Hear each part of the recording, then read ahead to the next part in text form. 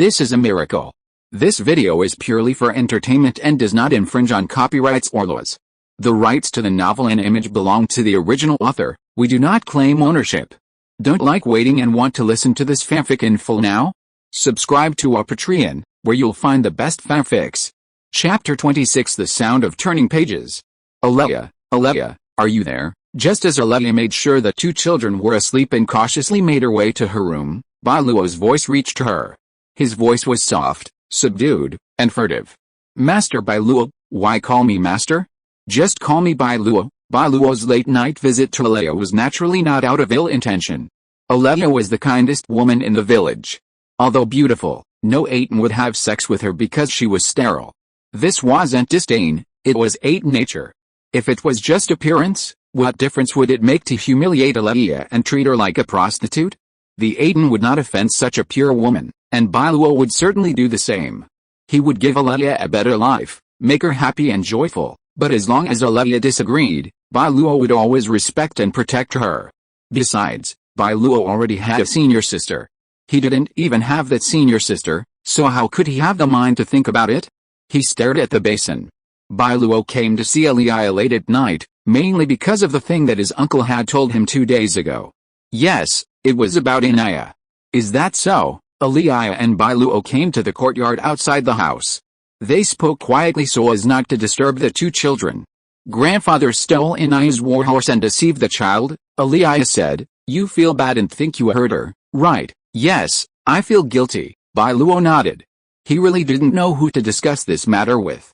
Senior sister was indeed powerful and extremely wise, but this was the only thing Bai Luo couldn't ask her. Didn't senior sister know? Could she not know? Bai Luo was a strong man. He could do anything, including murder and arson. But Inya was Bai Luo's weak spot. It was only with her that Bai Luo felt guilty. Inya knew, but she made the same choice as grandfather, Aleya said. Do you think it's pitiful that Inya was kept in the dark? I certainly do. Aleya was blind, but her heart saw more clearly than anyone else. Old uncle once said of her, saying she was the heart of the Atón clan, the bulwark that protected their souls. I envy Inya, Aleya said. Grandfather protected her in his own way, and Inya loved her as a sister. And you, don't you love her? As the older brother, Bai Luo declared that he would kill anyone who dared to touch Inya. Although she ate a lot, kicked off the covers, gnashed her teeth, and talked in her sleep, Inya was his sister, his most beloved sister. Actually, there are two ways to solve this problem. What? Aleya's solution wasn't always the best, but it was always the one Bai Luo liked best. She always put everyone at ease. Weakness is the original sin. Only self-strength is the best protection, Aleya said. The reason you find it so hard to accept is actually because of the way grandfather suppresses Inya. He keeps Inya weak. It's totally unreasonable. Yes, that's it. What Bai Luo truly rejected was that he was acting like a bad parent, controlling his daughter's life. His daughter had to learn piano, learn the arcane arts, get into a good university, and marry a wealthy man. Inya's life should belong to her. But he is stupid, Aleya said, quickly covering her mouth. Sorry, I didn't mean that. The truth, the absolute truth. Bai Luo didn't see this as an insult to Inya at all. You didn't say she was stupid, you were just praising her, that's true. After all, she's Inya, Aleya chuckled. Her affection for Inya evident in her laughter. So, you should train Inya well. Since grandfather won't allow it, then let me, your brother, do it, but that would still cause problems. The problem was, Bai Luo really couldn't let Inya go to a dangerous place. But not letting her go would be like a capable general being neglected. Bai Luo had to consider her feelings. Then let me be your personal guard, Aleya offered sound advice. Your personal guard naturally needs powerful abilities, so Inya can hone her skills and grow stronger. Similarly, your side will be the safest place in all Arden. That's right, Bai Luo suddenly realized. Aleya, you're absolutely right. If Inya were to protect her, the silly girl would surely consider it her most important job, free from any resentment and future resentment. Others might not appreciate it, but Inya wouldn't. She would surely be overjoyed. Meanwhile, Bai Luo would do his utmost to help Inya become stronger. The strongest must protect the most important people in Arden. No problem. At that moment, countless excuses and justifications flashed through Bai Luo's mind. They were so perfect that they could convince even Bai Luo himself. let alone Inya. Thank you, Inya. I knew I was right to come to you. Oh, right, this. Shiro pulled out a bag filled with his uncle's latest creation. This is honey bread, a thank you gift. Shiro wasn't sure what to give Inya, but something edible would be a good idea. Yes, I love it. Inya herself didn't have a favorite, but this dessert would make my ancestor happy. Inya was happy when the children were happy. If you have any more problems next time, Inya is willing to help you. I'm blind and I don't have any special talents, so I can only help you with this little favor. It's not a small favor, it's very important. Shiro thanked her profusely. Many people in Atón village had faced painful experiences, and Inya had comforted them and helped them overcome their difficulties. Therefore, Inya was a spiritual mentor to the Atón people. Whenever someone was lost, they would seek her guidance. Even his uncle had once benefited from Inya's kindness, and that was when he was only 5 years old. Perhaps, I will never get the best in my life. Well, you definitely won't get the best, but, in his memory, a girl grasped the silver-haired man's hand, her smile radiant. You'll definitely get something better than the best. Inside, the old man was smoking a cigarette. Seeing Bai Luo return, his face beamed with joy. How are you feeling now? My thoughts are clear, and my whole body feels relaxed. Bai Luo was stunned and asked, do you know where I went? It was a silly question. With his old man's intelligence, how could he not know that Bai Luo had gone to see Inya? Where's my senior sister, Inya's? Bai Luo was at a loss for words. She went too. As Inya's older sister, she naturally felt bad for him. So, as soon as Bai Luo left, the senior sister appeared before Inya. I'm back. Not long after, the senior sister returned as well. How are you feeling? This time, it was Bai Luo's turn to ask the senior sister, but she didn't say anything, her pretty face blushing slightly. Hey? What's going on? This made Bai Luo very curious. What had Inya said to her that could cause senior sister to act so childishly? Unfortunately, senior sister refused to speak, and simply went straight into her room. Inya, you're amazing. In all of Atón, besides Bai Luo, only Inya could influence senior sister. I knew how amazing that child was before you were even born. The old uncle thought highly of Inya. He said, here's a piece of advice for you.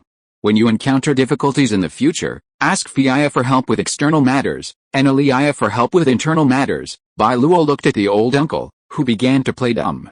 It's late, go to bed. You're old and can't stay up any longer. Someone who pulled all-nighters every day actually said he couldn't stay up any longer. Snoring, oh, don't call me general, I'm so embarrassed. Hey, returning to his room, Bai Luo heard Inya talking in her sleep the moment he entered. He felt like a fool for worrying about this girl. You're so old, Bai Luo shook his head. He covered the girl's uncovered clothing, covering her skin. He then took out a wolf fur coat and gently draped it over her before lying down to rest. The next day, everyone packed their belongings and prepared to depart. Following their uncle's instructions, they didn't bring many belongings. Children and elders rode in the carriages, while the village's adult warriors, including dozens of women, rode horses in front or lined up on either side to protect the carriages. Thump, thump, thump, gnolls, moving faster, scouts the way ahead. There's a monster over there, John, lead it away. Okay, sister, Jella, accompanied by her brother John, circled the convoy, protecting the Adonis from wild beasts and also guarding against arrows shot from the dark. Stop, change lanes, there's someone ahead. The senior sister spotted human traces and quickly turned around, telling everyone to change their route. This forest, unlike the mountains where the Atón people lived, was too close to inhabited villages and towns. That was why every year, some people turned to banditry for various reasons. Whether it was heavy taxes or endless conscription, for the people of the Thorn territory, farming was not enough to support themselves. Becoming a mercenary, living on the edge of a knife, was one of the few ways out. But once a mercenary betrayed his moral principles, such as robbing the employer he was supposed to protect, his credibility would be completely gone. So, they decided to go all out and simply became bandits and pirates. Are there any large bandit strongholds nearby? Bai Luo walked in front of the team, with Isifia beside him, and Inya and her uncle in the center of the team. A few, Isifia said. But my father and I worked out this route together. While it takes a few more days, the chances of encountering bandits are much lower. Even if we do, we can always change routes. There's more than one way. The route they chose had been carefully screened, ensuring safety and minimizing the risk. Sure enough, after 2 or 3 days of walking, Bai Luo and his companions encountered no bandits. That night, the Atón people found a forest, cleared a space, and built a bonfire. They were straightforward, chopping down trees with axes whenever they encountered a disagreement, then working together to put them aside. By the time they were done, the remaining women had already prepared dinner for the night. During the day, to save time, they had only eaten dry rations. Only at night, when they were free from the dark, did they have the energy to cook. It smells so good. Noodles. Noodles, noodles, noodles were the main course, along with grilled meat and fresh fish from the nearby river. The evening meal was truly excellent. The various spices removed the pungent smell and immediately made dinner incredibly delicious. The people of Atón were now accustomed to noodles and loved the taste, especially Inya. Her stomach was growling with hunger, but the food was so delicious that her mouth was practically watering. Wipe it, Inya. Oh, oh, oh. Inya reflexively wiped the corner of her mouth, but there was no saliva. Brother, you're lying to me. How could there be saliva? No? Really not, brother. Even Inya would get angry if she was teased like a child. Here, noodles, a big bowl. Brother, you're the best. Inya took the noodles from Bai Luo and immediately ate them with a slurp. It smells so good. Eat slowly, Bai Luo scolded with a smile, then told everyone to start distributing the food. Russell, after dinner, everyone was resting, and Bai Luo began to arrange tonight's night watch work, but at this moment, he heard a slight sound of turning pages. Chapter 27 Ideal Coast. What's wrong? Senior sister looked at Bai Luo in confusion, not understanding why he suddenly stopped. Nothing. Bai Luo glanced at the black book, which had begun to stir again. He felt a surge of excitement, but he remained calm on the surface and continued to arrange his work. Soon, Bai Luo had things sorted out.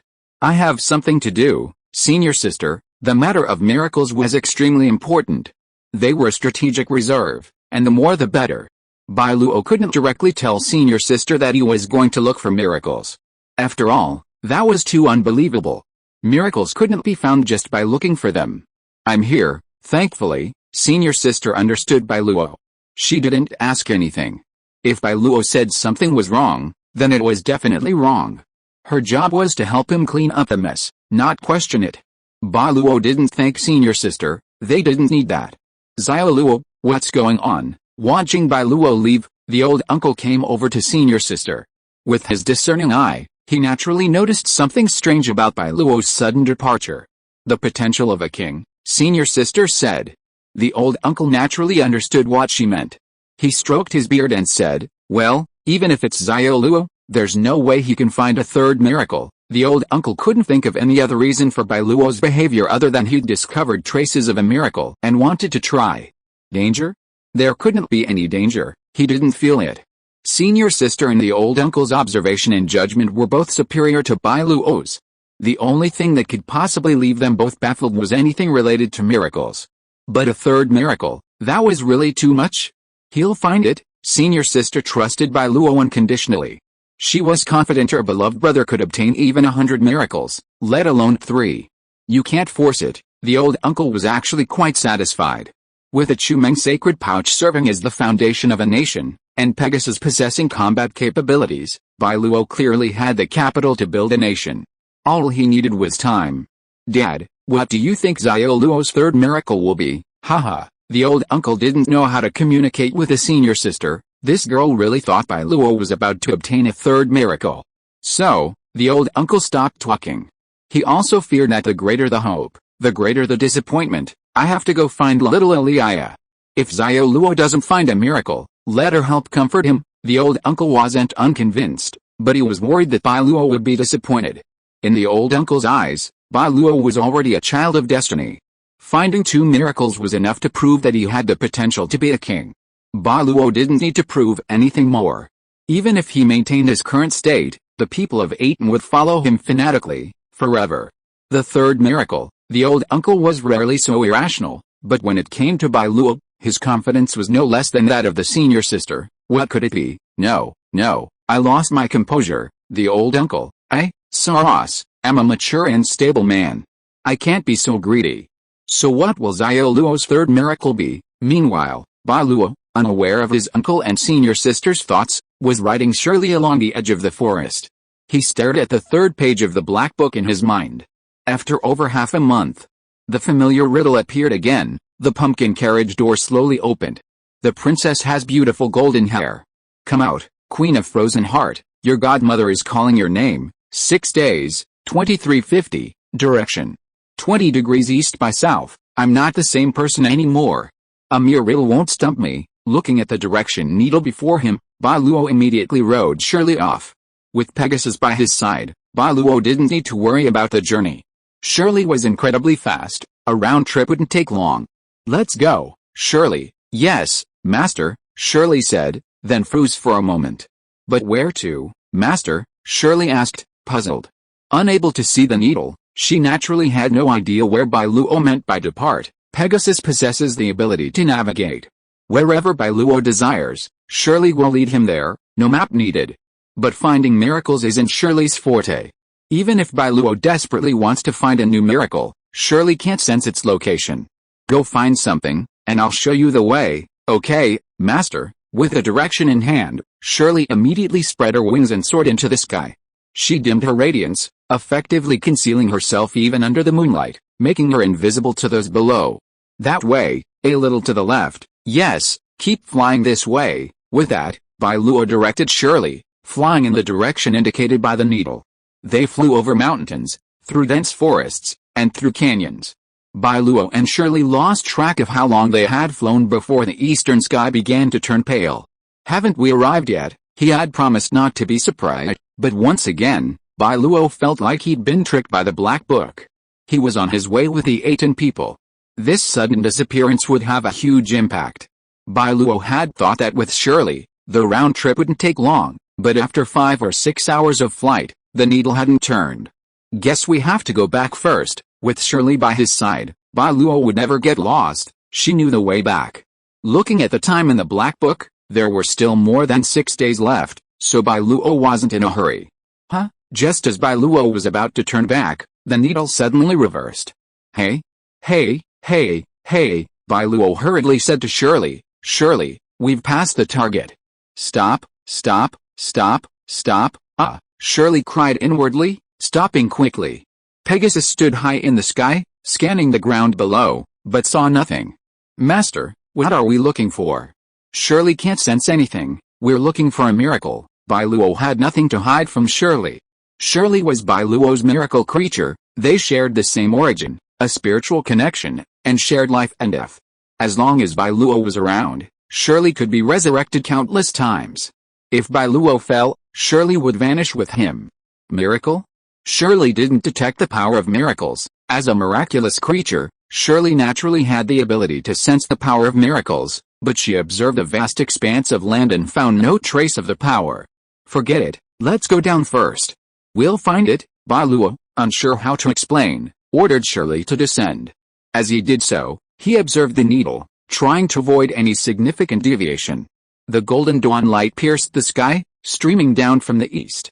It was a vast sea of flowers, still wet with morning dew. Shirley landed on them, but her hooves remained unstained by a speck of dew or petals, leaving the scene pure white. Master, are we there? We should be. The needle pointed to this place. But Bai Luo observed for a long time, but couldn't find the object. The countdown continued, and the needle hadn't disappeared, meaning Bai Luo hadn't found the miracle, he hadn't yet obtained it. So, what is this miracle? Bai Luo jumped off Shirley's back and placed the shadow of the needle in his palm, as if he were walking through a sea of flowers with a compass. How strange. This miracle seemed a little special, because Bai Luo noticed that whenever he roughly determined a location and was about to squat down to search, the needle would jump and turn. It moves, Bai Luo understood. He looked around at the fluttering butterflies and bees. It seems these are the things that move around here, but there are too many. There were countless butterflies and bees around. Bai Luo watched the needle in his hand swirl here and there. He quickly mounted Shirley. We've got our target, the butterflies or bees around here. Catching butterflies and bees would be a challenge with Bai Luo's speed. Fortunately, Shirley was fast enough. Once she had her target, it was a snap. Even if they flew up, they couldn't escape Shirley's grasp. Catch some butterflies. Shirley looked ahead at the dancing creatures and let out a melodious cry. The Pegasus soared high, swooping forward at an astonishing speed. Shirley's figure vanished in a flash, and when she stopped, Bai Luo found himself surrounded by butterflies and bees. "Master, check if they're around." An invisible wall of air trapped the little creatures.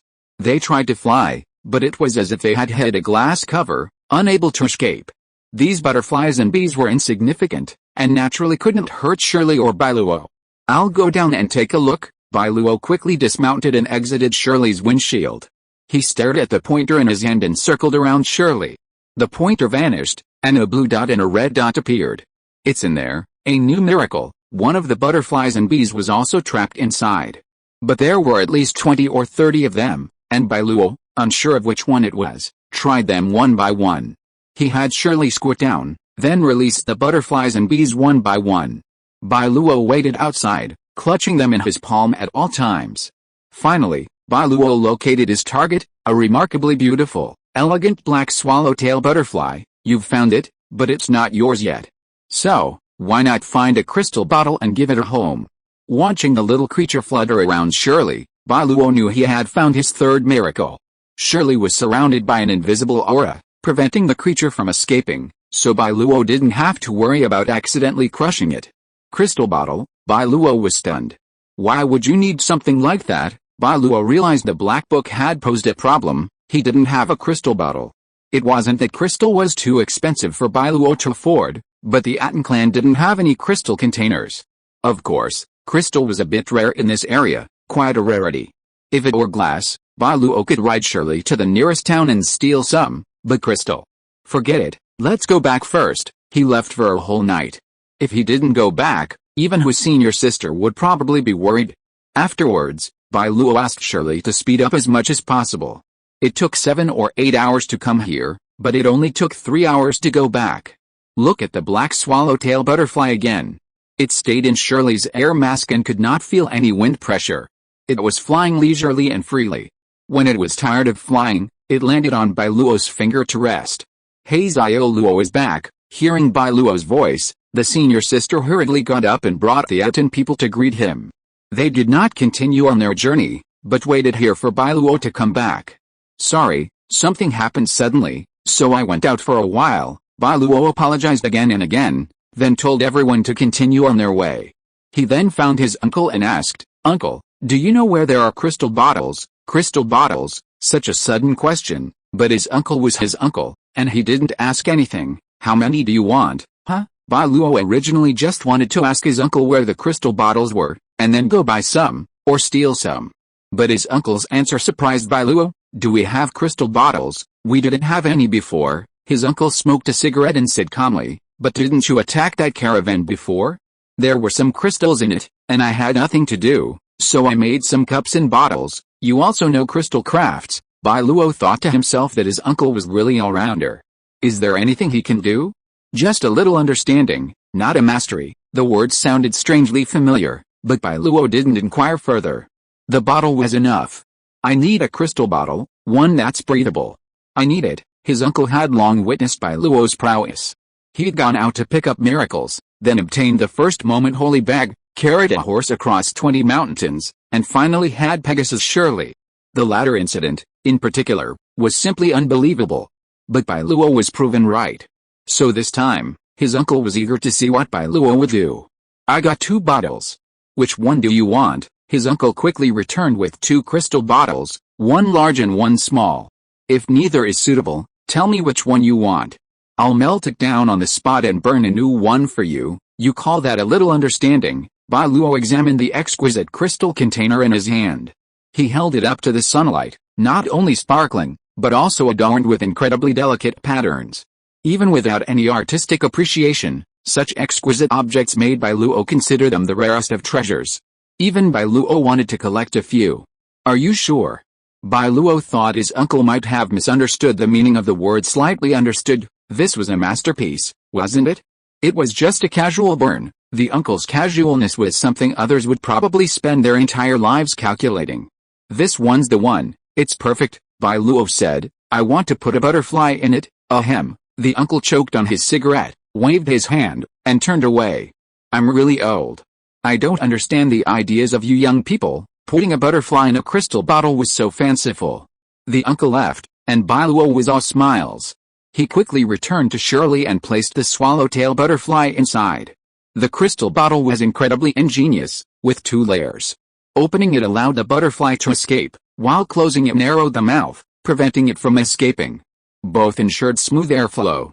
Furthermore, to make the butterfly comfortable, Bai Luo had carefully placed some delicate flower and branch decorations inside. "Uncle, it's you, uncle." "It's perfect." Bai Luo naturally knew his uncle wasn't being deliberate. Even if the bottle he made wasn't suitable, his uncle would immediately make Bai Luo a perfect one. A beautiful house, glittering, it dances joyfully inside, saying, "I finally have a home." Contract, Bai Luo Atón level, medium type, miraculous creature faction, ideal coast ability. Unawakened, Bai Luo saw the words appear on the 3rd page. Based on his previous 2 experiences, Bai Luo knew that the miracle represented by the black swallowtail butterfly belonged to him. Anyone else, even if they obtained the swallowtail butterfly, would be unable to continue the subsequent missions. So, next, Bai Luo would search for a method to awaken its miraculous power. That way, they could truly obtain the 3rd miracle. Medium, a level higher than Shirley's. Bai Luo didn't know the specifics of this miracle level. He had asked his uncle, and he explained that the level determined the potential of the miracle. Bai Luo planned to inquire with his uncle about this after the swallowtail butterfly's power was awakened. Now, let's see what it takes to awaken the swallowtail butterfly. Once you get it, it will belong only to you. A girl who loves to dream, but doesn't know what dreams are. Find some lovely girls and tell them the story of the dreamy girl. Maybe, listening to it, it will fulfill their wishes. Bai Luo folded his arms, rode on Shirley's back, and continued on his way. He hung a bottle at his waist. Because he had to protect the group, Bai Luo couldn't be distracted, so he tried his best to control himself and concentrate on protecting his people instead of thinking about the meaning of the riddle.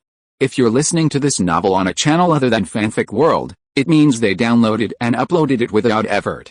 We cordially invite you to visit our channel, Mundo Fanfic Novelis. There you'll find the original version of this story and you can explore many other novels of various genres. We're waiting for you to immerse yourself in a world of incredible novels. Chapter 28 Fairy Tale. I figured it out. That's right, it must be. It was evening again, and everyone stopped their journey to prepare food for the night. With some free time, Bai Luo pondered the riddle, realizing it was actually quite simple. First, find some lovely girls. This wasn't a difficult task for Bai Luo. There were plenty of girls in the village of Atón, wives, mature women, young girls, Lolita girls, and little girls. Everything was there. As their leader, Bai Luo gave the order, summoning all the girls. It was a simple matter of a single sentence. Then, secondly, tell the story of a dreamy girl. The story of a dreamy girl, this phrase, combined with the first words that came to mind when the miracle occurred, was used. The pumpkin carriage door slowly opened, revealing a princess with beautiful golden hair. Listen, the godmother is calling your name. Come out, queen of the frozen heart. We need fairy tales about beautiful girls, princess stories. Thus, that problem was solved. Bai Luo had a plan in mind, and he was also quite eloquent, so telling fairy tales to the little girls wasn't a problem. Finally, listening together, they would fulfill their wishes. The implication was clearly that Bai Luo should bring Swallowtail Butterfly along for a story. So, in 3 sentences, Bai Luo summarized it as, bring Swallowtail Butterfly with him, and tell a group of unworldly girls some dreamy fairy tales.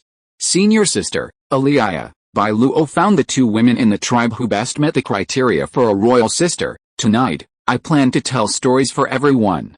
I hope you'll come. Honestly, the request was abrupt and completely baffling. But miracles are truly baffling.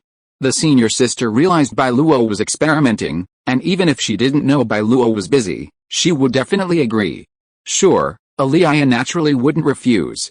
Although blind, she had excellent hearing. I'll bring Maya too. Yes, Bai Luo continued to invite the others, Jera, Inya. Jera and Inya, both 15 or 16 years old, perfectly represented the teenage class. Then there were 13-year-old Fyra and 12-year-old Shira, who, as Lolita girls, met the requirements. Maya was only 10, rounding out the young girls.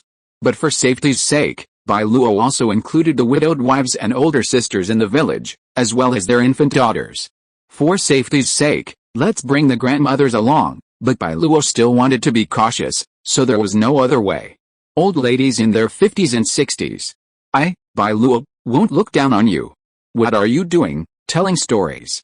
Why are you telling stories all of a sudden? Yeah, it's so sudden. What happened to the eldest? But why are they all women? Can't we listen? I really want to hear the eldest's stories. Bai Luo was brilliant from a young age, with countless inspirations and inventions, earning him the name of a natural prophet throughout a village. Those younger than Bai Luo, in particular, spent their childhoods immersed in Bai Luo's enlightenment. Keep watch, John was dragged away by gnolls, and even his uncle joined the patrol for safety. Bai Luo naturally had countermeasures for this. He dispatched Shirley to sense the surroundings. If any beasts or humans approached, Shirley would immediately know and notify Bai Luo. The senior sisters and others kept their weapons close at hand, ready to act at any moment to protect everyone. Of course, there were many special individuals among the women and children. Don't underestimate the widows of Atón. In their youth, each of them was a formidable warrior. The most formidable among them would make Jella and Inya look like mere girls in front of them in the fight. With these older sisters present, this place was actually safer. Ahem, everyone, good evening. It was already dark after dinner, but the torches kept it from appearing dark. Bai Luo sat on a horizontal tree stump, placing a crystal bottle containing swallowtail butterflies beside him. He then turned to the crowd and said, "Today, I'm going to tell you some stories about beautiful princesses. I hope you enjoy them." "What's a princess?" Before the story even began, the adorable little girl Helen asked in a baby voice, sucking her thumb. "Quiet, don't ask questions." Her mother, Diana, gently patted the 5-year-old Helen's head and gave Bai Luo an apologetic smile. It's okay. I forgot you might not have heard of a princess. A princess is the daughter of a king, of course. When I say princess, I mean it more like an adjective," Bai Luo said. "It means a girl who is as beautiful as a princess." So, what was the point of talking about this? Dozens of women of all ages sat across from Bai Luo, their faces filled with confusion. Honestly, Bai Luo felt helpless. But this was how miracle missions worked. What could he do? Ahem, Bai Luo feigned composure and continued, "Now, I'm going to tell my first story. It's called Frozen." The first story Bai Luo chose was a Disney animated film he'd seen in his past life. Elsa, from it, was undoubtedly Bai Luo's favorite Disney princess, so he intended to use her as a key point in the opening story. "Sister, your name sounds like the princess's." "Little fool, my name is Elsa, but it's different." Elsa was Helen's older sister. Though only 11, she possessed a steady demeanor, like a mature little adult. The old man, when describing her, used the phrase Bai Luo coined, "Women are as good as men." Listen to the story. Elsa had come to the gathering simply to obey orders. When she first heard Bai Luo was going to tell a story, she was quite surprised. It was so strange. Why tell a story? It was so strange. But as an Athenian, Elsa, like everyone else, respected Bai Luo deeply.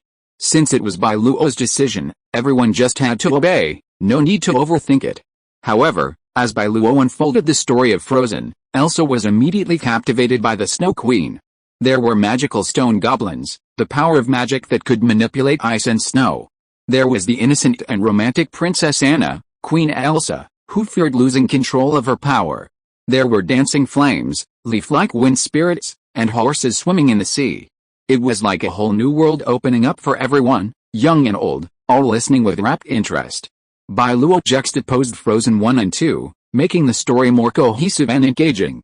In the end, Elsa became the Magic Queen of the North, and her sister Anna became the new ruler of Arendelle, Bai Luo said. The two lands, magic and humanity, lived happily together. At the end of the story, Bai Luo took a deep breath. Looking ahead, he saw a profound silence, which inexplicably made Bai Luo feel a little awkward. Pa. Fortunately, Aaliyah led the applause, and everyone immediately knew what to do. This story is so interesting. Magic, such a magical power. Is there really such a thing as magic, Brother Bai Luo? Queen Elsa is so cool and powerful. It's just that her name is too similar to my sister's, so I don't really connect with her. I told you my name is Elsa. Elsa. Elsa rubbed her sister Helen's face fiercely. Only she could break Elsa's spirit.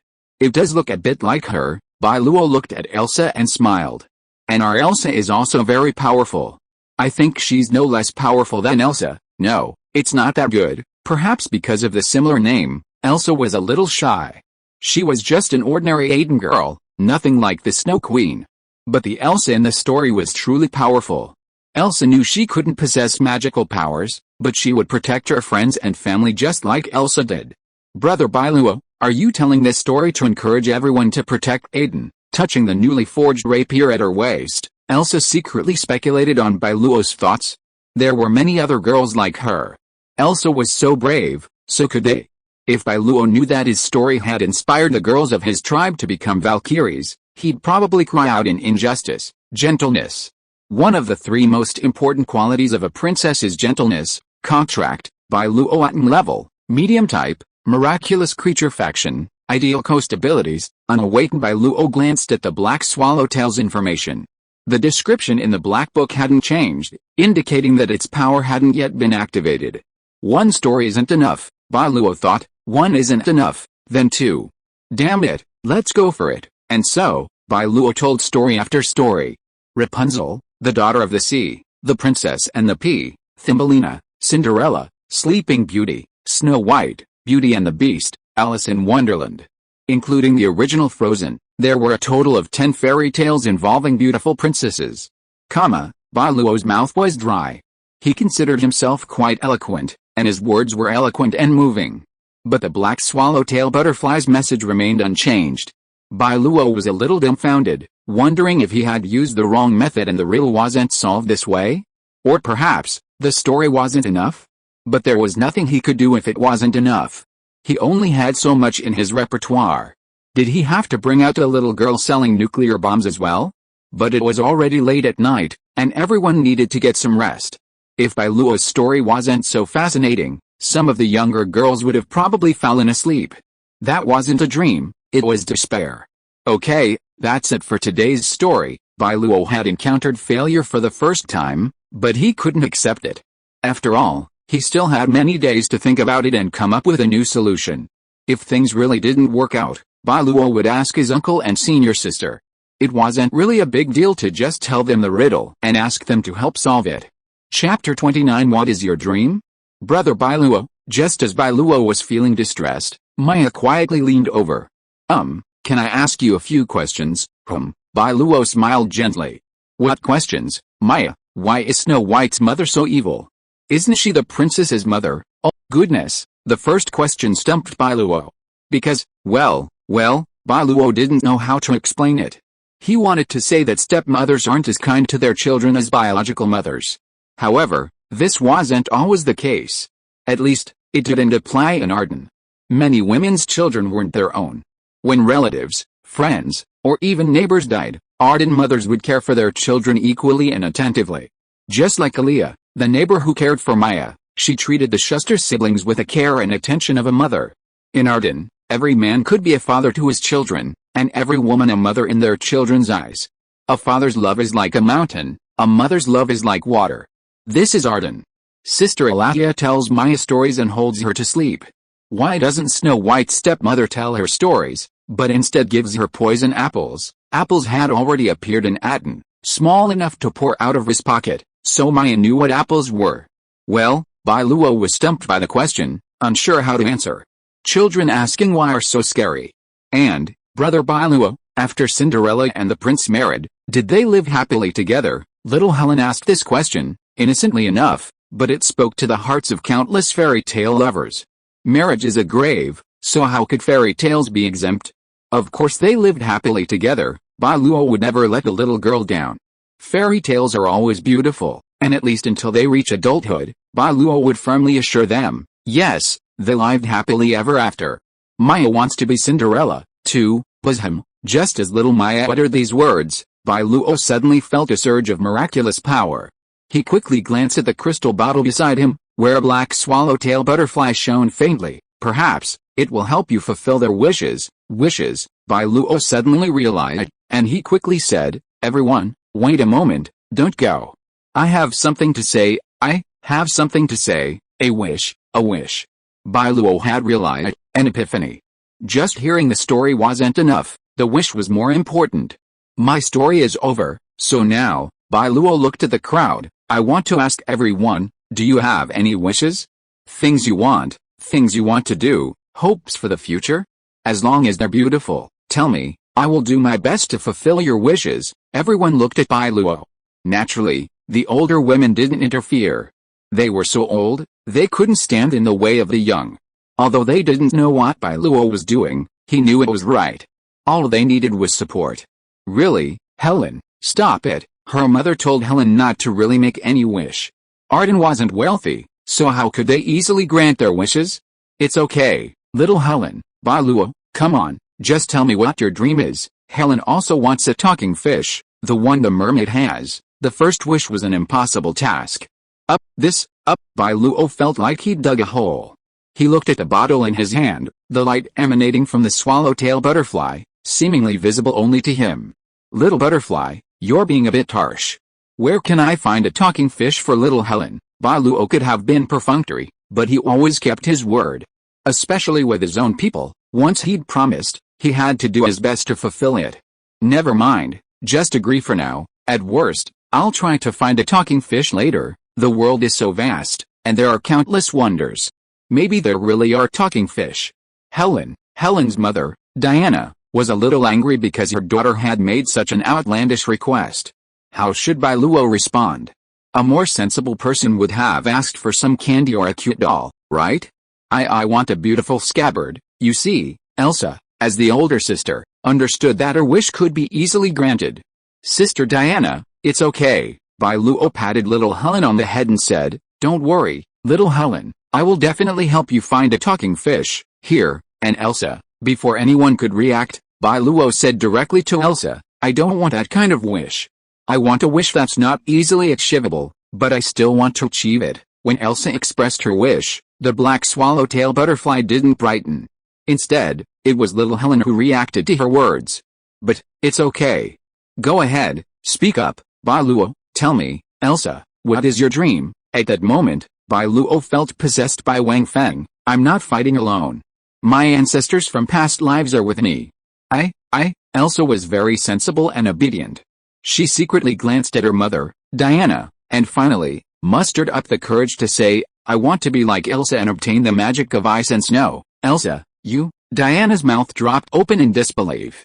She had never imagined that her most well-behaved and sensible daughter would pose such a challenge to Bai Luo. But the miraculous vibrations emanating from the black swallowtail butterfly intensified. "Good, very good." Bai Luo placed his hand on Elsa's head and rubbed it. He said earnestly, "Don't worry, Elsa, I will definitely help you realize this wish." "Huh? But magic didn't even exist. How could she possibly obtain it? Anything else? Everyone, tell me, can I?" Diana, though already a mother, found Bai Luo's game so engaging that she became interested. "Of course, I want to wait until these two children grow up, then continue to be warriors." Bai Luo glanced at the black swallowtail, who showed no reaction. "Well, can you make it a little harder? I can help you fulfill this wish right now, then give me a man who can defeat me." Bai Luo could still fulfill this wish immediately, because he could defeat Diana himself. But after 2 wishes, the black swallowtail remained silent. Well, Diana might only be 29, but she had clearly been dragged into the old ladies category by the black swallowtail. Her wish was useless. "Ahem, let the kids go first, let the kids go first." Bai Luo immediately changed the subject. The older sisters immediately understood Bai Luo's direction and silently retreated to the side of the older women. "Huh?" Diana was stunned. Fortunately, the other sisters helped her and led her away from the troubled area. "Little Bai Luo, you're such a jerk, you're bullying me. I'm only 9 years older than him." "Yeah, he was so cute before, why does he dislike us now?" Bai Luo felt ashamed, but for the sake of a miracle, he could only silently apologize in his heart. "Alaya and Fiaya, aren't you going?" "Forget it." Alaya smiled gently. While the senior sister said simply, "I don't want anything," the senior sister and Alaya didn't get involved. They were older women, very mature, so fairy tales were best left to the naive little girls. "I want a talking pet, too. I want the mischievous flying cat from Alice's dream. I wish I had a fairy godmother like Cinderella. Magic mirrors are fun. I want one. Leprechauns are interesting, too." Brother Bai Luo. "Do leprechauns really exist?" "Dwarfs." "Dwarfs." 7 dwarfs, a variety of wishes, though most of them seemed childish and innocent to Bai Luo in his previous life, became the source of his miraculous power in the face of the third miracle. It was awakening, and the information about it in the Black Book was quietly changing. Chapter 30 Fairy. It is awakening. Please wait patiently for a day, it had changed. The content on the third page finally shifted as each wish came true. Bai Luo knew the third miracle was certain. Waiting. Afterward, Bai Luo didn't abandon the girl, but patiently listened to the remaining girl's wishes and wrote them down one by one. Only after everything was finished did Bai Luo return. As he returned, Bai Luo's mind was filled with thoughts like I'm such a genius, I'm so clever, how can a mere riddle stump me, Bai Luo, I'm so dizzy even walking. The senior sister and uncle watched Bai Luo's back, confused as to why he was so happy. A miracle requires telling a story, and then asking a group of girls what is your dream. The senior sister felt that if it were her, she would never do such a thing until her death, and the same went for the uncle. Any of these thoughts contradicted their personalities. Those stories, I guess they were just dreams again. The two of them weren't surprised. The uncle simply thought it was Bai Luo's natural talent, while the senior sister was a complete Bai Luoist. Anything from Bai Luo was the best. As for Inya, she naturally loved the stories, but even more than the stories, she loved the snacks that night. Inya, stories, joy. Snacks, joy. Snacks and stories, joy plus joy, double the joy. What will you become? At night, Bai Luo slept on the grass, a crystal bottle beside his pillow. The black swallowtail butterfly within radiated a miraculous light that only he could see. Inya slept in that horrible position, perhaps from all the sweets she'd eaten lately, her teeth grinding unnaturally loudly. Fortunately, Bai Luo hadn't planned on sleeping tonight. How could he possibly sleep? Wild One had arrived. Bai Luo had been watching the little one all night, and at the first ray of sunlight, the black swallowtail butterfly finally transformed. Here it comes, Bai Luo exclaimed inwardly, his gaze fixed on the butterfly. The black swallowtail butterfly was enveloped in light, its wings elongating, transforming into a black dress. Its slender, white arms were elegantly placed before it, as if in prayer. Curled up in the crystal vase, it hovered suspended in midair. As if sensing its master's gaze, the little creature slowly opened its eyes. Master, she resembled a fairy from a fairy tale, except for her black dress, which, despite its beauty, added a touch of nobility and charm. Bai Luo felt like she was the queen of a fairy kingdom, a being at the pinnacle of fantastical creatures, fairy, contract, Bai Luo Atón rank, intermediate species, miraculous creature faction, ideal coast ability 1, possessing magical powers that can make fantasies and dreams come true. Contract method, find it, prepare a crystal vase for it, tell it beautiful stories about young girls, and listen to their wishes. Success. Ho ha, Bai Luo shouted, climbing out of bed. Wow, Inya was startled, scrambling to her feet, her face shrouded in terror. Enemy attack? Enemy attack, enemy attack? Where is the enemy attack? Everyone, get up, get up. Inya's cry startled all the Athenians awake.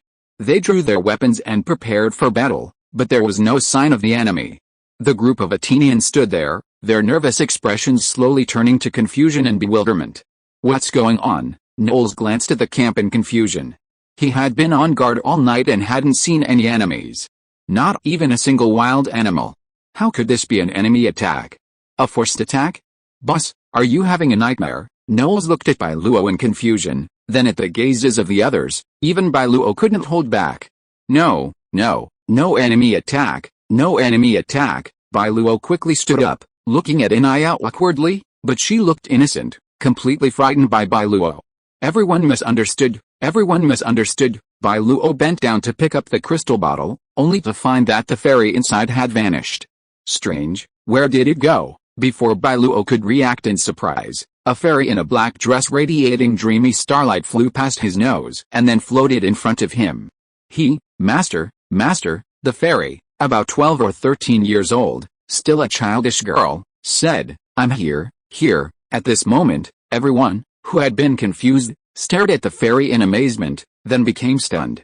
So, in the story, it's a fairy, it actually exists. Is this true? This is incredible, am I dreaming? The Atón people were completely stunned by the appearance of the fairy. They had thought Bai Luo was just telling a story, but such a magical creature actually appeared before them. For a moment, the Atón people felt their worldview was overturned. But what followed was an unprecedented surprise. Everyone, although Bai Luo longed to get a closer look at the fairy, he needed to appease his tribe, So he quickly shouted, "This is the third miracle I've found. She's my miracle creature, a fairy." The old uncle and the senior sister exchanged bewildered expressions, unsure how to react to Bai Luo's good fortune. Was this still luck? Finding 3 in a row, you're going to be heavenly. Xiao Luo might. The senior sister had a vague suspicion about Bai Luo's situation, but the old uncle quickly signaled her not to speak out. This is Xiao Luo's secret. We must keep it hidden. Yes, the senior sister also understood the importance of this secret. It must not be revealed. The third miracle. We, Atón, now possess 3 miracles. The old uncle stepped forward, his words preemptively drawing everyone's attention. He then took the lead, kneeling before Bai Luo. 3 miracles qualifies for a principality, 7 miracles qualifies for a kingship, 20 miracles, and you ascend the throne as emperor. After the uncle finished his words, he turned and looked at the crowd. We in Atón have 3 miracles. Even establishing a principality today is justified. Furthermore, Atón's situation differs from that of other nations. These 3 miracles all belong to Bai Luo alone. In contrast, in other nations, each miracle lord controls a single miracle. This complicates domestic relations, with the miracle lords engaged in intrigue and scheming, each harboring their own agenda. The uncle didn't elaborate, but he did share one message: Bai Luo's greatness has surpassed everyone's imagination. He is the undisputed king of miracles, an object of worship. Still, the same old ritual. Bai Luo knew what the uncle was about to do. This ritual wasn't his first. This is an honor. The old uncle patted Bai Luo's shoulder and then took the lead in kneeling. Kneeling, you'll get used to it. Bai Luo didn't stop him. His uncle and his senior sister led everyone in taking the oath to Bai Luo for the 3rd time. 3 minutes passed quickly. The basic content remained largely unchanged. The only change was Bai Luo's secret identity. He had officially become the Grand Duke of Miracles. The previous words, "We serve you as king," were more of a blessing and a wish, meaning everyone would work hard to make Bai Luo the king. However, this did not mean that Bai Luo was already king. Just like someone saying, "I wish to unify the world for my lord," this was naturally just a goal, a dream. Like that, the title of King of Miracles was, in fact, just bragging. But now it was different. Bai Luo had truly become the Grand Duke of Miracles. Possessing 3 miracles, Bai Luo was a true duke.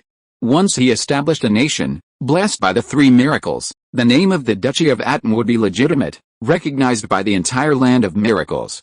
Keep a low profile, keep a low profile. Bai Luo didn't have time to ponder the fairy's question. Everyone, get up. There's no need for the Grand Duke or anything like that. The little creature already belonged to Bai Luo. They were in tune with each other, and even surely sensed the arrival of this new companion. Little creature, Bai Luo felt it wasn't right to call the fairy a little creature, so he gave her a name. "I'll call you Lilith. Lilith, go play with Shirley for a while. I have something to take care of. I'll be back soon." So, Bai Luo let Lilith and Shirley play. The fairy was also very curious about the Pegasus. Since they shared the same master, there was no grudge between them. Instead, they were incredibly close. Lilith fluttered around Shirley, sizing her up and down. Shirley, too, observed her, her eyes filled with curiosity. Bai Luo breathed a sigh of relief at their harmonious coexistence. After all, even his uncle had never heard of anyone in this world obtaining more than 2 miracles, so Bai Luo didn't know if there would be any conflict between the miracles. It seemed there wasn't any such problem at all. They were getting along perfectly. Miracles have a property called alignment.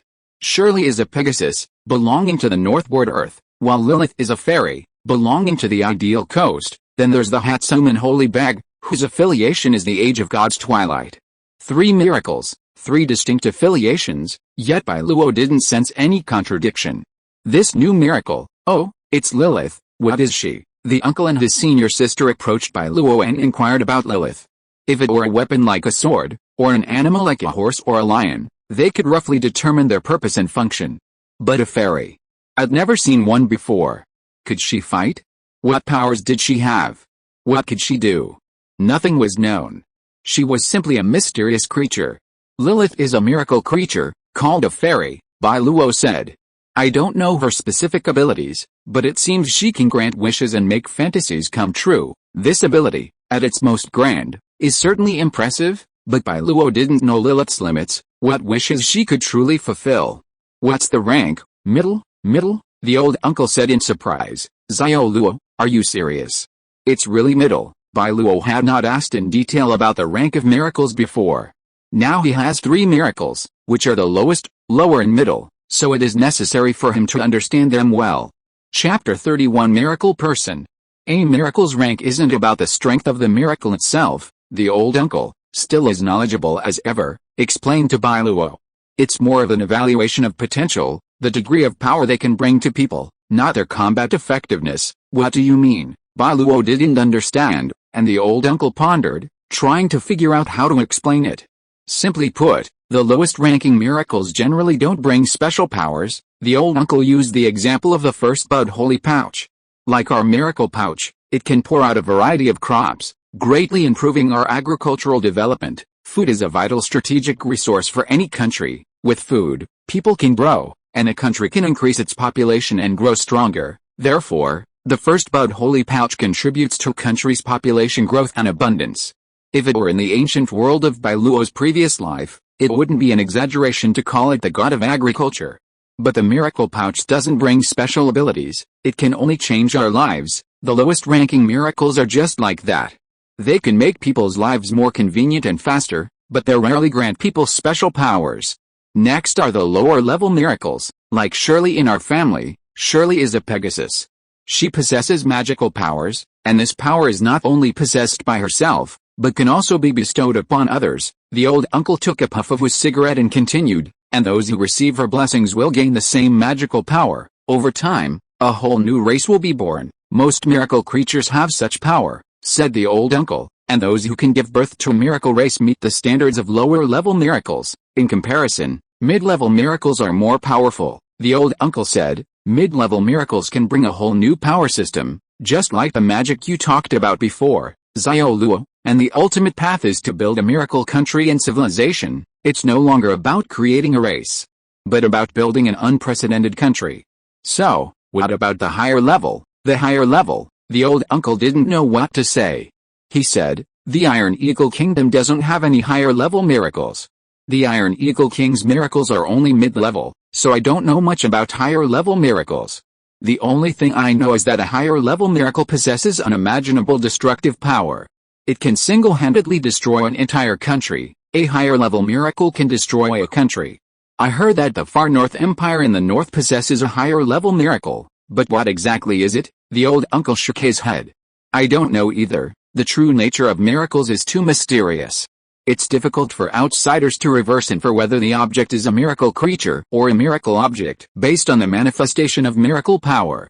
Speaking of which, are there only 2 types of miracles? Bai Luo currently possesses the pocket, which is a miracle object, while Lilith and Shirley are miracle creatures. There are many types of miracles, as far as I know, the old uncle said. There are miracle creatures, miracle objects, miracle people, miracle buildings, miracle resources, miracle races, and so on. The Iron Eagle King's miracle, the stone he found, is a mid-level miracle resource, the old uncle said. It formed a mine imbued with strange energy. And the magic ore mined from it gave them immense power and energy, or, it's probably easy to understand how to use it. Forging weapons, inlaying it into various objects, it has a variety of uses.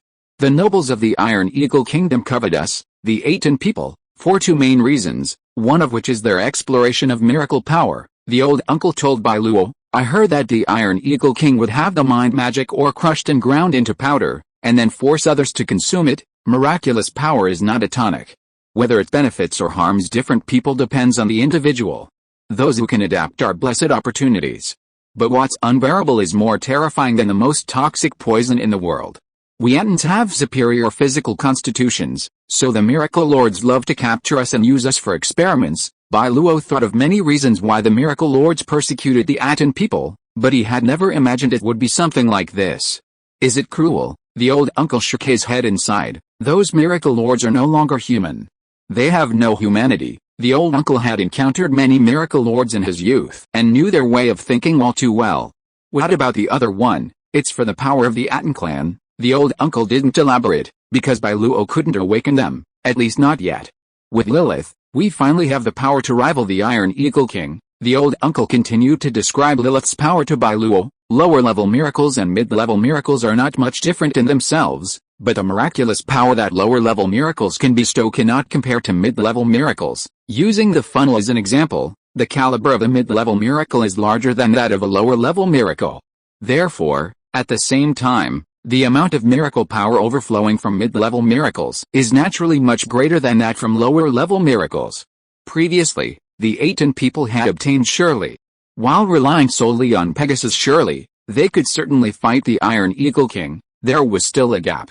The amount of miracle power produced, as well as the speed of miracle power recovery after losses in battle, made it difficult for the Atón people to challenge the Iron Eagle King in a one-on-one battle. Furthermore, the Iron Eagle King was surrounded by other miracle masters, who would also intervene.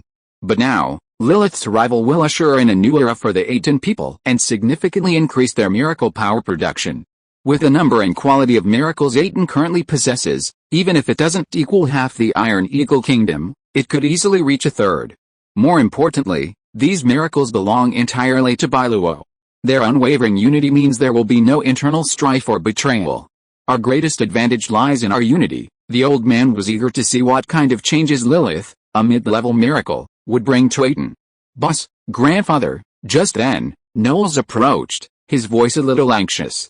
You guys, look at this. He raised his hand and said, Grandfather, do you know what this is? A strange creature, unlike anything he'd ever seen before, struggled in Knowles's grasp. It was a fist-sized Metsutake-like mushroom, but unlike ordinary mushrooms, it had arms, legs, and eyes. Ah, wow. Knowles grabbed the little creature's head, twiddling its hands and legs, unable to break free.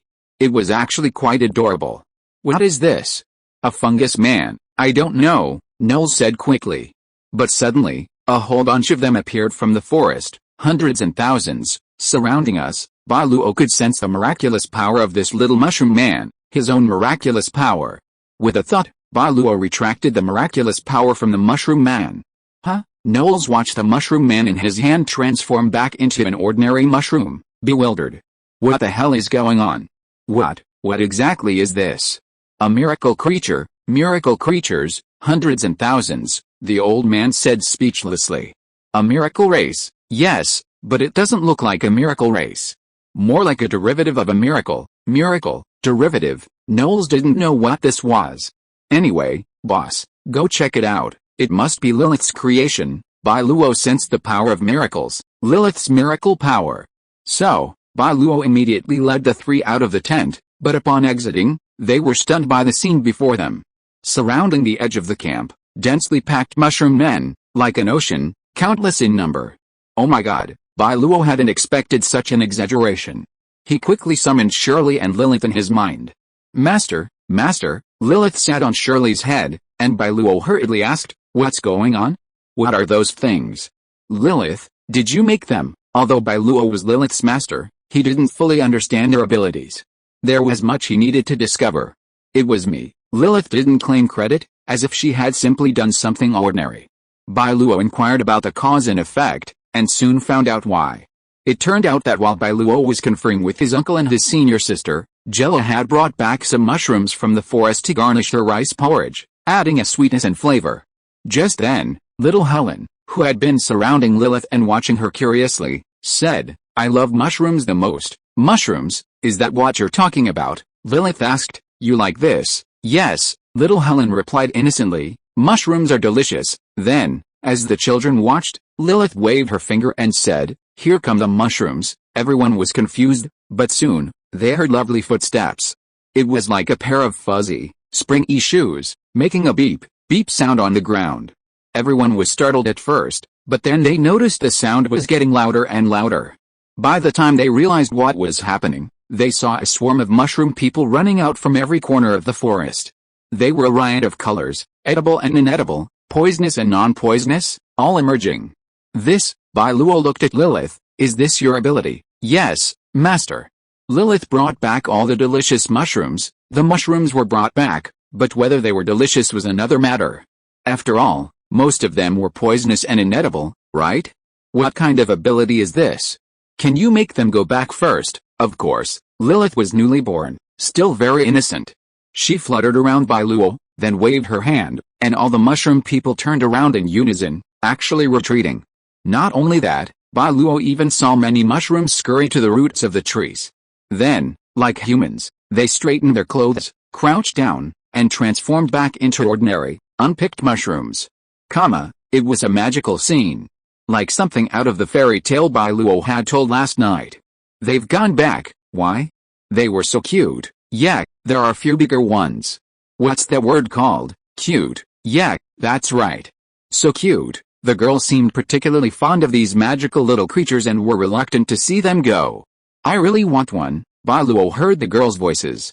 He looked at Lilith, who tilted her head and asked, "Did I do something wrong?" No, Bai Luo said quickly. Just a little accident. He glanced at the sky, seeing it was already late.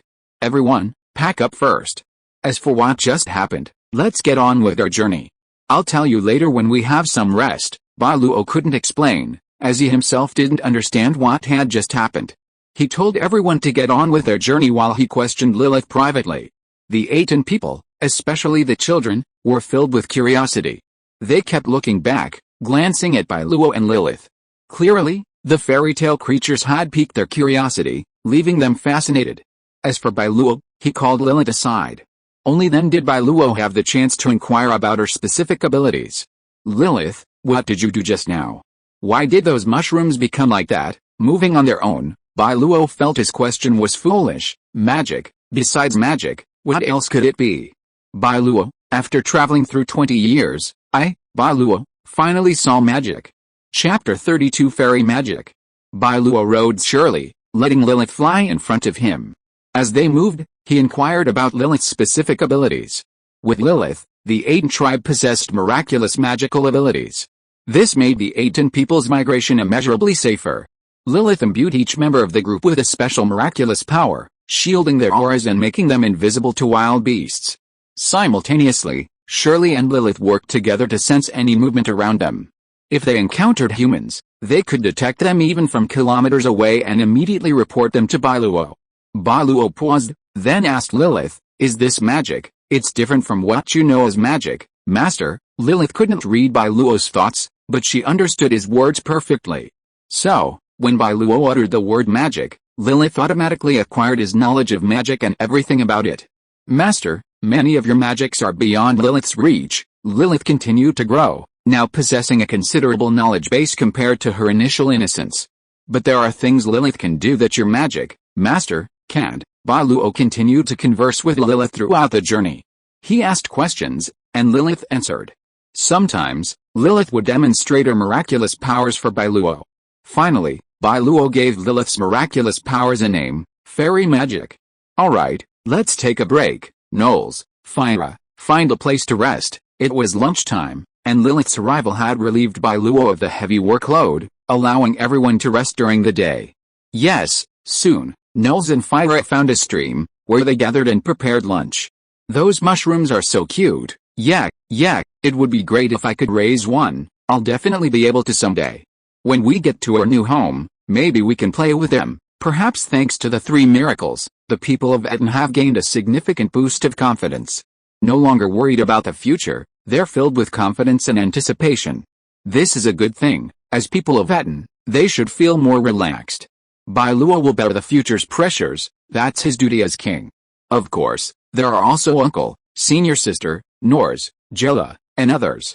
They are warriors, soldiers of Atón. The people can breathe a sigh of relief, but they can't slack off. "Can you really do it?" "Of course," Bai Luo said to Lilith. "Show us your strength." Lilith, "Yes, Master." Everyone gathered around to watch Lilith's performance.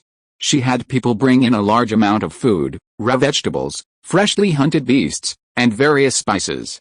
"Hurry up and turn into delicious food." Lilith danced through the air, gathering her energy into a magic wand and gently tapping the air a few times. Wow! To everyone's exclamations, all the food began to move. Wild animals were quickly dismembered, slices of fresh meat were automatically pickled, and vegetables were quickly washed and cut into the desired size.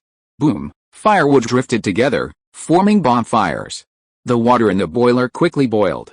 With a series of plops, all the food, manipulated by an invisible force, fell into the boiler in an orderly manner. "What a nice smell," What a nice smell. The whole process took only a little over 20 seconds, but in that instant, Lilith had prepared lunch for everyone. Incredible, incredible. Nels and his sister Fyra sat together, eating the delicious food. This power is like a dream. Yes, Zero agreed. Is this magic? It's our power. Lilith's presence completely overturned their understanding and common sense.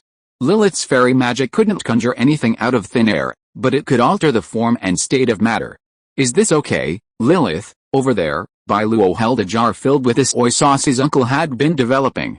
However, the sauce was still in the fermentation stage, and it would take at least another month to be fully prepared. Sure, it's easy. Snap. Lilith simply snapped her fingers, and the lid of the jar automatically popped open. Bai Luo immediately caught a whiff of the all-too-familiar aroma.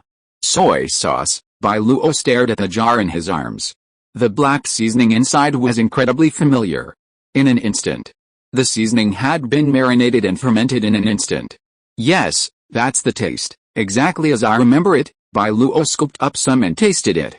It was indeed the same flavor he remembered. Lilith's ability was a godsend for foodies. She could ignore the recipe, the cooking process, and directly materialize the dishes in Bai Luo's mind. The only problem was that Lilith couldn't conjure up the ingredients, so Bai Luo and the others had to prepare them first. They didn't need to be exactly the same, just not too different. Fairy magic allowed for variations, and it existed to fill in these gaps. Of course, there was another problem. Lilith had no natural culinary talent, she could only materialize the flavors from Bai Luo's memory. So, if it was a delicacy even Bai Luo had never tasted, Lilith couldn't use fairy magic to create it. Only if her uncle first developed it and had Lilith or Bai Luo taste it could Lilith perfectly replicate her uncle's recipe. Even so, Lilith's abilities were truly remarkable. For the people of Atón, this kind of assembly line magic for everyday life freed up much of the human effort. Magic, amazing, little Helen clapped her hands. She had become Lilith's captive. Wherever the fairy went, the little girl followed. And not just Helen, but also Maya, Elsa, and even Inya. There was no way around it, Lilith was truly amazing. Lunchtime soon ended, and everyone was ready to go. The old man found Lilith and Bai Luo. He had something he needed Lilith's help with.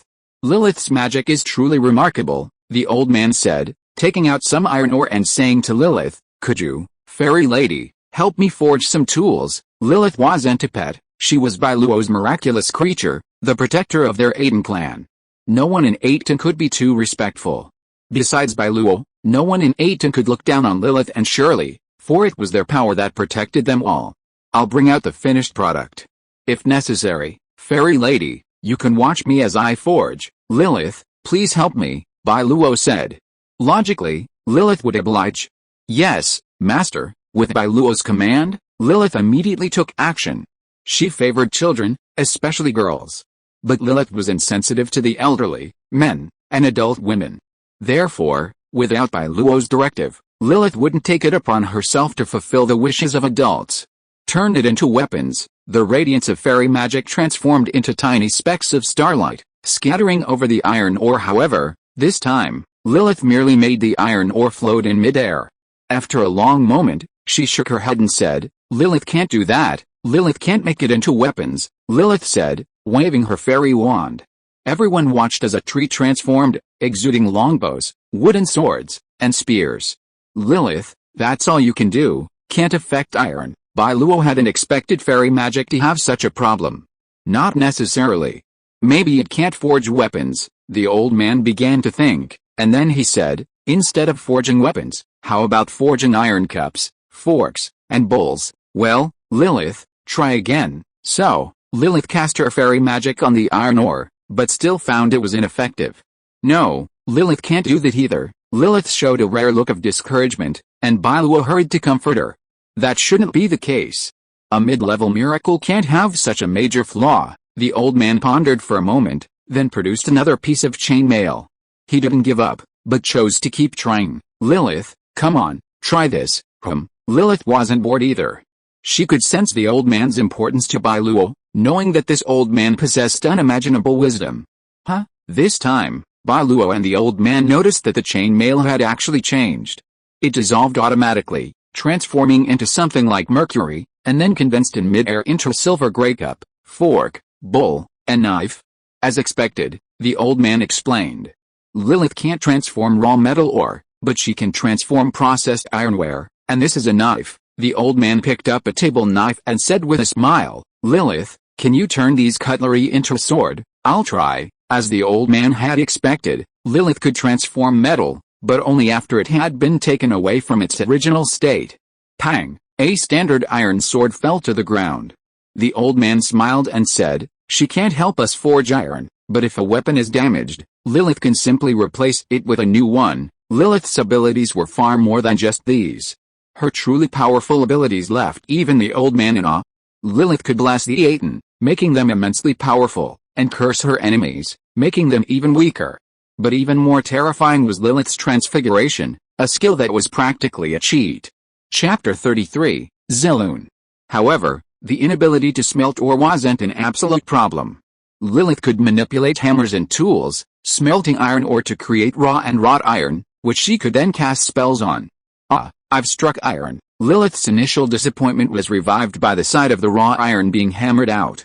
While she couldn't directly alter the raw materials, she could still use magic to manipulate dozens of furnaces simultaneously, processing vast quantities of resources. Then, with another spell, she could instantly create the tools everyone needed, saving the Atón people a great deal of time. Furthermore, everyone discovered that Lilith couldn't directly transform trees into wood, but she could manipulate saws and axes, chopping down trees before casting spells. Of course, Lilith's life magic primarily focused on daily necessities. Asking her to engage in creative activities was something she was somewhat unable to accomplish. For example, Bai Luo wanted Lilith to create high-precision instruments like pistols, microscopes, televisions, computers, and atomic bombs. Unfortunately, Lilith couldn't create these. In reality, Lilith couldn't even conjure up a watch or an alarm clock. Thinking it over, fairies were indeed incompatible with mechanical objects, so she stopped dwelling on it. Logically, the fairies in fairy tales don't forge weapons or possess advanced creativity.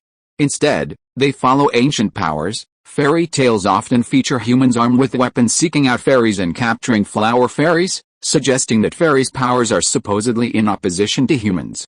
However, her master was Bai Luo, and with his needs, Lilith had no time to dwell on whether or not she was a fairy. She had to make it work. Too much pursuit of human creativity is a bit counterproductive, the old man said. The two immediately changed their minds and began to inquire about Lilith's expertise. Sure enough, they discovered Lilith's true strength, transfiguration. Transfiguration was truly a powerful magic, and incredibly popular among children, making her a star, surpassing even Shirley. Crystal slippers, such beautiful crystal slippers. There really is a pumpkin carriage. Maya was wearing a pair of incredibly beautiful crystal slippers. While her uncle could also make them, Lilith's slippers were different. They weren't made with crystal. Lilith had simply transformed Maya's cloth slippers into crystal slippers. And the pumpkin carriage, Maya had used the oranges Bai Luo had poured out. They looked similar, the same color, so just enlarge them and change the design, and the pumpkin carriage would be perfect. Lady Lilith, I want a beautiful dress, one girl said. Lilith waved her wand, and the girl's plain clothes instantly transformed into a stunning, pure white princess gown.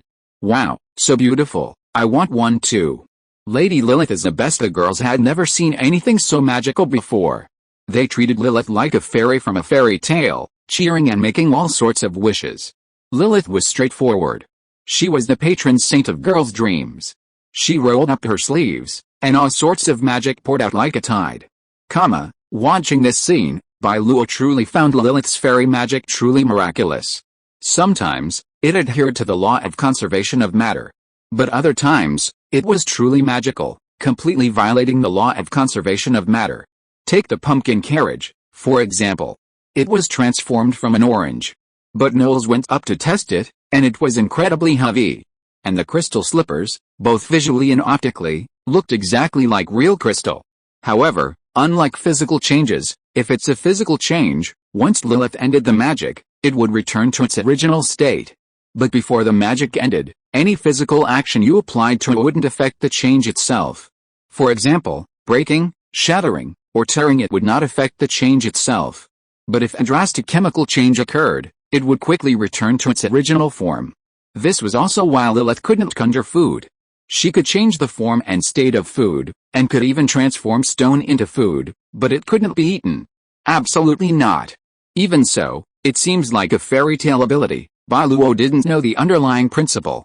He felt that there must be something limiting Lilith's ability to cast fairy magic. Will it consume a lot of magic power? Bai Luo felt that magic power might be the key to the spell's effectiveness. Magic power, what is that? Lilith asked Bai Luo, then began to absorb information about magic power. Bai Luo wanted to say that magic power was the power of miracles. But the problem was that Lilith's power of miracles hadn't decreased at all, and she had been casting spells for most of the day. Bai Luo was puzzled. Did she consume any? You can cast spells endlessly. Yes, Lilith gave Bai Luo an affirmative answer. Although the range of each spell is limited, I can continuously release various fairy magics. This was a bit terrifying. Bai Luo thought to himself, it seems that we really need to cultivate more research talents in the future to truly delve into the power of miracles. His uncle had told Bai Luo that simply using miracles was the most foolish and primitive method. To establish a kingdom of miracles, one must rely on a vast array of talented individuals and unleash human initiative. Only then can the power of miracles be truly extended to all aspects of life. Only then can one truly establish a kingdom of miracles. Never mind, forget it. I'll figure it out later. Bai Luo admitted he wasn't a scientific researcher. He clapped his hands and began the next phase, testing Lilith's combat prowess. The challenge would undoubtedly be against Knowles and the others. However, it's over so quickly. Bai Luo gazed at the arena ahead in confusion. All the Atón people were filled with awe and disbelief. How could one put it? Knowles, Jella, and Inya were all completely vanquished by Lilith. No, not vanquished, but instantly defeated. Throughout this entire process, Lilith snapped her fingers, and the surrounding trees sprang to life, countless vines entwining the three of them, dangling them upside down in midair. How do you feel? The old man asked Bai Luo. Bai Luo replied, I've once again experienced just how powerful miracles are. Knowles and Jella were considered powerful, but they were like ants against Lilith. You have to remember that Lilith didn't even utilize much of her miracle power against them. If it's not powerful, how can it hold the country together? Miracles are powerful forces capable of commanding a nation and its millions of citizens. If miracles could be defeated by sheer numbers, then they wouldn't be miracles. That's right, come to think of it, I don't know if it's just my imagination, Bai Luo asked the old man, pointing to the girls. I noticed they seem to be carrying some of Lilith's miracle power. The old man's gaze fixed, and he quickly asked, really? Great, very good, excellent. The old man said to Bai Luo, I told you before that miracles can bestow power upon all living beings as a gift. Those who receive this power become miracle children or miracle daughters. Here, they are referred to as miracle children, representing the ultimate form of the derivative power of miracles. They were a level below the miracles themselves, yet they were the most important force for the Atón clan's future. Future warfare, development, and research would all depend on them. However, this process isn't absolute, it requires two conditions. The first is that the miracle itself is willing to grant it. If the miracle isn't willing to grant it, then no matter how talented the person is, they won't be favored by this miracle power. Even if they do, the miracle and its master can take it back at any time. The second condition is that the person can adapt to this miracle power. Talent in this world is diverse, just like Lilith's abilities, the old uncle said. Some children demonstrate adaptability, while others don't, but that doesn't mean that children who adapt are superior to those who don't. The old uncle could only say that the former were more suited to this miracle than the latter. Math prowess was a talent, but so was language proficiency. They always had a place to shine, just waiting for Bai Luo to discover it. The old uncle's words were actually a subtle hint to Bai Luo, telling him not to underestimate any child. Perhaps some miracle in the future would need them. I understand. I won't abandon any of my people, Shiro smiled. He had heard his uncle's hint, but neither of them delved further, leaving the discussion at that. I'll go check on those children. Shiro approached the children surrounding Lilith. He observed them carefully and discovered that the ones who had received Lilith's miraculous power were all girls: Elsa, little Helen, Fyra, Sheila, Tina, and Alice. The miraculous light emanating from them was visible only to those possessing miraculous powers, and judging by the light Shiro felt, Elsa's miraculous power was the strongest. So, how is this miraculous power defined? And what is its purpose? Shiro hadn't noticed any unusual changes in the girls yet, so he decided to continue observing. In the days that followed, the group continued their migration, observing the changes brought on by Lilith. She captured many small forest animals and began to bless them. Although they hadn't yet displayed any extraordinary abilities, the animals had become noticeably more intelligent after being imbued with Lilith's magical power. Shiro even discovered that some of them could understand what he was saying. "Is there no one around?" Knowles promptly retrieved his white eagle and inquired about the surroundings. "Coo," a gentle, dove-like cry emanated from the white eagle on Knowles' arm. It nodded, then looked at the rare rabbit meat in Knowles' hand. Here. Knowles was at a loss for words. The white eagles were becoming increasingly intelligent, becoming the Atón clan's best scouts. They often brought them useful information from dozens of kilometers away. This allowed Bai Luo and his companions to avoid contact with outsiders, avoiding danger all the way to the river valley near the ancient capital of Hirun. Of course, their increased intelligence also meant a change in their food requirements. They wanted their meat roasted, and were unhappy if it wasn't rare. But that was just bullying for Knowles. These small creatures were strangely awed by Bai Luo, their behavior becoming cautious, fearful of offending him. They probably knew he was the boss of the bosses. "We're here." Finally, after a long trek through mountains and rivers, the group arrived at their transit point, the ancient capital of Zaloon. "The ancient capital is just ahead," Bai Luo, driving the Shirley, warned everyone, especially magical creatures like Lilith and Shirley. The ancient capital of Zaloon lacked the power of miracles, his uncle was certain of that. This also meant that miracles were unheard of for the residents there. To the people of the ancient capital, they were too extraordinary, and if exposed, they would surely cause an uproar. Lilith, restrain the little ones. Understood, Master. Lilith cast her magic, confining the magical creatures to the carriage, preventing them from roaming freely. "Before we enter the city, I need to check everyone's disguises." Bai Luo dismounted the Shirley and walked past the group, his hands behind his back. He first approached his uncle. "Butler, you're so elegant." "Uncle, you're really acting like yourself." "Not bad." His uncle, dressed in a black butler's uniform, smiled. "I used to be a butler. On this trip, Bai Luo played the role of a merchant from out of town. Because of business failure, he was planning to travel overseas, seeking refuge with relatives and friends in other countries." Looking at his senior sister again, her once brilliant silver hair was now dull, and while her attire was nice, she looked dusty. Not bad. A bankrupt boss lady. Excellent." His senior sister was Bai Luo's wife, while Inya was his sister. Knowles was a skilled bodyguard, Angela was his personal maid. The adults were generally fine. The women concealed their features, and the men were all disguised, most staying in their caravans and not revealing their identities. So even without acting skills, as long as they stayed hidden, they could still get away with it. "Lilith, change everyone's clothes." Bai Luo changed everyone's clothes, choosing outfits that weren't particularly classy, but not refugee-like either. "Is this okay?" Looking at the outfits Lilith had prepared for everyone, Bai Luo nodded. "That's fine." Hilun. Bai Luo looked toward the distant city. He needed everyone to conceal themselves and never reveal their power. Even Shirley had doled her coat countless times, becoming the same as an ordinary horse. As for the other war horses, Bai Luo did not touch them. Sometimes, hidden wealth is also a form of demonstration. If you really pretend to be a refugee entering the city, you will probably be forced to reveal your true identity before you even enter. "We are going to enter the city. From now on, everyone, please try not to speak. Wait until we get on the boat and go out to sea." Bai Luo's mouth curled up slightly, and there was a hint of playfulness in his eyes. Laugh out loud again. Chapter 34 King Atón.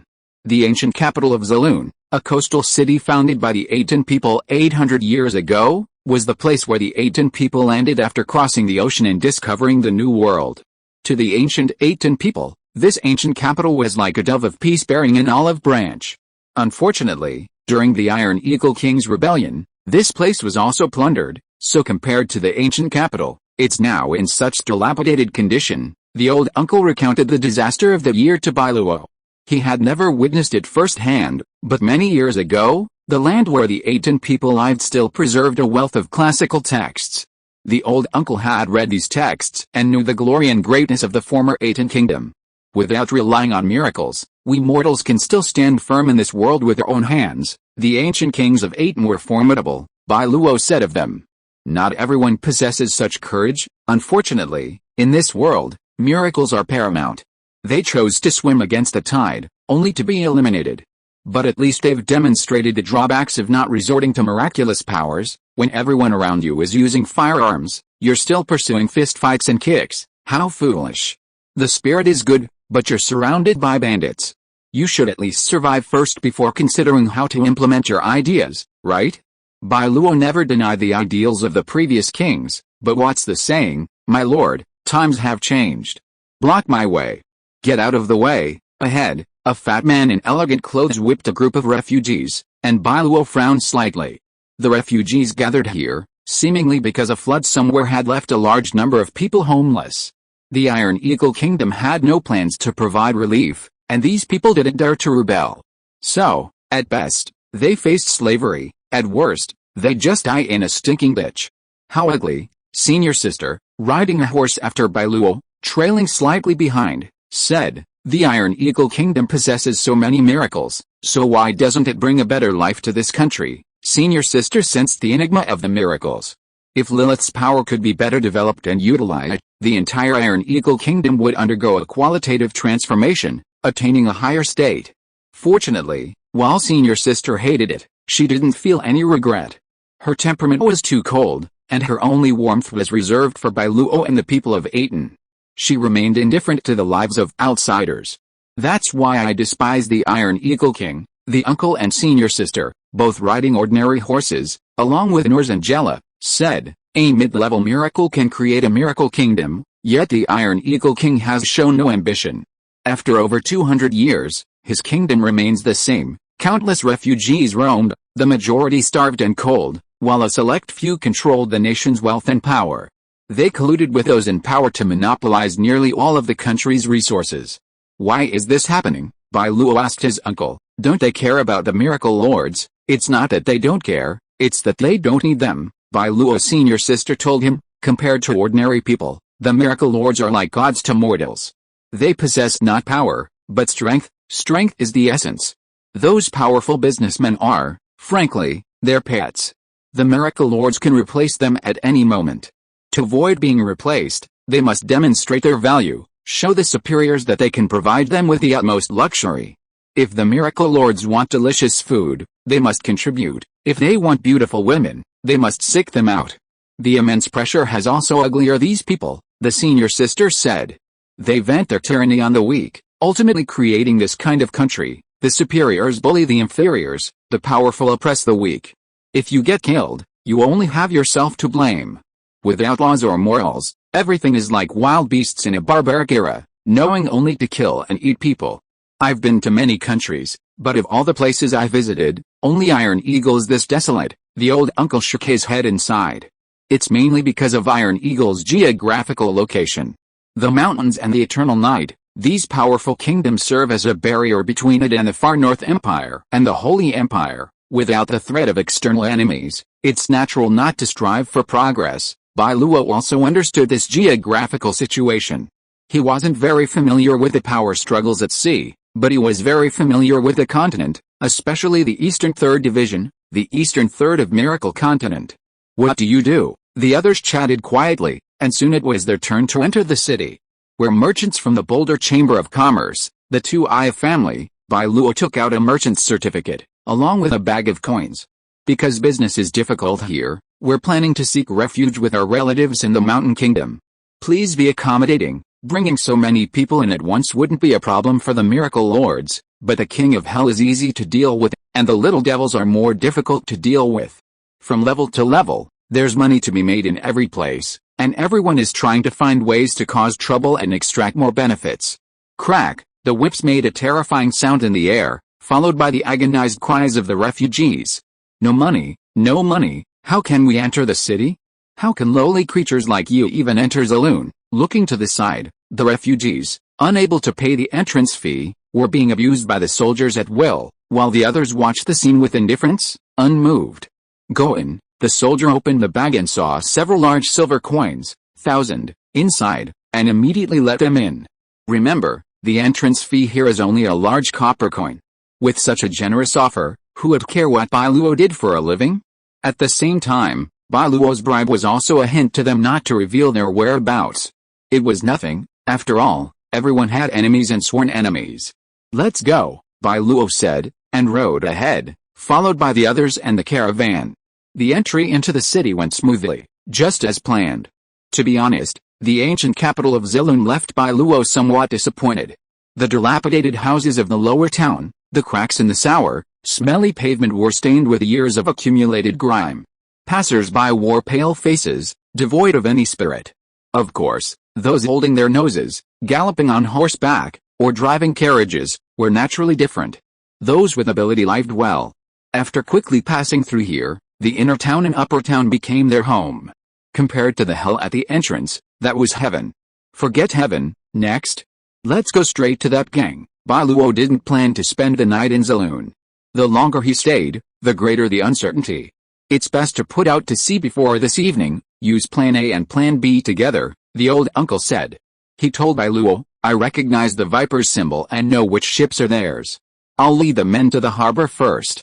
Surely we'll know where I am." "Okay." Bai Luo split the group in two.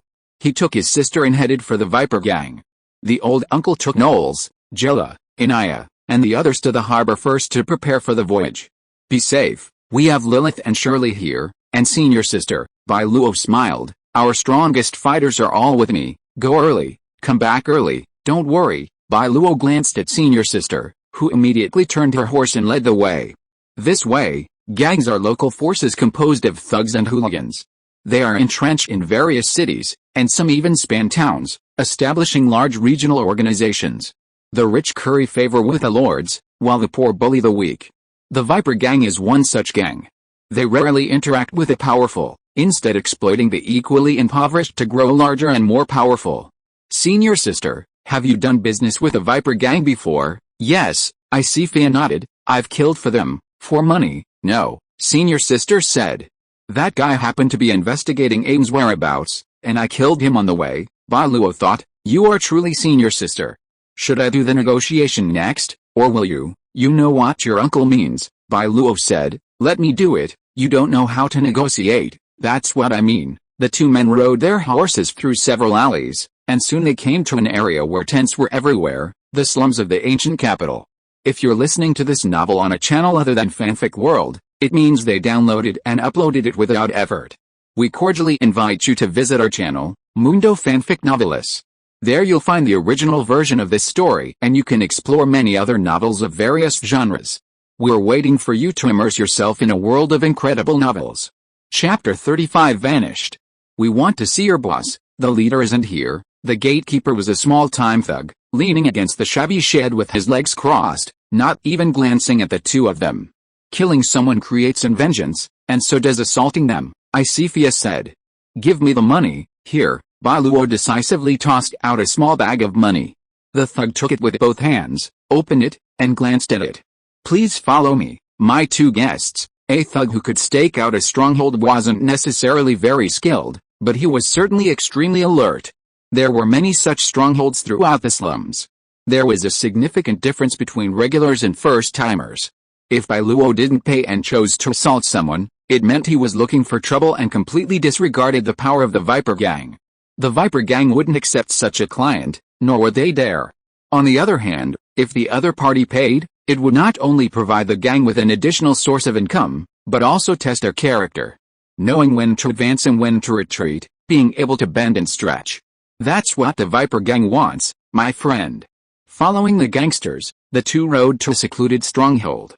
Bai Luo asked Shirley and Luobo to stay outside, while he took off a bag hanging on Luobo's back, which contained the money to buy a boat. Of course, there was also Lilith. With this fairy, Bai Luo had absolute confidence. Just like that, under the guidance of his younger brother, Bai Luo and his senior sister walked into a relatively secluded underground tavern. "Isn't this Miss Fig?" "Long time no see." The head of the Viper gang was a burly bald middle-aged man. He had his shirt off, revealing the delicate snake pattern on his body. Bai Luo noticed that the snake had 9 heads. "Are you going to give business or take business this time?" Rude put his feet on the table. It was a large round table that could accommodate more than 10 people for dinner. "This isn't business with you." Feo was Isifia's alias. Senior sister ignored Rude's taunts. "You haven't paid the balance yet." So you're here to collect? Rude's expression changed slightly. The surrounding thugs moved slightly forward. Bai Luo quickly raised his hand. No, we're here to do business. Rude looked at Bai Luo and noticed that senior sister had quietly sat down after Bai Luo's words. Oh, you're the boss. Drew was curious. He had no idea of Bai Luo's identity, but he had some idea of senior sister's. A man who could be acknowledged by senior sister must be something special. In fact, senior sister rarely revealed her strength as an Athenian. What she displayed to the public was probably less than 5% of her true strength. Otherwise, Drew wouldn't have dared to be so arrogant. My name is Luo Yat, and I'm a businessman. But business in Iron Eagle has been tough lately, so I'm planning to buy a few boats and explore the seas. Going out to sea. Rude immediately recognized a problem with that word and laughed heartily. Then why not take a cruise? You're in business. Why would you care about that? No, I don't care. As long as I have enough money, that's all. Rude had barely finished speaking when his senior sister tossed out a bag. It slid across the table and landed in front of Rude. Rude grabbed it, his eyes flickering. A bag full of gold coins, at least 40 or 50, more than enough to buy a few boats. Bai Luo's requirements were modest. 3 boats, each carrying 30 people. The small space didn't matter, everyone could squeeze in. None of the Atón people were pampered, even the frail Schuster could make it. Once they reached the overseas islands, the Atón people would have a bright future. Smuggling, right, Rude bluntly stated Bai Luo and his senior sister's purpose. He closed the bag, crossed his legs, and casually tapped his hands on it. Are you still spying for the nobles? No, I have nothing to do with them. Your smuggling has nothing to do with me. That boat, of course, but, Rude changed the subject. You'll have to pay extra. Bai Luo frowned deeply. Lilith, perched on his shoulder, sensed her master's displeasure, her small black skirt fluttering in the wind. Fairies are creatures that are more than just beautiful. In some fairy tales, they are sometimes even more terrifying than demons. Their curse is enough to scare a child to tears. Alright, Bai Luo had no shortage of money, nor did he need it. If money could solve a problem, then it wasn't a problem. Bang! At Bai Luo's signal, the senior sister quickly placed a box on the table. Opening it, a very familiar aroma filled the room. Black pepper. Rude stood up, looking at the box's contents in surprise. The senior sister casually grabbed a handful and spilled it onto the table with a clattering sound, nearly making Rude's eyes pop out. One of the peppercorns rolled in front of Rude. The bald man picked it up and held it to his nose, sniffing this intoxicating aroma. It's black pepper, and top quality. As the leader of the Viper gang, Rude naturally lived a life of luxury, sampling spices and the like. But a box full of black peppercorns must have weighed at least 5 kilograms, worth 200 small gold coins. Ho ha, Rude laughed. Ah see, take these 2 to the shipyard. Bai Luo's gaze grew colder as he watched Rude's ecstasy. He whispered in disappointment, I command you to vanish into thin air. Huh? What's going on? The black peppercorns in Rude's hand were dissipating in smoke. Not just him, but the entire box was rapidly disappearing. If it were the second-generation black peppers he'd grown, or the food that had been eaten, Bai Luo wouldn't be able to make them disappear again. However, the black peppers before him clearly fell outside that restriction. Why is this happening? What have you done? Rude could no longer maintain his composure at the sudden change and the incredible event. He stared at the 2 in disbelief. Who are you? How did you do this? You're so greedy. As Bai Luo finished his words, the senior sister had already made her move. Her speed was astonishing. In a split second, the silver-white cross swords had flashed dozens of times. Plop, plop, plop, the sounds of people falling echoed almost simultaneously around him.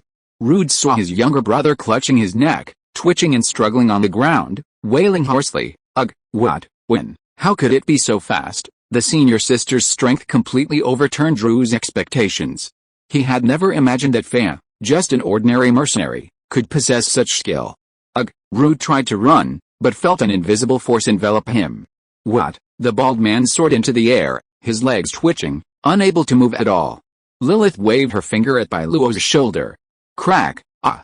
Don't worry, there's a sound barrier around here. Your minions can't hear us. Bai Luo said this, looking at Rude and slowly drawing his sword. You're too greedy.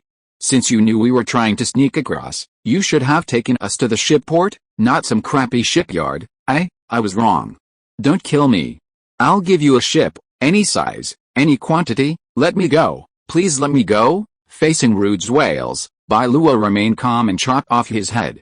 In truth, my uncle had never considered buying a ship from the very beginning. So, their plan, from beginning to end, was simply one word: robbery. Some might ask, why not just go to the port instead of going to the Viper Gang? This involves some issues of human nature. If the Atón people openly robbed the Viper Gang's ship, the Viper Gang would still be there, with their immense power. Rude would be vindictive and would definitely find a way to cause trouble. Perhaps, he would catch up with them, inform the nobles, and in any case, he would find the Atón people and exact his revenge. So Bai Luo simply decided to kill him. With Rude dead, the Viper Gang was leaderless. Their vested interest was who would become the boss, not who would find the lost ship. Similarly, no one would bother caring for someone else's ship. This wasn't a society ruled by law. There were no police officers obligated to fulfill their duties. Chasing down the Athenians who had robbed the ship wasn't beneficial to anyone. Who would do such a lucrative job? The ship was lost, so what did it have to do with me? I didn't lose a dime. Besides, the Viper Gang had some grudges against my uncle and my senior sister, so why not take them down along the way? Let's go. Bai Luo and his senior sister left without looking back, their figures vanishing into the hallway, a veil cast by Lilith. The Viper Gang members waiting outside didn't even know Bai Luo had left. Of course, they wouldn't know Rude was dead. They would simply assume that Rude and the others had vanished inexplicably, their whereabouts unknown. Chapter 36. I have a little understanding. Shirley soared through the air, while Carrot, enchanted by Lilith's levitation spell, was tied to a rope, the other end of which was connected to Shirley. While levitation allowed for levitation, it wasn't very fast, so Shirley had to lead the way, pulling Carrot like a balloon. Carrot was in a panic, its four hooves thrashing about. With a companion, Shirley couldn't maintain speed. Her protective measures, effective only for knights, wouldn't protect her. Shirley flew for several minutes, just a few kilometers. Quiet, Shirley barked in frustration, finally quieting down. Right ahead, Master, Shirley had an automatic navigation function. The clearer the target, the clearer she could perceive it. Of course, this didn't apply to miracles, as the power of miracles would negate Shirley's tracking ability. Got it, this was a vast harbor. Bai Luo, riding Shirley, accompanied by his senior sister and Carrot, glided through the air like Santa Claus's truck. His senior sister remained calm, her expression unwavering. The Wabo's legs were practically shaking with fear. No, they were practically limp. Lilith, Bai Luo's words fell, and Lilith flew away. Huh? The old uncle, who had been standing near the Viper Gang's ship, suddenly had a glint in his eyes. He looked up, and saw that Bai Luo and his senior sister, who had been invisible, were becoming clearer and clearer. They're back, get on board, the old uncle gave the order. Knowles and Jella hadn't seen Bai Luo, but since the uncle said they could leave, they immediately dispersed. The uncle led a large group of people and chose the largest ship. Jella took her brother John on another, and Knowles took her sister Fyra on the third. Who are you? What are you doing up here? There were still Viper Gang thugs on the ship. Lilith descended rapidly from the air, flying past the three ships at an astonishing speed.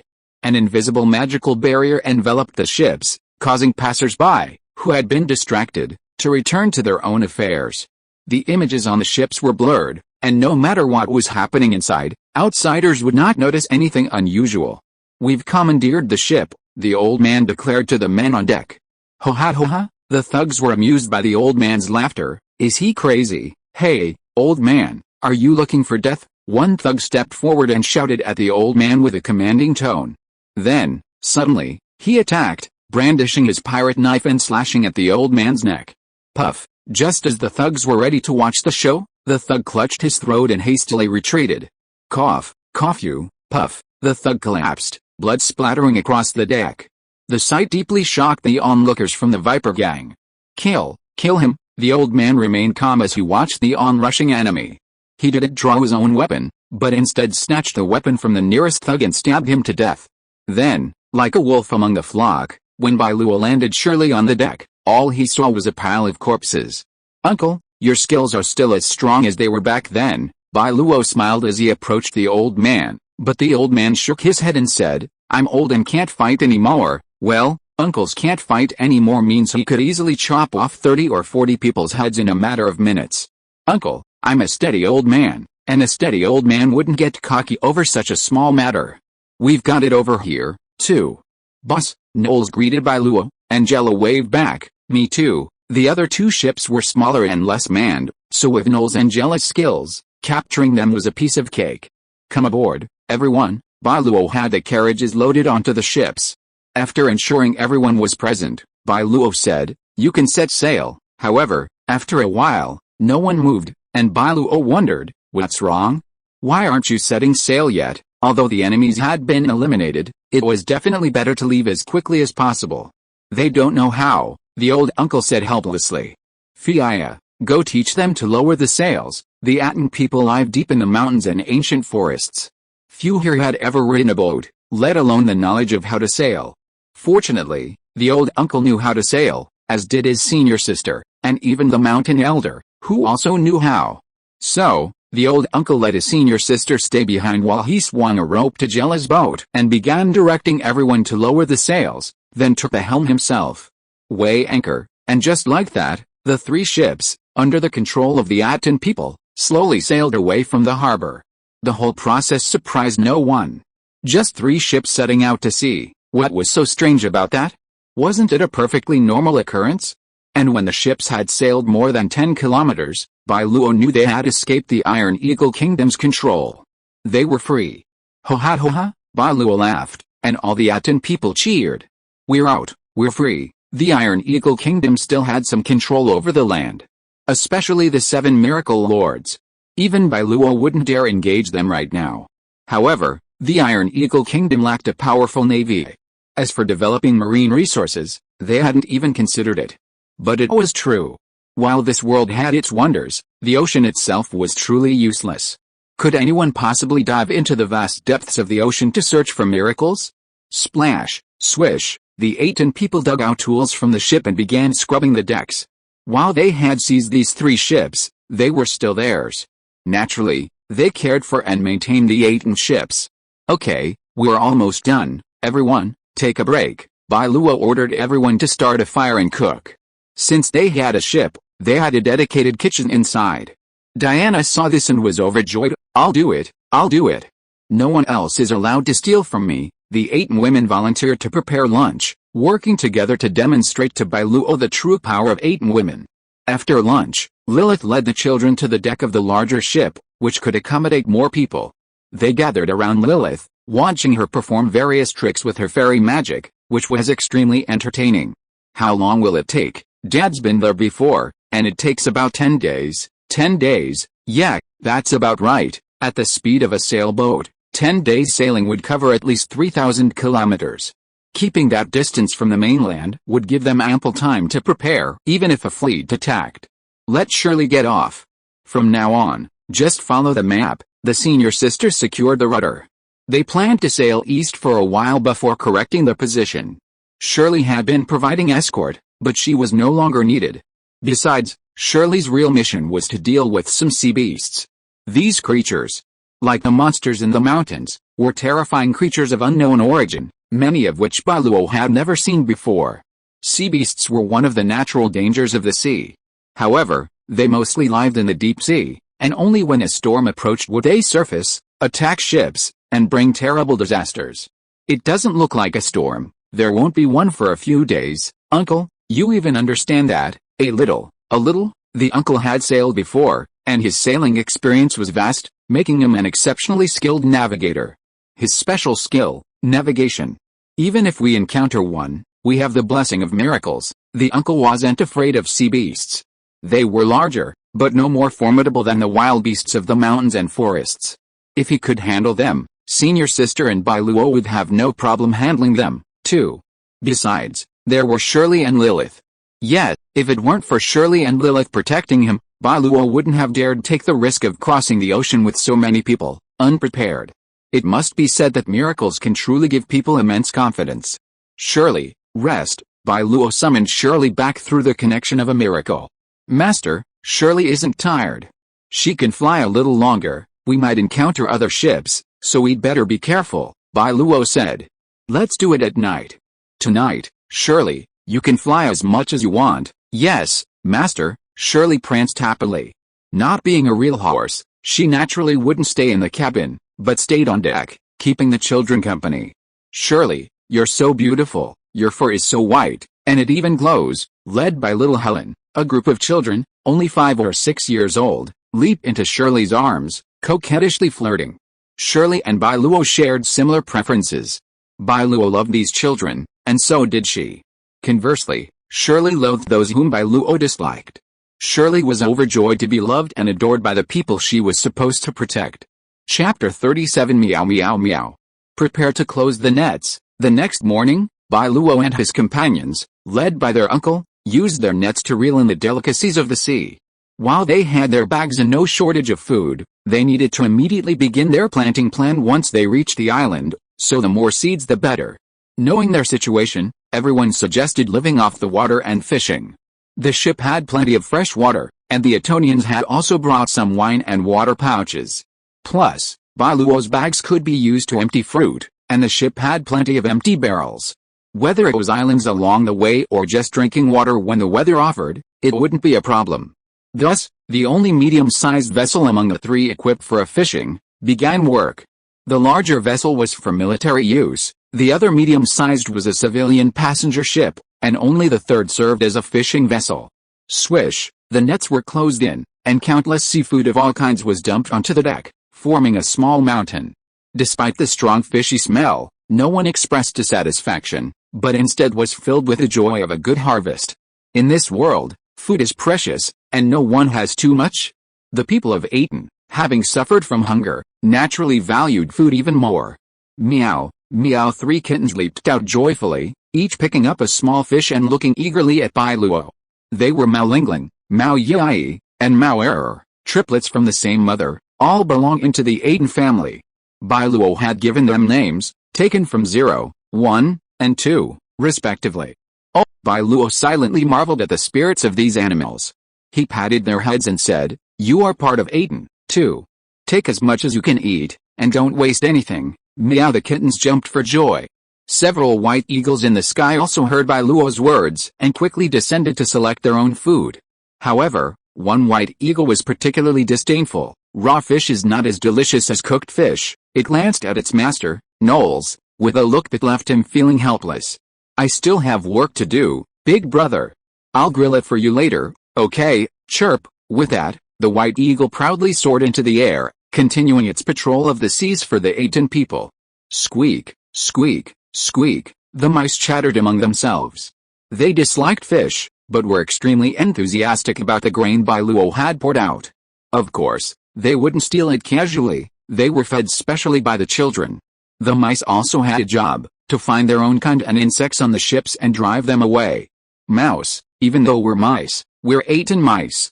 Lilith's miraculous power couldn't be bestowed upon most reptiles, but butterflies and bees had some hope. "This one looks a bit like a king crab." Bai Luo, sorting sea fish, spotted a strange creature among the school. It bore a striking resemblance to a king crab, but Bai Luo knew they were not the same species. "What is this? Oh, it looks so strange. Is it a sea monster? It's so small, though." "That's a stone crab, named for its rock-hard shell. Most people don't eat it." The old man was shirtless, his snow-white beard revealing the robust physique of a young man. He smiled. "But I used to cook this when I went out to sea with Brother Shan, and we were so hungry we had nothing to eat." The old man's fishing skills were incredible. As they sailed the sea, Bai Luo didn't know how the old man made his predictions, but wherever he told him to cast his nets, he almost always caught a good catch. Bai Luo thought, the old man has added another trick to his repertoire, fishing. It tastes quite delicious. In his youth, the old man traveled the world with a few good friends. When he was hungry, he would stuff himself with snakes, insects, rats, and ants. A mere king crab was no exception to the diet of Sabelled Ross. "Is this really edible?" Compared to the old man's openness, Knowles, Jella, and the others were more skeptical. "Dad actually said it's delicious. This is incredible. This is the first time I've ever heard Dad say something is delicious." Speaking of food, one can never forget Inya. The girl, now covered in scales from fishing, happily picked up a hammer and shouted, "Get out of the way. Let me smash it to death." "Hey, hey, hey, hey." Bai Luo quickly intervened. That's not how you eat this thing. He snatched Inya's hammer from her and looked at his senior sister. Senior sister, I'm counting on you. Yes, his senior sister's knife skills were exceptional, perfect for preparing king crab. A charcoal fire was lit, and a special iron grid made by Lilith was placed over it. Thick crab legs lay one by one. They used minimal seasoning, just a sprinkle of white salt. Even so, the king crab's deliciousness was still intoxicating. Delicious. This texture, I've never tasted anything so delicious. The crab meat wasn't wild animal meat, its elasticity was unlike anything the Atón people had ever tasted before. Especially when chewing, the salty flavor emanating from the crab meat accentuated its delicious flavor. Even senior sister sampled an extra bite. Crunch, crunch, Inya grasped a thick crab claw, covered in snow-white salt grains. The girl sucked on it, the salt dissolving in her mouth with the aroma of crab, a delicious and incomparable flavor. So happy Inya shook her head happily, then continued to fight the tough crab claw. Try this. The sashimi you mentioned.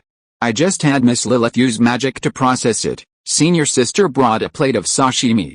The red meat formed an exquisite pattern, and next to it, a small pile of green stuff, wasabi. Bai Luo poured horseradish and wasabi from his pocket, ground them, and successfully created the spice, seasoning, called wasabi in this world. Sashimi made by senior sister herself. Bai Luo picked up a piece of sashimi with anticipation, mixed it with wasabi, dipped it in soy sauce, and then put it in his mouth. This wasn't a proper way to eat it, but Bai Luo wasn't from Sakurajima, so who cared how they ate? In this world, Bai Luo's way of eating was proper. Sihim, Bai Luo nodded, then took a deep breath. Delicious, the freshly ground wasabi still had a slight kick. Sashimi was all about its freshness, so it depended on skill and timing. Senior sister's knife skills were naturally unparalleled, even when applied to cooking. Senior sister, try it too, okay? Senior sister took a sip, her reaction not as strong as Bai Luo's. Even wasabi couldn't shake the goddess's aloof demeanor. I, Sifia, am the first goddess of Atón. A mere wasabi. Not bad, senior sister calmly drank her water. But that's all. It's fine for occasional enjoyment, but as a staple, it's worse than boiled or grilled fish. Senior sister was a cooked food persona, she didn't like raw food. Bai Luo prefers salmon and tuna. Specifically orange and red sashimi. These two types have a better texture and are more physiologically acceptable. As for white and transparent ones, Bai Luo says he can't enjoy them. Culture is the foundation of a country and its most profound aspect, Bai Luo told his senior sister. Food culture, clothing habits, and local customs, these are all things we in Atón will need in the future. Today's Atón is more like a tribe of barbarians and primitive people than a nation. But Atón can't stay like this forever. Once on the island, Bai Luo will discuss the best cultures of various countries in his past lives. Then, he'll find a way to select and blend those that suit the people of Atón. Just like these chopsticks and sashimi, they represent Eastern culture, while the knife and fork are more Western. These things are long and arduous, but fortunately, we have plenty of time. Bai Luo was sitting on the deck in front of the second-story ship. He looked down at the Atón people below and smiled. Let the sisters in charge of cooking take a bath. Don't be busy, let's enjoy dinner together. The fishing boats were too smelly and unsuitable for living, but Bai Luo couldn't bear to let his people suffer. He had everyone sleep on the large boats and use the passenger boats for storage. Although it was a bit more crowded, the Atón people were already accustomed to being together, and it actually made them feel safer. And so, they continued to steer the boats, sailing the sea. During this time, the Atón people suddenly became seasick. It was no wonder that a group of mountain barbarians suddenly ran out to sea and didn't get seasick. Only the old uncle, the mountain hermit, and the senior sister, who were used to boats, showed no significant changes. So on the second and third days, those who were able to move began running around, caring for their companions who were pale and weak from seasickness. Bai Luo's body had never been on a boat before, but he didn't react at all. You're different from us, the old uncle explained. Bai Luo was the Lord of Miracles, blessed by miracles. He carried with him the blessings and gifts of at least 2 miracles, a Pegasus and a fairy. How could a Bai Luo, such a person, be afraid of the mere seasickness? As for the Atón, their physiques were excellent. By the 5th day at sea, even Shuster had felt much better and was no longer feeling so sick. In this way, the group sailed for 5 or 6 days, gradually becoming accustomed to the sea. Although boredom arose, they always found something to do. For example, Lilith began bestowing miracle powers upon some of the small animals brought by the Atón, trying to see if they could become miracle children. Both Bai Luo and the Atón loved these sentient creatures. So, Bai Luo specifically warned Lilith, saying that they were also good companions of the Atón, and that she should be careful when bestowing miracle powers upon them and not act recklessly. "Don't worry, Master, Lilith will be careful." Lilith was merely blessing them, not cursing them, so how could she harm them? This kind of blessing was different from the one she had with the mushroom people. Mushroom people are transfigurations, the result of Lilith's spells. While they can persist forever, they lack true souls and are merely clay puppets, toys. In contrast, endowing small animals with intelligence is more of a form of enlightenment. Like humans, animals can adapt to the power of miracles. When they fully awaken their own talents and powers, they too have the opportunity, like the girls, to become Lilith's children of miracles. Speaking of which, can I also receive the power of miracles from Lilith and Shirley? Of course, the old uncle said. As the master of a miracle, if the power can affect humans, the first person to bestow it should be the master. However, Bai Luo didn't feel any sense of gaining power. "It's probably not suitable for you, Xia Luo." The old uncle thought that the powers of Shirley and Lilith might not be suitable for Bai Luo. Perhaps it was a species issue. Shirley couldn't affect humans, and Lilith could only affect young females. The old uncle had been observing them all along the way. According to Bai Luo, Shirley's miraculous power was appearing in Radish. After investigating, the old uncle concluded, Radish is pregnant. With so many horses together, in such a small cabin, it's not surprising that they're related. Besides, it's still spring. Spring has arrived, everything is reborn, and it's breeding season for animals. Shirley's miraculous power is likely affecting pregnant mares. She's probably affecting their young. If it can only bestow miracles on its own kind, then it really has nothing to do with me. Bai Luo is human, so it makes sense that Shirley's miraculous power couldn't be bestowed upon him. As for Lilith, I've observed her as well. The old uncle couldn't see miraculous power, but Bai Luo could, so whenever there was a change, Bai Luo would tell the old man and let him study it.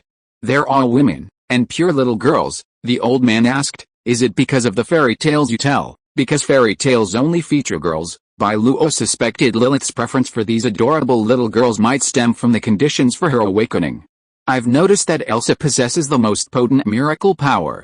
While I don't know when she'll fully awaken, it seems she and Lilith have a strong compatibility. You don't have to be limited to just one miracle." The old man shared a crucial piece of information with Bai Luo. If the miracle and the miracle master agree, a person can possess multiple miracles simultaneously, making them even more powerful. Possessing 5 or 6 miracle powers simultaneously isn't just 1 plus 1, but a true qualitative change. However, the old man added, the prerequisite for the superposition of miracles is that they don't conflict. This means that the masters of both miracle powers must be willing to grant this person power. This can lead to many problems, such as distrust, or one party withdrawing their power, leading to the collapse of the miracle power. Of course, this poses no problem to Bai Luo. Shirley and Lilith, they're both Bai Luo's miracles. It's either all or nothing. There's no way Bai Luo would take half and keep the other half. When I get the 4th miracle, I can give it a try. The 4th, the old man was very excited, but he appeared calm. He took out his pipe and took a puff. "Old man, Saros, I'm a steady old man, but I've been greedy again. This is not good, this is really not good." Chapter 38 Storm. Bai Luo didn't know how long it would take for the miracle child to be born. It depended on both the miracle itself and the talent of the recipient. The outcome of Shirley's miracle child wouldn't be known until Radish gave birth. As for Lilith, it depended on how Elsa would transform. No rush, take your time. Fortunately, miracle gifts were always positive. Even if problems arose, Bai Luo could always recover them and restore them to their original state, so there were no safety concerns. Whoa, the wind grew colder, and the sky darkened. The oppressive atmosphere caused the old man's face to change slightly. "There's something wrong with this wind, Xia Luo. Everyone, get to the cabin." Bai Luo hurried out of the ship's tower, descending the stairs and onto the deck. "The storm's coming, everyone get back. 0, 1, 2, take the mice back." Meow. Bai Luo trotted past the railing. The 3 kittens quickly stood up, saluted him, and then sprang into action. snatching up the mice and running back to the cabin. Fira, call back the white eagles. Yes, Fira blew her flute, and the white eagles immediately flew back. They entered the cabin and perched on the iron chains, their heads tilted as they watched the Adonis flee. Lilith, lower the sails. Fairy magic cast upon the 3 ships, and all the sails automatically dropped and stowed. Boom boom boom, as soon as everything was ready, the rain poured down almost instantly. The once bright sky was now shrouded in darkness, with only countless black clouds swirling overhead. Quick, everyone, get to the cabin. The dangers of the sea were countless, but perhaps the greatest was the wrath of the sea itself. Bai Luo asked his uncle to take control of the ship. With everyone aboard, this was a matter of life and death for the Adonis, something even his senior sister dared not shoulder. Only Saros, a legendary figure who had endured countless hardships and still lived to this day, could carry it. Lilith, Bai Luo instructed Lilith to connect the 3 ships together. Countless vines sprouted from both sides of the large ship, connecting to the other 2 smaller boats and merging into one another, transforming it into a 2-way yacht. A storm suddenly descended, and the old uncle glanced to the side of the ship. There, Maya and her brother, Zester, were preparing to take shelter in the cabin. Fia, bang! Almost as soon as the old uncle shouted, a dark figure suddenly leaped from the seabed. It was a hideous-looking fish with a bloody maw, pouncing on the 2 children. Puff! The iron spear pierced the air, piercing through the fish's mouth and exiting from the back of its head with immense force, blasting it in the head. Tap, tap, tap! The senior sister sprinted to the 2 children at astonishing speed. Don't be afraid, get in quickly, bang! As the senior sister finished her words, another crab-like sea monster emerged from the water. Without even a glance, the senior sister swung her cross sword, slicing through the claws and legs like a dish, effortlessly slicing off the creature's claws and legs. That graceful figure stunned Zester and Maya. Sister Fia, be careful. Fortunately, the 2 didn't hesitate. They jumped into the cabin and were caught by the Atonians who had been prepared below. Are you all in? The old uncle was almost blinded by the storm. Everyone in. By then, Lilith had already connected the 3 ships together, reducing the number of people at the helm from 3 to just 1, the old uncle. Leave the ships to me. You guys figure out how to deal with the sea monsters. In this dark, apocalyptic world, the old uncle wanted to find a safe way out for everyone. While hiding in the cabin and waiting out the storm would be fine, the old uncle had experience and could adapt to any situation. Okay, as Bai Luo finished speaking, Shyama surely soared into the air, flapping her wings and slicing each sea monster that leaped from the water into pieces. Senior sister's record was no less impressive, her strength and skill were unmatched in the Atonians. And that wasn't all. Roar, a long, snake-like sea beast burst from the sea, but before it could pounce on the ships, an invisible force enveloped it. Bang! Smoke burst, revealing a snow-white sheep flailing its limbs in panic before plummeting into the sea with a startled thud. Awesome! Lilith, the fairy radiated a rainbow of light, her mystery and wonder barely concealed even in the darkness. With a wave of Lilith's wand, all the sea beasts were forcibly transformed into various small animals. Lacking miraculous powers, they couldn't even resist the fairy's magic. Once transformed into sheep and plunged into the sea, they would be drowned like fish. Bai Luo suspected these sea beasts never dreamed they would suffer such a miserable death. Crack, thunder descended, and Lilith, still casting a spell, instinctively raised her hand. Bang! The invisible barrier blocked the lightning, but it still shook all 3 ships. Lilith's face paled slightly. She was trying to use her fairy magic to resist the storm and thunder, but with little success. Master, my strength is not suitable for resisting this. Clearly, this was not Lilith's miraculous powers forte. I'll do it. Bai Luo's mind conjured up a vision of Shirley. A pure white Pegasus descended beside him, its momentum seeming to suppress the thunder in the sky. Crack, get out of the way. Shirley flapped her wings, and from over 10 meters away, she effortlessly swatted away a bolt of lightning that was about to strike the mast. She will be your guiding light, allowing you to overcome all storms.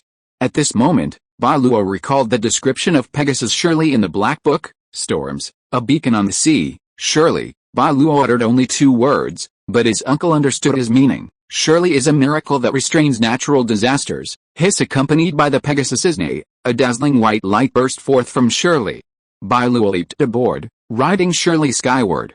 Boom! Thunder rolled, a violent storm swept, and massive waves shook the earth. The pitch-black sea seemed to conceal countless terrifying monsters, gaping their bloody mouths below, ready to pounce at any moment. "Storms, you can't stop me," Shirley screamed, and endless white light streamed down her wings. Under the gaze of her uncle and senior sister, Shirley's light coalesced into a vast curtain, protecting the Athenian ship in this dark world, breaking through all obstacles. This is the power of miracles. The old man could clearly feel the wind and rain becoming less obstructive. Furthermore, even the ocean currents began to mellow under Shirley's miraculous power. "Shirley, follow your instincts and lead us to that place." Pitch black surrounded them, and they had long lost their bearings. The massive waves crashed down, seemingly threatening to crush the ship. Bai Luo didn't control or manipulate Shirley. He let her soar freely, following his will.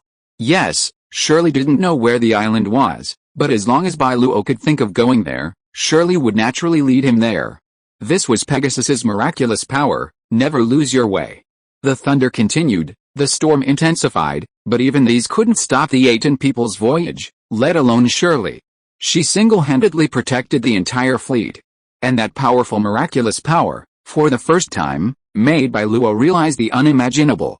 Whoosh, whoosh whoosh. Gradually, the torrential rain began to subside, the fierce wind dissipated, and the sun shone once more. Sensing a calm, the Athenians opened the hatches and climbed out of the cabin, witnessing the clearing sky after the rain, a dreamlike scene. At that moment, the Athenians knew they were safe. "It's over," Bai Luo, riding on Shirley, opened his arms and smiled broadly at the sun. "We made it, Shirley, we defeated it." Shirley was also excited. This was the first time she had demonstrated her power in her own field, and the overwhelming sense of accomplishment filled her with unbearable joy. What an incredible power! Standing on the deck, the old uncle shook his wet white hair. He gently rocked the helm, a look of deep thought in his mind. Miracle, the senior sister looked from Shirley to Lilith. The existence of a miracle allowed the Athenians to triumph over nature. This was a victory for life. The wind has died down, the storm's over, look ahead. Just as the Atón people rejoiced, Phyra pointed into the distance and shouted, "Look there! Look over there!" At the far end of their sight, a small black dot caught everyone's eye. "Is that the destination? We're here, oh my god!" The Atón people all came onto the deck. Children and women held on to the railings. The braver ones, like Norse and Abaddon, climbed up the trees connecting the ships to the other boat. Even Inya and Jira followed suit. "We found it! We found it!" There, Norse was ecstatic, and Inya and Jira were equally delighted. Bai Luo flew Shirley around the ship, confirming that there were no safety hazards, and then returned to the deck of the larger ship. "Uncle," Bai Luo descended from the sky, and the old man's face beamed with joy. He pulled out his telescope. "I remember there was a high point on that island." "Yes, that's it. Shirley has indeed led us to our destination." Lilith had magically crafted the telescope, but the assembly was left to the uncle. His mastery of manual labor. "Let me see, here." Bai Luo took the telescope and, as expected, spotted a portion of the island's outline. "That corner, that's a mountain." The island was peculiar. It resembled a bamboo hat, with a raised center and sloping sides, gradually lowering. The entire island was estimated to be 2,700 square kilometers, equivalent to a circle with a radius of about 30 kilometers. Of course, the island's shape wasn't a circle. This was just an analogy, giving it an approximate size. This island is surrounded by cliffs on 3 sides. Only to the west is there a beach, suitable for building a harbor. This would facilitate fishing and travel. The entire island's environment is slightly different from ours. The temperature is higher, and the winters are less cold, the uncle explained. Behind the beach is a vast forest with fertile soil. We can cultivate the land and raise wild animals for meat. The north is rocky and has many mountainous hills.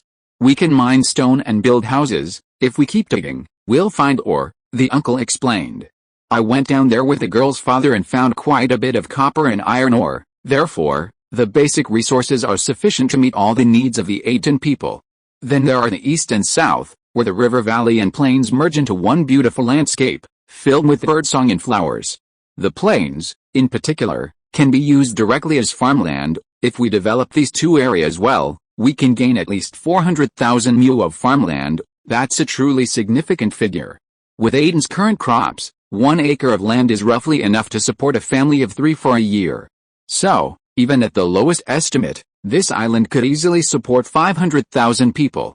Not to mention the port, which allows it to draw food from the sea. And how many people are there in Atón? A mere 80. Bai Luo wouldn't dare even ask for 500,000. But until the population reaches 200,000, Atón will definitely not face food shortages. As for the highest mountain, the uncle said, my idea is to transform it directly and build a city that can accommodate tens of thousands of people. That way, the entire island could be utilized by the people of Atón. 2,700 square kilometers of land is more than enough to support even 500,000 or 600,000 people. Of course, food is a significant issue, so Atón Island probably can't support so many people. Even if it could, it would likely be abandoned due to the pressure. Chapter 39 Pirates. What a wonderful place, Bai Luo commented, listening to his uncle's description. The uncle, who was steering the ship, frowned slightly. He noticed something and hurriedly said to Bai Luo, tell the boys and girls from the White Eagle family to send out the eagles to scout. I think something's wrong. What's wrong? It seems someone's here, the uncle finished, then immediately scoffed. Right. We've known this is a great place for so many years, let alone others. Has the island been occupied? Worst case scenario, yes, the uncle's words were concise. He looked at Bai Luo and asked, what are you going to do? Bai Luo hesitated for a moment, but when his eyes fell on the children of Atón, he gave a firm answer. War. The Atón people had no retreat. They had no choice but to move forward. Anyone who stood in their way would either surrender or become the dust of history, crushed by the wheel of the Atón. Perhaps, it's not necessarily the worst case scenario. The old uncle had his own theories. The main reason he brought the Atón people to this island was that he felt it was more suitable for Atón's development. Around noon, about half a day had passed, and the White Eagles returned. After landing on the island, they separated and, at top speed, surveyed the entire island for several hours. Blessed by Lilith's miraculous power, the White Eagles had gained considerable wisdom. Though still unable to speak, they could answer the old uncle's questions with nods and shakes. How many people are there? Hundreds, thousands, tens of thousands. The people of this island didn't have Bai Luo's first moment holy bag. Relying solely on the scrap crops of the miracle continent, their food production wasn't that high. Generally speaking, at least 5 mu of land was needed to feed one person. Therefore, the island's population could never exceed 50,000. Even so, it still posed a significant challenge for the Atón people. Their numbers were simply too small. However, the answer surprised Bai Luo. It was the old uncle who smiled as if he expected it. A little over 1,000? So few. How could it be so few? Bai Luo pointed at the White Eagles and said, everyone's life and property is in your hands. Don't let me down. A few of the White Eagles seemed to hesitate, but the Silver Eagle, the leader, raised its head and met Bai Luo's gaze with absolute determination, as if to say, if I make a mistake, you'll roast me. Good. You're brave. Bai Luo looked at the old uncle and asked, Uncle, what do you think of the situation on this island? It's pretty much what I expected. An island like this is impossible to occupy, let alone develop. As for the reason, the old uncle said 2 words, immediately dispelling everyone's confusion. Pirates. This island was indeed a good place. But precisely because of its goodness, it was difficult to develop, because this sea area was too far from the mainland. It was isolated overseas, in a position that was difficult for any country to control. Pirates are common in this area, the uncle explained. They plunder passing merchant ships and the inhabitants of the surrounding islands. Even if people are still living here, it won't last. Pirates will return again and again until they make it their own. Then why did you choose this place, Dad? Inya suddenly asked, and everyone was curious. After all, the uncle was always so meticulous in his planning. He wouldn't make such a mistake. Everything he did had a purpose and a benefit. Isn't it better to choose this place? The uncle told the Atón people, be prepared for danger in times of peace. If there's really no pressure at all, it will only harm you. Indeed, if even the threat of pirates disappeared, wouldn't the Atón people be reduced to mere greenhouse flowers? Are you afraid of pirates? The uncle's question instantly irritated everyone. Ho, just pirates, kill them. Although the Atón people were mostly women, some boys, and even girls, said the pirates were nothing to fear. If they dared to come, they would be killed. The Atón were no pushovers. They loved fighting and craved war. Living peacefully here for a decade or 2 would make them uneasy. Without even a decent opponent, what was the point? Alright, now for our first test. The old man stopped the boat and asked Lilith to cast a cloak on it to avoid detection by the pirates. Over there are over 1,000 pirates, the old man said, pointing to the island ahead. They're different from the ones we've encountered before. There aren't many civilians among them, not many good people either. They're all desperate, bloodthirsty criminals, mercenaries on land, pirates at sea. They were no different. This also means you're facing potentially thousands of enemies, the old man said. Over 1,000, maybe even close to 2,000 adult fighters, and the old man gestured around. Even if we include the women, there's only about 30 of us, 30 against 1,000, 2,000, or even 3,000. 1 against 100, is that hard? 1 against 100, that's all. Inya wasn't very skilled, but she was incredibly arrogant. I can take on 200, okay, if Inya can take on 200, then I can take on 300, I can take on 500, 1,000 is the minimum. Why do we need 30? 10 can wipe them out. There's a kind of arrogance called the Atón people.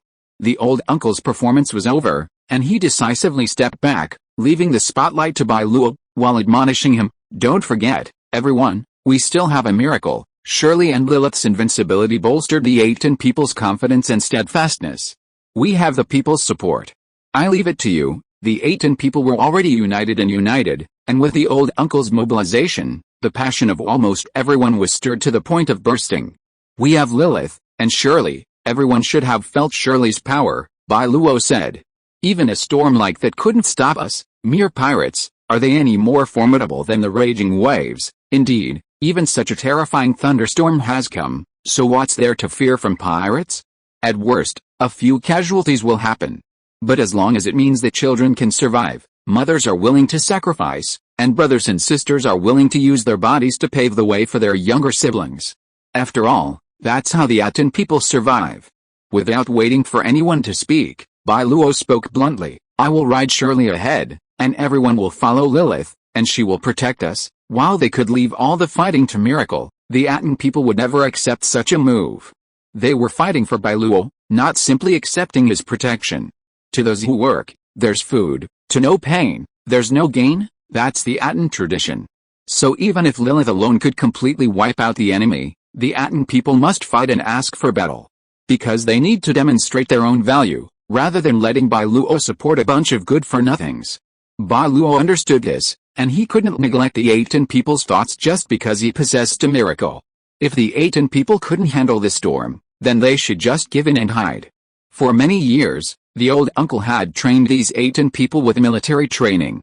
They had to obey orders, not have any questions, and do their own thing. But the Atón people were not facing a natural disaster storm, but a group of pirates. Even without Lilith and Shirley, as long as the Atón people seized the opportunity, they could wipe them out. Uncle, I'll go with you. The old uncle positioned himself as someone who could be sacrificed at any time, so he wanted to keep the most dangerous and front-line positions for himself. Bai Luo wanted to refuse, but the old uncle's fighting ability was indeed impressive.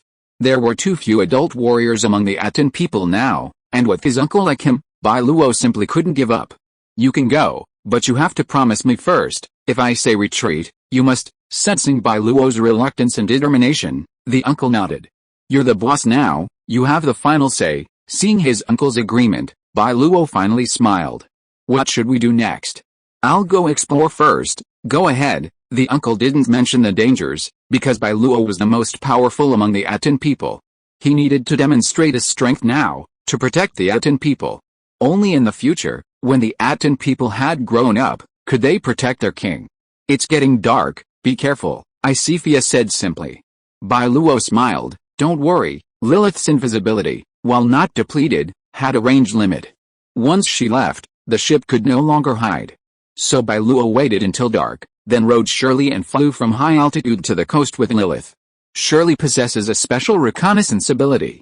It can accurately determine the number and distribution of creatures, regardless of day or night. Shirley can quickly determine how many people are on the island.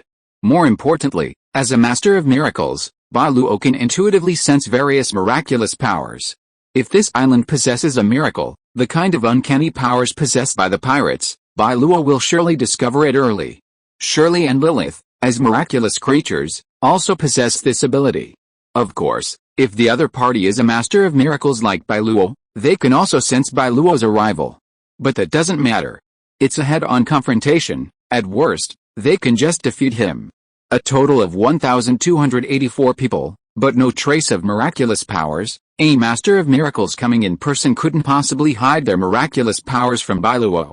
Therefore, Bai Luo could be certain that there were no miracles here.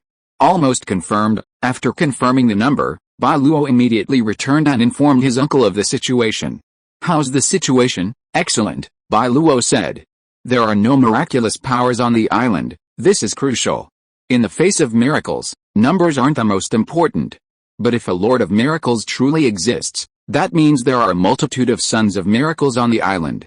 These individuals are formidable opponents that the current Atón cannot easily declare war on.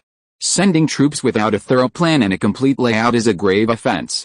If a miracle truly exists," the old uncle said, "then we'll have no choice but to abandon this island." Indeed, it wasn't a question of victory or defeat, but rather a significant disparity in the strengths of both sides. Bai Luo needed to think twice for the sake of the Atón people. Fortunately, these pirates were ordinary men. How many? 1,284. What's the point of planning? Just a single wave. Hearing that there were only a little over 1,200, Knowles immediately stood up and shouted, "I'll be the vanguard, and no one is allowed to compete with me." With that, Knowles was slapped to the ground by the old uncle. "Even if there are only a few of us, we must be well prepared. Underestimating the enemy is a taboo." The old uncle indicated that Knowles still had much to learn, so he personally arranged the arrangements for everyone, even drawing a map of the fishing port. "Memorize it all." "Got it, old man." Knowles rose from the ground, rubbing the back of his head with an awkward smile. "Vanguard General, hey, little Knowles, don't think you can be so arrogant just because you haven't wet the bed." Diana now held a spear, and at her side were several older women of the Atón clan. They were exceptionally powerful. While most were not as strong as Knowles, even he wouldn't dare challenge more than 3 of them simultaneously. The women of the Atón clan were fierce beings, brave enough to tear apart tigers and leopards with their bare hands. When reminded of his childhood scandal, Knowles looked at Diana with dissatisfaction. "Who doesn't wet the bed? Is there anyone?" "Yes." Diana wanted to say that Bai Luo had never wet the bed, but with Bai Luo's current status, she naturally didn't dare speak up. All right, Bai Luo interrupted their bickering. "We're few in number. If we're all together, we'll be in trouble if we're targeted, and it won't help our output. Divide into 6 teams, 3 teams of 6, sisters. Diana, Amiter, and Gonia lead them." "Yes, as you command." Most of them were women with children, but a few were 17 or 18, or even 20 or older. Gonia, for example, was only 18, but because her Atón bloodline wasn't exceptional, her strength was far inferior to her sisters. Furthermore, unlike Jira, who possessed amazing archery skills, Gonia wasn't often considered a significant combat force within the Atón. Fortunately, Gonia had a high IQ. Bai Luo felt she was suited to being a researcher, a scholar. Now was a crucial moment, and the older sisters had become crucial forces. Diana, for example, was a particularly capable fighter, capable of single-handedly challenging Norse and even overwhelming him. If it weren't for her 2 children, Diana would have preferred to remain a warrior, not a mother. Amiter, the daughter of Grandpa Shanwang, is the village's herbalist and botanist. Now 36, Amiter has a son, Boya, roughly the same age as Abaddon, and a 6-year-old daughter, Stephanie. In her youth, she was also a renowned hunter in the village. Although many women had been sedentary for years due to food shortages, their time aboard the ship, under the guidance of their senior sisters, had rediscovered their martial arts. While they wouldn't claim to have surpassed their peak, they were still 70% to 80% proficient. The remaining 2 teams will be led by me, and by my uncle. 1, Knowles, Isifia. Angela, follow me in charge, Bai Luo said. Ini, Fyra, Little John, Leon, and Sheila, follow my uncle. Thus, the entire group of 30 was arranged. The remaining 50 were mostly children, but a dozen or so adult women remained to provide protection. Chapter 40, Dark Moon and Strong Wind. The moon is dark and the wind is high. What beautiful weather! Bai Luo gazed at the dark clouds obscuring the starry night and instructed his uncle to slowly steer the boats toward the coast. There were enough small boats, no need for Lilith to cast a spell to create more. They boarded 5 of them and quickly reached shore. The harbor was a simple wooden structure, dotted with numerous single-story houses, housing roughly 3,000 people, making it a medium-sized fishing village. It's quite close. The houses were located close to the coast, and some pirates were on night watch patrolling. However, Bai Luo saw no ships at the harbor. His uncle said, "No ships, which means another group of pirates isn't here. Anyone out? It seems we'll have to prepare for another battle after this one." His uncle had previously estimated the pirate population to be over 3,000. But with only 1,284 people on the entire island, and not a single ship in the harbor, it was clear that a large number of pirates were still looting. "There are indeed only about 1,200 people here," the old man, with just a few glances, roughly determined the population of the fishing village. He asked, "Are there another 100 on the island?" "Yes," Bai Luo said, "when I was searching earlier, I found them living in the woods." "That's a bit strange. What are they doing on the island?" "I don't know." Everyone was puzzled. Why would the pirates go to the interior of the island? Could there be some treasure on the island? Could it be a treasure trove? Little John's imagination ran wild. It was a real possibility. Bai Luo said, 100 pirates guarding treasure? Yeah, that's a possibility. Whatever, kill them all first. Bai Luo gave the order, and everyone immediately took action. Attack, senior sister, Inya, Jella, Little John, and everyone else who was skilled with bows and arrows launched their attacks almost simultaneously. Swish, swish, they moved quietly across the muddy ground, making no sound. Their movements were extremely agile, and their work was clearly divided. They drew their bows and arrows, shooting down their enemies in one smooth motion. Puff, a single arrow slew them, leaving no survivors. Because the attack came so swiftly and suddenly, the patrolling pirates didn't even have the chance to speak before falling to the ground. The entire process barely attracted the attention of the other pirates. In the dim world, Lilith cast a silent fairy magic to ensure their successful infiltration of the small fishing village. Swish, swish, the group moved quickly, raising their heads and firing at high speed, picking off the pirates perched on the bridges, fences, and towers one by one. What's that sound? A pirate plummeted from the tower, the resounding impact finally drawing the pirate's attention. What's going on? Dead, dead. A pirate stared at the corpse at his feet in horror, then glanced around, seeing more bodies in the darkness. Enemies coming ashore. It's an attack. Ling, ling, ding. The alarm bells rang, waking all the pirates from their dreams, including their temporary leader, Mondo. Quick, everyone, grab your weapons. Damn it, who's attacking us? The pirates were dressed in rags, and having not bathed in ages, they reeked of sweat and fish. Everyone on guard is dead. How could it be? One strike, all of them. Mondo examined the bodies. It would have been fine if he hadn't looked, but once he did, he broke out in a cold sweat. Who the hell is this? What terrifying archery skills! Almost none of the bodies had been struck by secondary damage, all were killed by a single arrow. Is everyone here? Everyone's up. Where are they? Where are they? A pirate fishing village of over 1,000 people, with no proper command, was suddenly awakened, leaving many unaware of what had happened. Observing the chaos, Bai Luo raised his hand and gestured, separate as planned. Yes, the Atons were few in number, only 30. Even if they had infiltrated the fishing village, Lilith's magic had kept them hidden. Everyone moved swiftly, as if they had rehearsed the action countless times in their minds. Swish, ah, screams echoed in unison. The arrows weren't fired directly at the pirates, but rather at their backs. The intense pain immediately sent them wailing. Where the hell is it? Who's shooting? Light the torches, quick, over there. There seems to be a figure over there. The arrows were nearly exhausted. Furthermore, Lilith's magic needed to be applied to so many areas, and the Atonians were moving so quickly, so some were missed. Sure enough, Bai Luo heard the pirates' voices. They had spotted the Atonians. You can't even see them right in front of you? Are you blind? Bai Luo had surely unleashed the miracle light. With absolute certainty, he appeared before the pirates and began to attract their attention. I'm here, over there, white light, what is that? A horse is glowing. The pirates had never seen anything like it before. Most of them had no idea that miracles existed in this world. Even Mondo wasn't entirely clear. Shoot. Quick. Shoot. With a chaotic barrage of commands and instructions, Mondo simply shouted for everyone to attack, but no sooner had he finished his words than a painful wail echoed from behind. The Atón in the forest launched another attack, leaving Mondo caught between the lines. He had no idea how many Atón were there, and the white light emanating from Shirley had left him bewildered.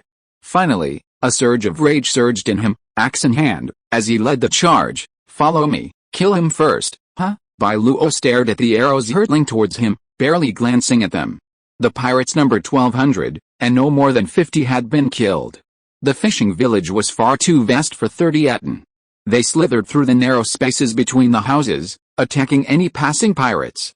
Teams of several Atons manned the already scattered pirates, further fragmenting them.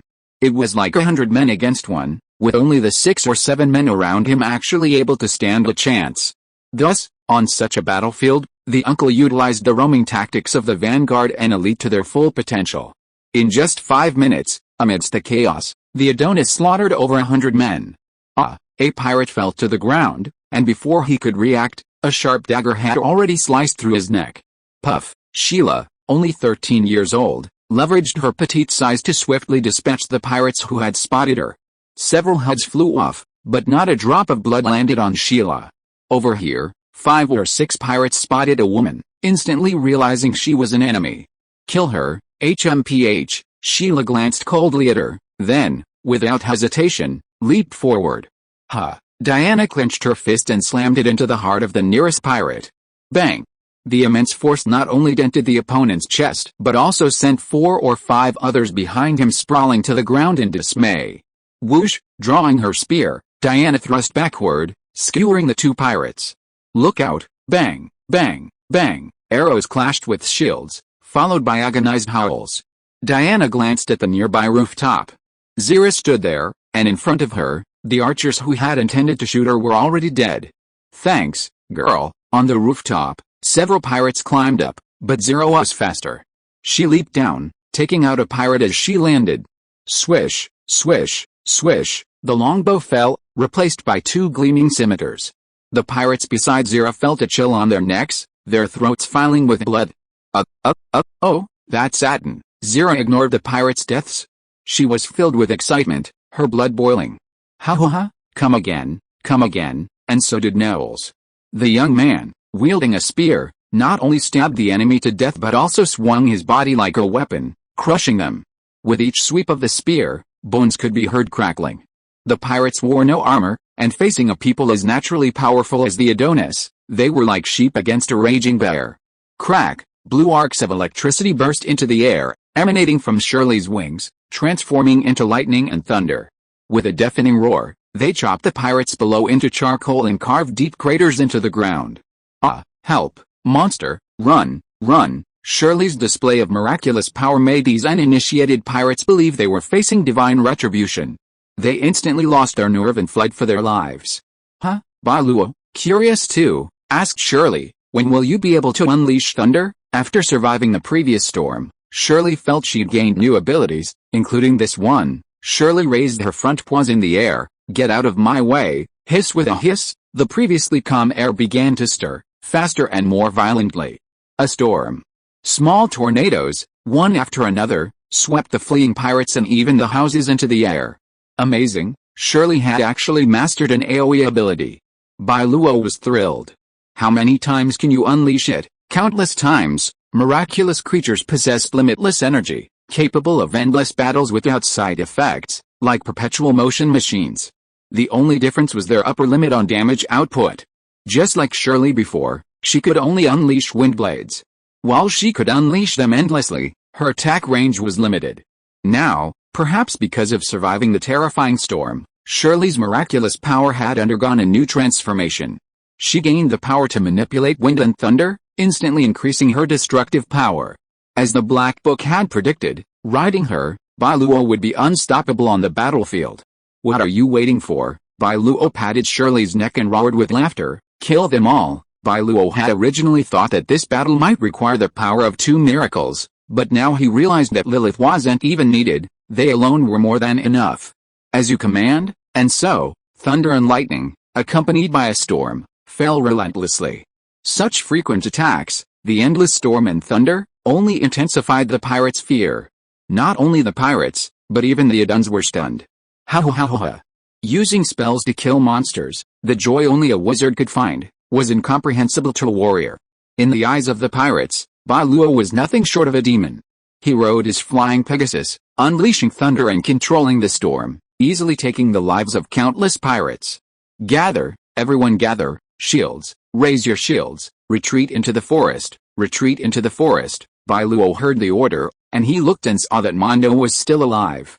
Zizile, slow. Bai Luo stopped Shirley, who was about to kill Mondo with lightning, and he took down the spear hanging on the side of Xianma. As the leader, I still don't have a head, so let me do this. Block it, everyone block it. Mondo was completely unaware, and although he was shocked and angry, he still made the best judgment at the critical moment. Whoosh!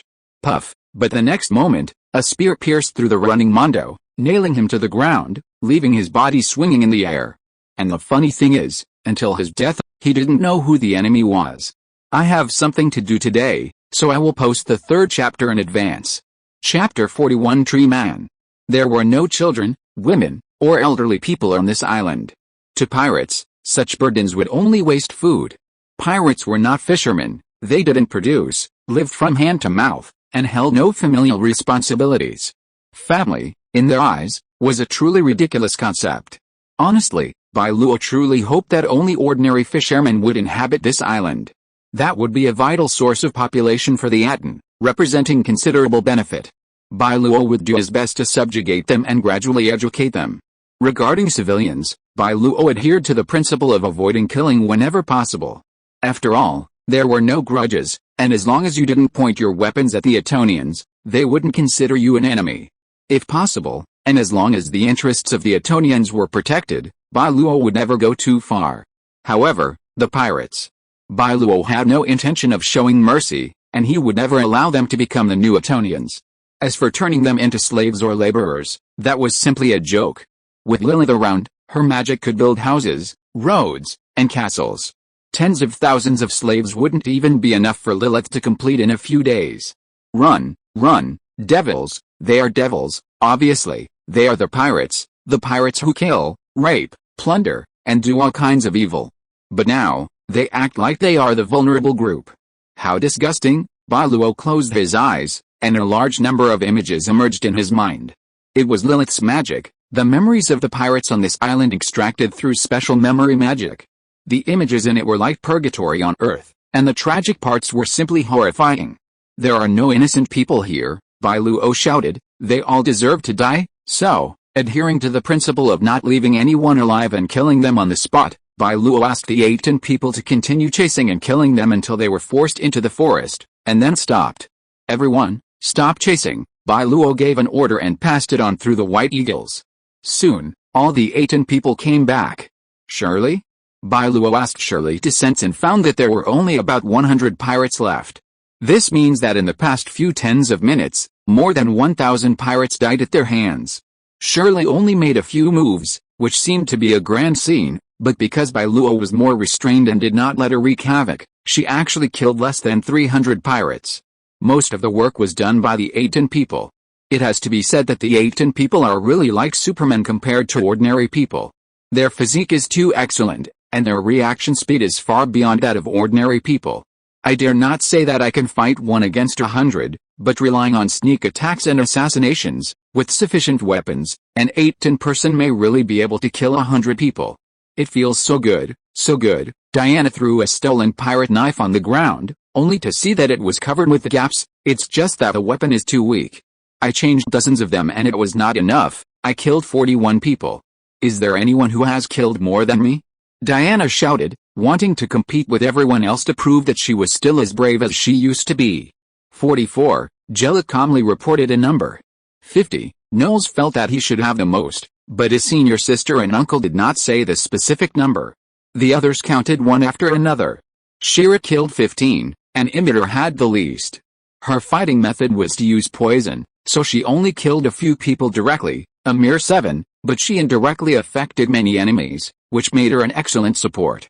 You guys are too fierce, I only killed 12. Inya said that her luck was really bad, following the uncle to kill minions. I should have known not to go with Dad. Dad always likes to steal my monsters. In the end, Everyone counted and found that their total count added up to about 700, but there were still 300 left. Inya and grandfather killed 300, I killed 95, the uncle said frankly without hiding anything. Inya should have killed 203, yet senior sister never asks for credit, and even feels that she has killed too few and there's nothing to brag about. Boss, what about the group in the forest? Should we chase them? Lilith has already gone there, Bai Luo said. You guys clean up here, I'll go take a look in the forest. That's right. Bai Luo stopped and looked behind him. Kill those who are running into the sea. Some pirates chose to jump into the sea, but most of the pirates chose to flee to the mountains and forests. This was Mondo's last order before his death, and they obviously regarded it as their last life-saving straw. However, the forest is not a good place, at least for these pirates. The forest is more deadly than Shirley and the Atón people. Yes, sir. The people of Atón were eager to try, and with Bai Luo's order, they immediately launched a hunt for the enemies who fled to the beach. As for the pirates who fled to the forest, 1,000 pirates were killed by them, and the remaining 100 were not to be feared. But Bai Luo was a cautious person. If these pirates were really scattered, it would be very troublesome, so Bai Luo sent Lilith. They actually fled into the forest and sought their own death. Both Nors and Jella had fought with Lilith in the forest. They would probably never forget that terrifying power. Hula hula, first they were ambushed by the people of Atón, and then frightened by Shirley from Bai Luo's family. The remaining 100 or so pirates seemed to have lost their fighting spirit and were almost in despair. Damn it, a pirate vented angrily, what the hell are they? How can they be so powerful? Flying horses, thunder and lightning, and storms, is this a punishment from God? The pirates had long been discouraged and even began to doubt their lives. Some of them even repented. If there was no God in this world, I'm afraid some people would really pray on the spot and ask for God's forgiveness. Bai Luo naturally agreed with this. I will fulfill your wish and send you to see God. What should we do? What on earth do they want to do? Snap! A branch was broken by a pirate, and a clear sound was made in the darkness. The sudden movement scared a pirate who stood up and then fled in panic. What's going on? Run, run! The pirate's screams caused a chain reaction. The other pirates didn't understand why, but driven by fear, they still ran. Whoosh, whoosh, whoosh. The pirates almost used up all their strength and ran for their lives. A group of people shuttled through the dense forest, rustling and rustling. They moved forward in the dark, not even daring to light torches, for fear that the terrible demon would follow the firelight and catch up with them and kill them all. But after running for a long time, they found that there was no sign of pursuers around. Who is it? Which idiot said to keep running? You made me run for so long, bastard. Hoo-hoo, where are we now? The pirates were panting, but their fear did not ease because of their exhaustion. In the dark night, the loneliness in the forest was even worse. The cold environment, coupled with the threat of death, wove into a big black net that enveloped everyone. The silence was broken by a scream, and the pirates were startled. What's wrong? What happened again? Which idiot is it again? Boom boom. There was no answer, but instead, there was a movement like an earthquake. The ground beneath his feet was shaking, and the sound of trees breaking echoed in all directions. A pirate only felt a strong wind blowing on his face. That was the smell of earth. Bang! Intense pain rushed straight to the brain, followed by eternal darkness. Boom! Galala, more and more sounds came one after another. This was the sound of big trees swaying, but there was neither wind nor rain around. Why did this happen? What on earth is going on? What on earth is going on? A pirate finally couldn't help it. With trembling hands, he took out a fire-core charcoal from his pocket, a tool specially used for making fire at sea. Because there was nothing to burn, he simply took out a bottle of wine, poured it on the ground, and then threw away the fire-core charcoal in his hand. Hula, the flames burned, and the light finally illuminated the dark and gloomy forest. However, the next moment, the pirate opened his mouth wide, as if he had seen something terrible. He stepped back repeatedly, his legs trembling, and a large amount of liquid flowed from his crotch. Dry bark, wrinkled faces, and sunken eye sockets stared at him intently on the trunk of the ancient tree. Corpses were pierced by branches and fell in midair. The ground was covered with pirates who were trampled into meat paste. The blood mixed with this oil gave off a disgusting smell. Even the pirates with their heads hanging on their belts were scared to death. Roar! The tree people let out a sharp and terrifying roar, completely destroying the mental defenses of every pirate. In the firelight, The shadows of countless pirates were torn apart, and the tree roots turned into feet and fell, and with the sound of bones breaking, they were crushed into meat paste. Until the dawn, the whole forest gradually returned to peace. There was no blood, no broken limbs. There were only lush trees and extremely flat land. Splash! A bucket of cold water was poured over his head, and a pirate woke up with a scream, tears streaming down his face. Monster! Monster! Don't kill me, don't kill me. The memories in the darkness were vivid. He had no idea what happened. The only thing he remembered were those scary trees with faces, monsters like demons.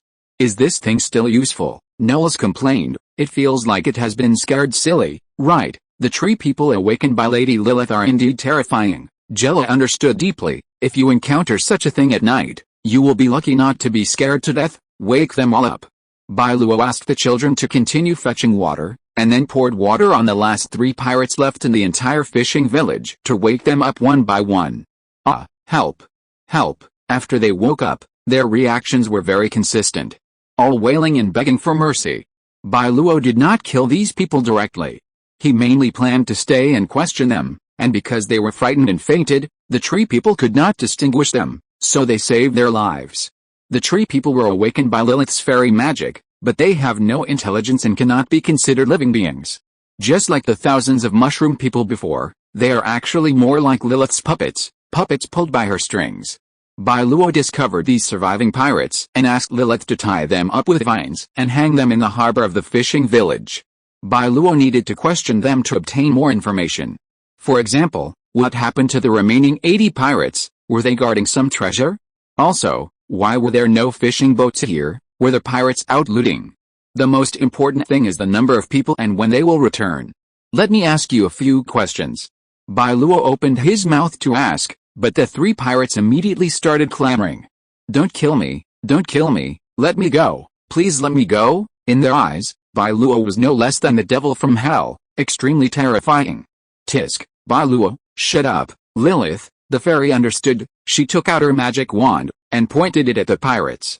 Then, pink smoke enveloped the 3 of them, and went into their noses along with their breathing. Soon, all 3 pirates lost their minds. They were dizzy, as if drunk. Lilith cast a hallucinogenic spell on them. The effect of this fairy magic is a bit like truth serum. If you're listening to this novel on a channel other than Fanfic World, it means they downloaded and uploaded it without effort. We cordially invite you to visit our channel, Mundo Fanfic Novelis. There you'll find the original version of this story and you can explore many other novels of various genres. We're waiting for you to immerse yourself in a world of incredible novels. Chapter 42 Miracle Race. Thanks, Lilith. Bai Luo looked at the 3 pirates. How many pirates are there on this island? Yes, 3,000, over 3,000. The pirates, in a trance, blurted out their secrets. To ensure the reliability of his information, Bai Luo asked several other pirates and received similar answers. Over 3,000. Hearing this number, Bai Luo secretly breathed a sigh of relief. The pirates were not to be feared. They had taken out 1,200 today, and another 1,800 wouldn't be difficult. Shirley and Lilith's power was too terrifying. If they attacked, it would only be a matter of time before they could wipe out tens of thousands, not just 1 or 2,000. However, these pirates told Bai Luo some not-so-good news. What do you think, Uncle, Pirate King Morgan? These pirates were not guerrillas. They were organized and affiliated with a great pirate named Morgan. The legend of Morgan dates back at least 150 years, the old man said. Rumor has it that he commands the Black Wanderers, the largest pirate group in the eastern seas. Miraculous power is extremely rare on the seas, possessed only by the Azure Duchy and a few pirate kings. Because their abilities vary, it's often referred to as the power of God, the Lord of Miracles, rather than a miracle. This is a common tactic used by the kings of the Land of Miracles to fool the people. 150 years, Bai Luo, descendants? Or family inheritance? In Bai Luo's opinion, it's impossible for humans to live that long. So, Morgan is just a title, like a nickname? His Majesty the Pirate King possesses divine power. He's 200 years old, eternally youthful. If you attack this place, His Majesty will surely learn of it, and then he'll send his troops for revenge. A pirate spoke these words dazedly, and Bai Luo frowned slightly. Come on, I'm afraid I'm not even afraid. Bai Luo feared no one like the Pirate King, nor did the Atonians. The only problem was that the pirate's description of Morgan was too bizarre, which made Bai Luo wary. Eternal youth, is that real? What a charlatan! Bai Luo realized the pirate himself might not believe it, merely treating it as a legend. After all, the pirate in front of him had never seen Morgan. Living 200 years old? Can a person live that long? Bai Luo thought of the wonders of miracles, and he revised his understanding. Could there be a miracle in this world that can grant immortality? Yes, the old uncle said. The Marcus Kingquin of the Iron Eagle Kingdom possessed such a miracle. When the old uncle mentioned this person, he seemed to recall something from the past, but didn't elaborate. Bai Luo, well, hearing that even the miracle of immortality existed, what else could Bai Luo say except that miracles are amazing? Furthermore, miracle creatures are closely related to the Lord of Miracles, and they can also grant a Lord of Miracles immortality. Huh? Bai Luo thought of Shirley and Lilith. He pointed at himself, and the old uncle nodded in confirmation. However, this was only the Lord of Miracles. For Bai Luo, having lost his family and pursuing immortality alone, it was meaningless. So, his uncle told him that the power of miracles could extend human lifespans. Even better, he wanted to find a miracle related to life, like the Marcus Kingquin's Fountain of Youth, which could directly grant ordinary people infinite lifespans.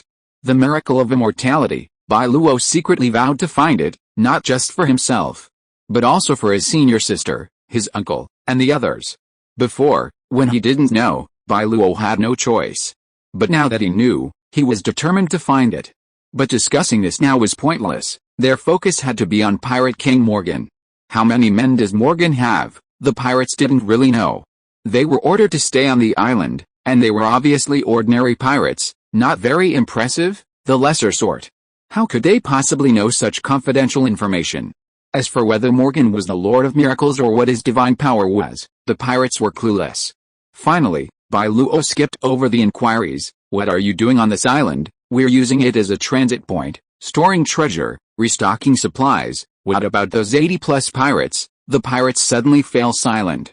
Bai Luo looked at Lilith, puzzled, only to hear her say, Master, you're asking them questions they have no idea about. It was like someone suddenly saying Dalabang Band Bidi Budo Biluan while asking a question.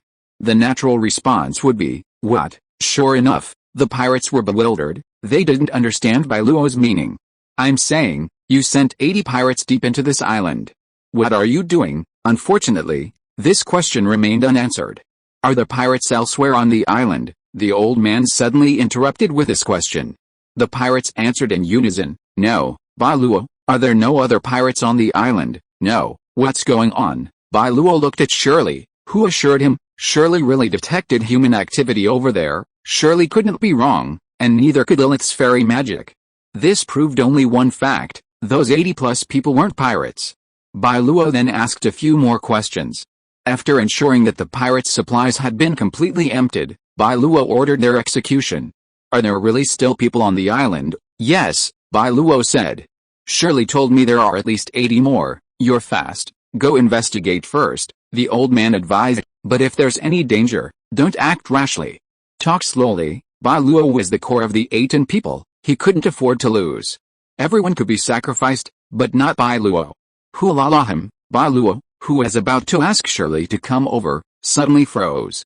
His uncle noticed. What's wrong? Good news? Bai Luo didn't say much, just gave his uncle a smile. The uncle was puzzled, but quickly understood. You go ahead and do your work. If you need anything, come to me, the uncle said. I'll help you arrange things here, then I'll be leaving, Bai Luo said, then mounted Shirley and took off into the air. Lilith immediately followed. She sat on Bai Luo's shoulders and asked, Master, let Lilith help you fight from now on. The harbor was no longer dangerous. The remaining pirates were concentrated deep within the island. Bai Luo was about to rush there, and if there was any trouble, he would handle it. Yes, Bai Luo nodded and said, then we'll find a new miracle while we're at it. Although Lilith was a miracle creature, she also understood the laws of miracles and understood how rare they were. Bai Luo naturally knew this, but he possessed 3 miracles himself. Who could be more experienced in finding miracles than him? That's how the master found you, Lilith, huh? Lilith blinked her adorable eyes and covered her mouth. Master is so amazing, of course. Shirley was proud of it. Master, you're invincible, and so handsome, hey, The two little cuties' laughter and chatter echoed in Bai Luo's ears. He felt that they shouldn't say such things. One should still be more low-key. Although it was all true, it was not good to say it so loudly. Now, let me see what this fourth miracle is. Immersed in consciousness, the black book appeared, and then turned page by page, stopping at the fourth page, which had been blank. They are innocent, simple, and kind. They never covet the flesh and blood of living beings. Yet, they are cruelly betrayed and coveted. Is that extra 666-year-old heart a blessing or a curse? They have lost their king and their home. Merciful Lord, please allow them to wander the forest once more, becoming the dreamlike people of stories and legends, to be questioned about their years. Time remaining. 364 days and 23 hours. Direction. 60 degrees east by south. So long, Bai Luo muttered to himself. This was the first time he had encountered such a long riddle. No, it's not just a riddle, it feels like it's telling me a story, but it's packed with information. I don't know where to begin. They are innocent, simple, and kind. They never covet the flesh and blood of living beings. The first sentence, innocent, simple, and kind, refuses to consume the flesh and blood of living beings. In short, it's supposed to be telling Bai Luo about this new miracle. Oh, there's another crucial piece of information in the riddle, they. The black book uses the word they. Could it be the miracle race? Saros suddenly thought of the 80 humanoid beings on the island, unknown even to the pirates. Is it them? They don't eat flesh and blood, which means they're vegetarians. The first sentence, while long, was simple. It simply meant vegetarians. Shiro rode on Shirley's back and flew toward the location indicated by the black book. But this time, he didn't even need the black book. Shirley could sense it herself. Shirley, that's the life wave you discovered earlier. Take me to them. Yes, master. Shirley flew as if on autopilot, allowing Shiro to continue pondering the black book's riddle. Yet they were cruelly abandoned and coveted. That sentence should be referring to their situation, Shiro said. They look miserable. Indeed, there are only 80 of the miracle race left, even worse off than the Yatans. Is that extra 666-year-old heart a blessing or a curse? I don't understand it all. What does this sentence mean? Bai Luo found himself at a loss. He pondered for a long time, but couldn't figure out what the third sentence was about. A power? Or is it literally a curse? A 666-year-old heart. Bai Luo, teacher taught us to skip questions we don't know how to answer, and come back to them after we've finished the ones we know. So, Bai Luo decisively chose the last sentence. They have lost their king and their home. Merciful Lord, please allow them to once again wander the forest, becoming the dreamlike people of stories and legends, being questioned about their years. That sentence holds so much information. Bai Luo, losing their king and having no home? This must be a reminder to me to give them these two things, give them a king, give them a home. Easy. This is so easy. As long as they bow down, not only can I give them a home, but 100 Bai Luos could give them that. The most troublesome thing is that this king and home don't mean literally, but something like feelings, for example, getting their recognition, or giving them the warmth of home. Bai Luo, traveling through the forest again, this should be an attribute. They are a miracle race with forest attributes, are the dream people in stories and legends a very famous fantasy race. Asking about ears, Bai Luo thought for a moment and said to himself, this sounds a bit familiar. Forests, a frequent visitor in fantasy stories, are always asked why your ears are pointed. Bai Luo folded his hands and thought, if you let me guess, I should guess. Chapter 43 Descendants of the Tree Elves. We're here. Shirley was within 1,000 meters of their destination, but thanks to Lilith's invisibility, they were undetected by the forest dwellers. It had to be said that this place was quite secluded. Most people wouldn't have guessed that a group of people could live in such a dense forest. The pirates had clearly explored the island, but even they hadn't been able to find it, demonstrating the extraordinary hiding abilities of this miraculous race. Next, let's run over there, Bai Luo told Shirley to slow down. Because of the miraculous element, Bai Luo didn't consider these people enemies. If possible, he would naturally do his best to subjugate them. If a miraculous contract could be signed, Bai Luo could treat them the same way he treated Shirley and Lilith. If there was even the slightest refusal, a lack of genuine devotion, the contract would be impossible. Furthermore, the miraculous race was still miraculous. If Bai Luo knelt, all the adults in the race would be buried with him, reduced to ashes. While the minors wouldn't die instantly, they would lose their miraculous powers and quickly become mortals. Therefore, the miracle race shared honor and disgrace with the king they served, and were the most loyal subjects. It's right ahead, master. The distance between the two sides was no more than 200 meters, and Bai Luo could vaguely see the other side's village. Their houses were built on tall trees, and the dense leaves obscured them, making them extremely hidden. Even if someone walked underneath, they would not notice anything unusual. There is no trace of smoke around, Lilith told Bai Luo. They should be a people who do not use fire. Lilith did not know that they were descendants of miracles, so she only referred to them by their ethnicity. Master, Shirley asked Bai Luo whether to continue forward or.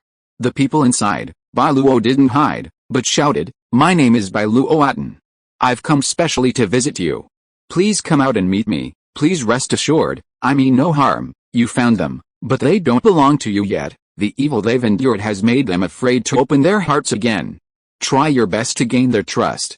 Only gentleness and kindness can lower their guard. Master, they've escaped." Shirley perceived these descendants of miracles fleeing at breakneck speed, showing no intention of communicating with Bai Luo. Just as the Black Book had suggested, they were terrified. But because the descendants of miracles were so decisive, Bai Luo had no time to consider the Black Book's suggestion. Bai Luo said, "Since we've come, we can't return empty-handed. Lilith, as you command." With that, Lilith's fairy magic was unleashed.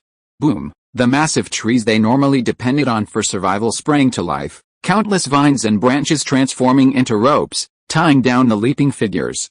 "Ah, what is this? I can't break free. How could this happen?" Frightened cries rang out from the trees, and Bai Luo instructed Lilith to cast a spell.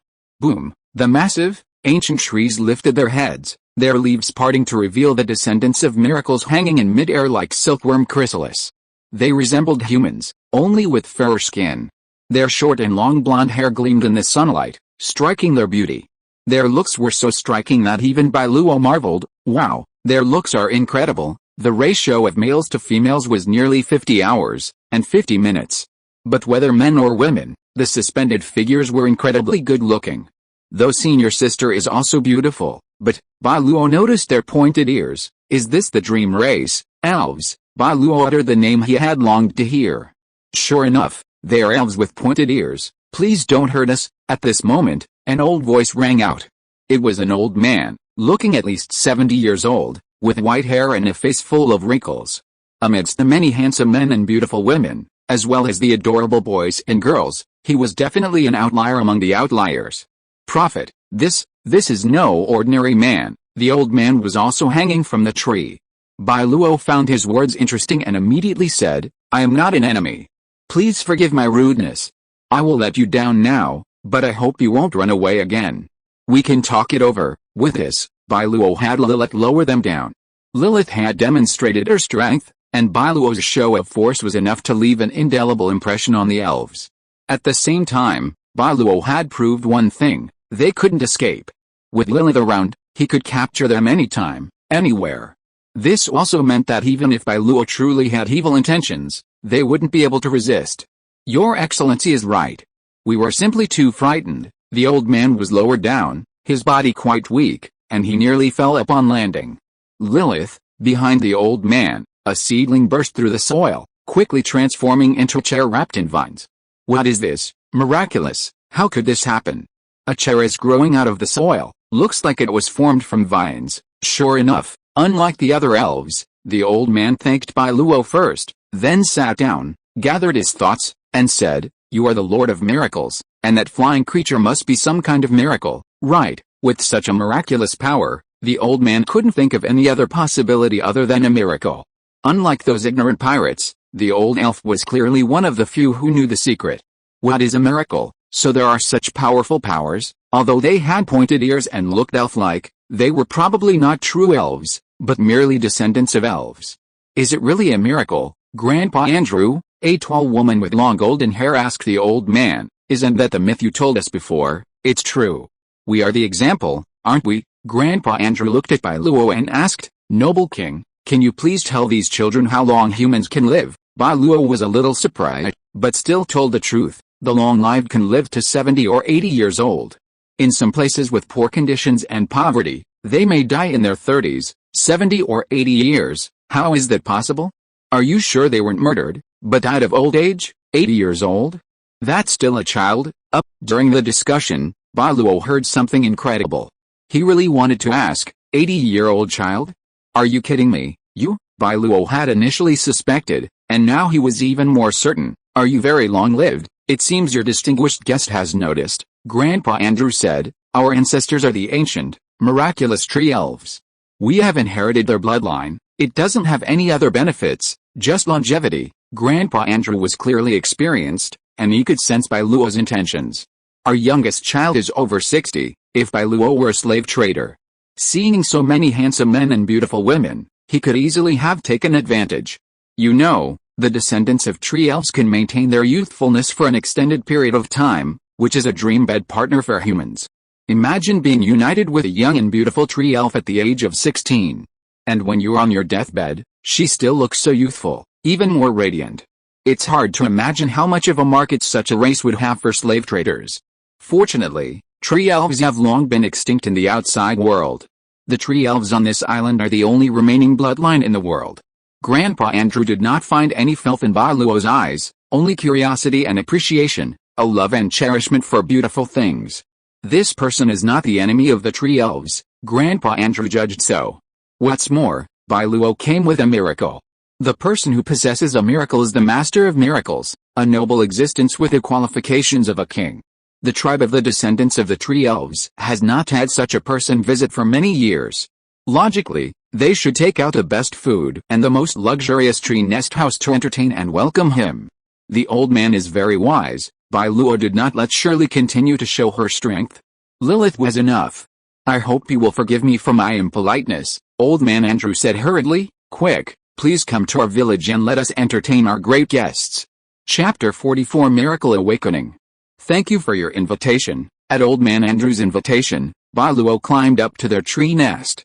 The Black Book clearly stated that tree elves were relatively benevolent descendants of miracles.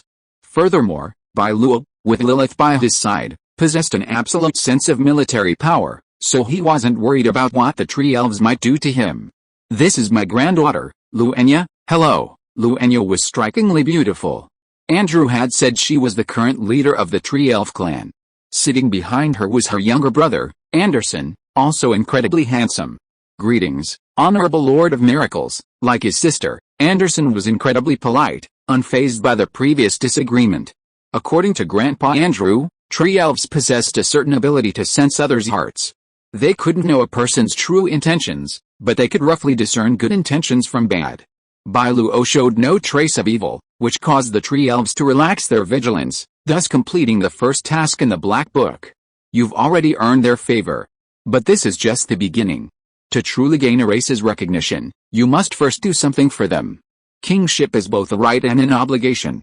You haven't eaten yet, have you? Grandpa Andrew used an archaic word from the common tongue, like suddenly hearing a complex and unfamiliar English word. Bai Luo was stunned for a moment. After a moment's thought, he finally connected it with his memory of eating, dining. Oh, yes, my people and I just landed on this island. I arrived in a hurry, so I didn't eat. The tree elves were actually a little nervous when Bai Luo mentioned his people. Besides that, they were also a little curious. Have you not encountered the pirates on this island? Inya, the tree elf matriarch, said. They are numerous and wield sharp weapons. While their individual combat power is inferior to ours, if a real fight breaks out, we will undoubtedly be the ones to be annihilated. We don't dare let them discover us, so we're hiding here. The descendants of the tree elves are limited in number. Compared to the endless stream of pirates, their population replenishment is far too slow. It's no exaggeration to say that every death is a loss. Don't worry, I've already wiped them all out. These few words hinted at the immense power Bai Luo possessed. To the tree elves, the 3,000 pirates, a force they could never contend with, were described so casually by Bai Luo, as if they were as vulnerable as chickens and pottery dogs. You really are. Andrew seemed to have guessed something about Bai Luo's thoughts. Excuse me, could you please tell us your purpose? If there's anything we can do, we'll do our best. Even if Bai Luo had asked for a few beautiful tree elf maidens, the elves, for the sake of survival, would probably have agreed. Oh, I don't want anything from you. The Black Book reminded Bai Luo that he needed to demonstrate his kingly demeanor, so he spoke in a grand manner. Our tribe is called the Atón clan. The Atón clan migrated here, Intending to make this island their new home, Bai Luo said. This way, the Atón clan and the tree elves will become neighbors. I believe you understand what this means, old man. One place, two peoples. Either live in peace, or go to war, and one conquer the other. Do you want to conquer us, old sir? There are only 80 of us. How can that be called conquest? Bai Luo said. I prefer to call it harmony, harmonious coexistence, harmonious coexistence. Grandpa Andrew had never heard such a word before. He pondered for a long time, still unable to grasp the meaning of harmony, but he understood coexistence. You mean, I hope to unite the Atón and the tree elves. We will merge into one tribe, collectively known as Atón. Bai Luo's words were shocking. As the king of miracles, I want to gain more people. This is the best solution for two peoples on the same island. Although it was called Atón, the word tree elves would not disappear, it would simply be incorporated into Atón. What do you think, old sir? To be honest, Andrew was reluctant. After all, this was too much of a bully. It was almost the same as forced purchase or even forced demolition. But the descendants of the tree elves, facing their current predicament, had no choice but to submit to Bai Luo if they wanted to avoid extinction. His previous show of force had clearly demonstrated to all the descendants of the tree elves how powerful Bai Luo was.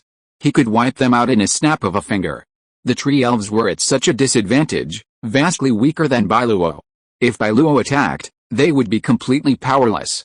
I know this is excessive and somewhat unreasonable, but you have to admit it's merciful. Bai Luo had been extremely polite by not capturing them, not attacking them, and turning them into playthings. Any other Lord of Miracles would have been far less accommodating than Bai Luo. Grandpa Andrew and Inya, reflecting on those ferocious pirates, understood this clearly. As long as it allows us to survive, we are willing to accept your mercy. The tree elves bowed their heads, but Bai Luo knew their submission was forced and heartbreaking. They were even prepared to sacrifice themselves. For example, being abused by Bai Luo, being toyed with and played with by him, and even worse, humiliation. You misunderstood. To dispel the misunderstanding of the tree elves' descendants, Bai Luo immediately made a promise. Tree elves are descendants of miracles. I heard that if the descendants of miracles meet their destined king, they will regain their former glory and return to the miracle race. The three tree elves looked at Bai Luo, and they vaguely guessed Bai Luo's purpose. I'd like to make a pact with you here, Bai Luo said. For the next year, I won't require you to fulfill any obligations. I'll even provide you with food and guarantee your safety, as long as you sincerely acknowledge me as your lord during this period and do nothing to betray me or harm the interests of my territory or its people. After a year, if I can't awaken your miraculous powers, I will provide you with shelter on the island and will not infringe upon you. On the other hand, Bai Luo said, if I awaken your miraculous powers, if you can do that, we will accept you as our king. Bai Luo had already stated this, so how could the descendants of the tree elves not understand his true intentions? Eternal love, unwavering loyalty, life and death. In Grandpa Andrew's view, Bai Luo was like those who sought miracles and longed to obtain miraculous powers. He had set his sights on the descendants of the tree elves. Bai Luo wanted to try, to challenge himself, to see if he was the destined Lord of Miracles of the tree elves. This, in itself, would not harm the descendants of the tree elves. If Bai Luo succeeded, the descendants of the tree elves would regain their status as a miraculous race, and naturally, they would be required to sincerely serve the master who had reborn them. Alright, Bai Luo extended his hand. Welcome to Atón. From today on, you are part of my Atón. I will do my utmost to protect you. Andrew didn't understand what Bai Luo meant by extending his hand. After Bai Luo explained, the old man shook his hand. From now on, I'll trouble you, Lord. They didn't call Bai Luo their king. After all, Bai Luo hadn't yet awakened their power. You have them, they are already yours. However, they require abundant miraculous power, so why not do something to awaken it? The tree elves had acknowledged their master, which meant that no one could continue the tree elves' mission until Bai Luo relinquished their contract. In other words, Bai Luo had gained exclusive authority over the tree elves, just like Shirley and Lilith had before. Descendant of the tree elf, unawakened, contract, Bai Luo 8 in rank, lower type, miracle race faction, northward land miracle power required for awakening. 1%. What kind of miracle power is this awakening requirement? Bai Luo was a little surprised. He hadn't expected the tree elves to awaken in this way. This was his first encounter. Bai Luo decided to ask his uncle about this later. For now, He had to focus on the descendants of the tree elves. Now, as the Lord, I propose my first decision, Bai Luo said. I hope the tree elves can move out of here and build a new home with the Atón people. This was a bit awkward. Fortunately, Bai Luo explained that the Atón people were not numerous, comparable in population to the tree elves. Only 80. Inya was surprised that the Atón had so few people. Is the power of miracles really that strong? Inya didn't believe the Atón people had defeated the pirates. They numbered in the thousands. Don't judge miracles with common sense, Grandpa Andrew warned. Inya immediately realized she'd made a mistake and apologized profusely. I made a slip of the tongue. Please forgive me, Lord. Like her grandfather, Inya spoke with an old-fashioned tone, and Bai Luo sometimes had to think before he could grasp their meaning. It's okay. Most people's first thought would be skepticism upon hearing such a thing. Bai Luo smiled, but I did it. The tree elves were generally good-tempered and a generally docile race. Coupled with the phrase they already belong to you in the Black Book, it was clear that the tree elves' mindsets were also quite simple. Once they made a promise, it was a promise they would never betray. For the Atón, with a population of only 160, fragmentation was useless, unity was strength. Bai Luo was confident the Atón people would treat the tree elves well. The only question was whether they were truly willing to return. It was a bit like marrying a wife and marrying off a daughter. The Atón people were the husband's family. In their eyes, the tree elves were a people Bai Luo had conquered, and their core was still the Atón. On the other hand, the tree elves were an alien race, ultimately inferior to the Atón. Bai Luo was in no rush to resolve these issues. There was plenty of time. With repeated development and the battles against powerful enemies, the tree elves and Atón would eventually merge. Moreover, once the tree elves became Bai Luo's miracle race, they would truly become part of Atón. We were all Bai Luo's people. So why divide ourselves? I'll inform you about the migration tomorrow. With these words, Bai Luo stood up and left, and the tree elves immediately saw him off. Once they were far enough away, Bai Luo instructed Shirley to take flight, and they quickly returned to the fishing village, where he told his uncle about the tree elves. You did the right thing, the old uncle said. If they are really descendants of miracles, it is worth it no matter what you do to win them over. But do you really know how to awaken their power? Bai Luo skipped the source of the information and said directly, it requires the power of miracles. The power of miracles. The old uncle understood. He really knew this, and he said in a deep voice, this is not easy. Is it troublesome? It can't be said to be troublesome, but different descendants of miracles need different channels for the power of miracles. Some may need protection, while others just to fulfill their wishes. There are so many different kinds, it's hard to unify them, the old uncle said to Bai Luo, but no matter which one it is, it's always right to be nice to them. This tolerance and care will fall into the hearts of every tree elf, and naturally, the descendants of miracles will have abundant power of miracles. So simple. It's not that simple, the old uncle said. The biggest trouble is, Xiao Luo, are you sure that this group of descendants of tree elves are the only descendants of miracles left in the world? Chapter 45, a garbage dump might even give birth to a child. Does this have anything to do with the descendants of the tree elves? Yes, the old uncle said, and the connection is profound. Hearing this, Bai Luo suddenly thought of something. Come to think of it, old uncle, we Atón people should also be descendants of miracles, right? That's right, the old uncle nodded. He knew what Bai Luo wanted to ask, so he said bluntly, but Xiao Luo, you can't awaken the miracle power of the Atón people right now. Why? The reason is what I just said, the old uncle explained. For the descendants of miracles to give birth to and awaken the miracle race, there must be only one place in the world left, and that is the Atón people. The last place here actually refers to collective. Bai Luo and the 80 Atón people, who recognize Bai Luo as their leader, and if the Atón people split into 3 factions, that would become 3 places. Therefore, not only must there be only one geographical place left, but they must also unite and form a collective.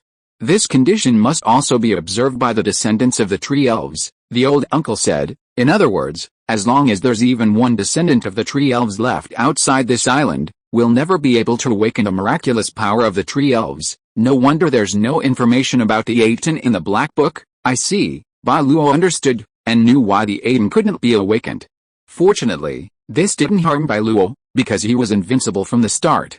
As long as Bai Luo prevented the Atón from becoming extinct, he would hold a veto. If I can't get it, neither can you. When all the Atón outside are gone, I, Bai Luo, will resurrect the power of the Atón. If you encounter descendants of Atón outside, bring them back as much as possible, the old uncle said. Sooner or later, our Atón clan will regain the glory of the miracle race, but this has nothing to do with you, Bai Luo, the old uncle said. The Lord of Miracles doesn't belong to any race. You're no longer considered a member of the Atón clan, even if the power of Atón awakens one day, the old uncle said. Bai Luo, you won't gain it. We, on the other hand, will be able to elevate as a whole. Bai Luo, you even say that, because it's not worthy, the old uncle said. How can the mere power of Atón compare to true Lord of Miracles? The Lord of Miracles is the most noble, more noble than any miracle. Therefore, the Black Book received the miracle mission from the Tree Elves because Atón Island is the only place in the world with descendants of the Tree Elves. So, the Black Book has another function, Bai Luo thought to himself. The appearance of a miracle descendant in the Black Book means that this is the only place in the world where this miracle descendant exists, prompting me to proceed with the awakening mission. Miracle descendants are a relatively special type of miracle. Its advantage lies in that, if you encounter an Atonian or a descendant of the Tree Elves, you'll easily recognize them as descendants of miracles, unless you're not foolish. But the problem is, what good does it do? How can you be sure that this particular one, or this entire group of miracle descendants, is the last in the world? You gather them together, contemplate various methods of awakening them. Different races have different awakening requirements. But 5, 10, 100 years pass, and you still haven't achieved a miracle race. Because you can't guarantee they're the last. This is what makes miracle descendants even more difficult than ordinary miracles, proving their uniqueness and then finding a corresponding awakening method. Only through this combination can the conditions for a miracle descendant's awakening be met. However, miracle descendants are few and far between, so rare that the average person might never even hear of them, let alone encounter them. Just like the Tree Elves, this race is completely unfamiliar to my uncle. Everyone, follow closely. This way, the next day, Bai Luo arrived at the camp of the Tree Elf descendants. They were incredibly obedient, prepared their supplies, and everyone was present, not a single one missing. Clearly, the descendants of the Tree Elves truly chose to trust Bai Luo and not separate their people, ensuring the smooth awakening of the miraculous power. Bai Luo was pleased with this, and his favorable impression of the Tree Elves' descendants doubled. My lord, aren't we heading east? Why are we heading east? Oh, that's right, Bai Luo said. My plan is to establish settlements in the east, south, and center, that is, to develop the interior of the island, not the edges. The harbor will certainly develop in the future, but we Atón people aren't used to living by the sea. You don't like the sea either, do you? Indeed, the Tree Elves were grateful to Bai Luo for their consideration. They truly preferred forests and grasslands. So, next, we need to reclaim the wasteland there and cut down trees to build our homes, Bai Luo asked. Do you have any taboos about this? Bai Luo was a man who respected other cultures. While some customs could be accommodated, others needed correction. If the Tree Elves couldn't harm the wood, Bai Luo naturally wouldn't force them.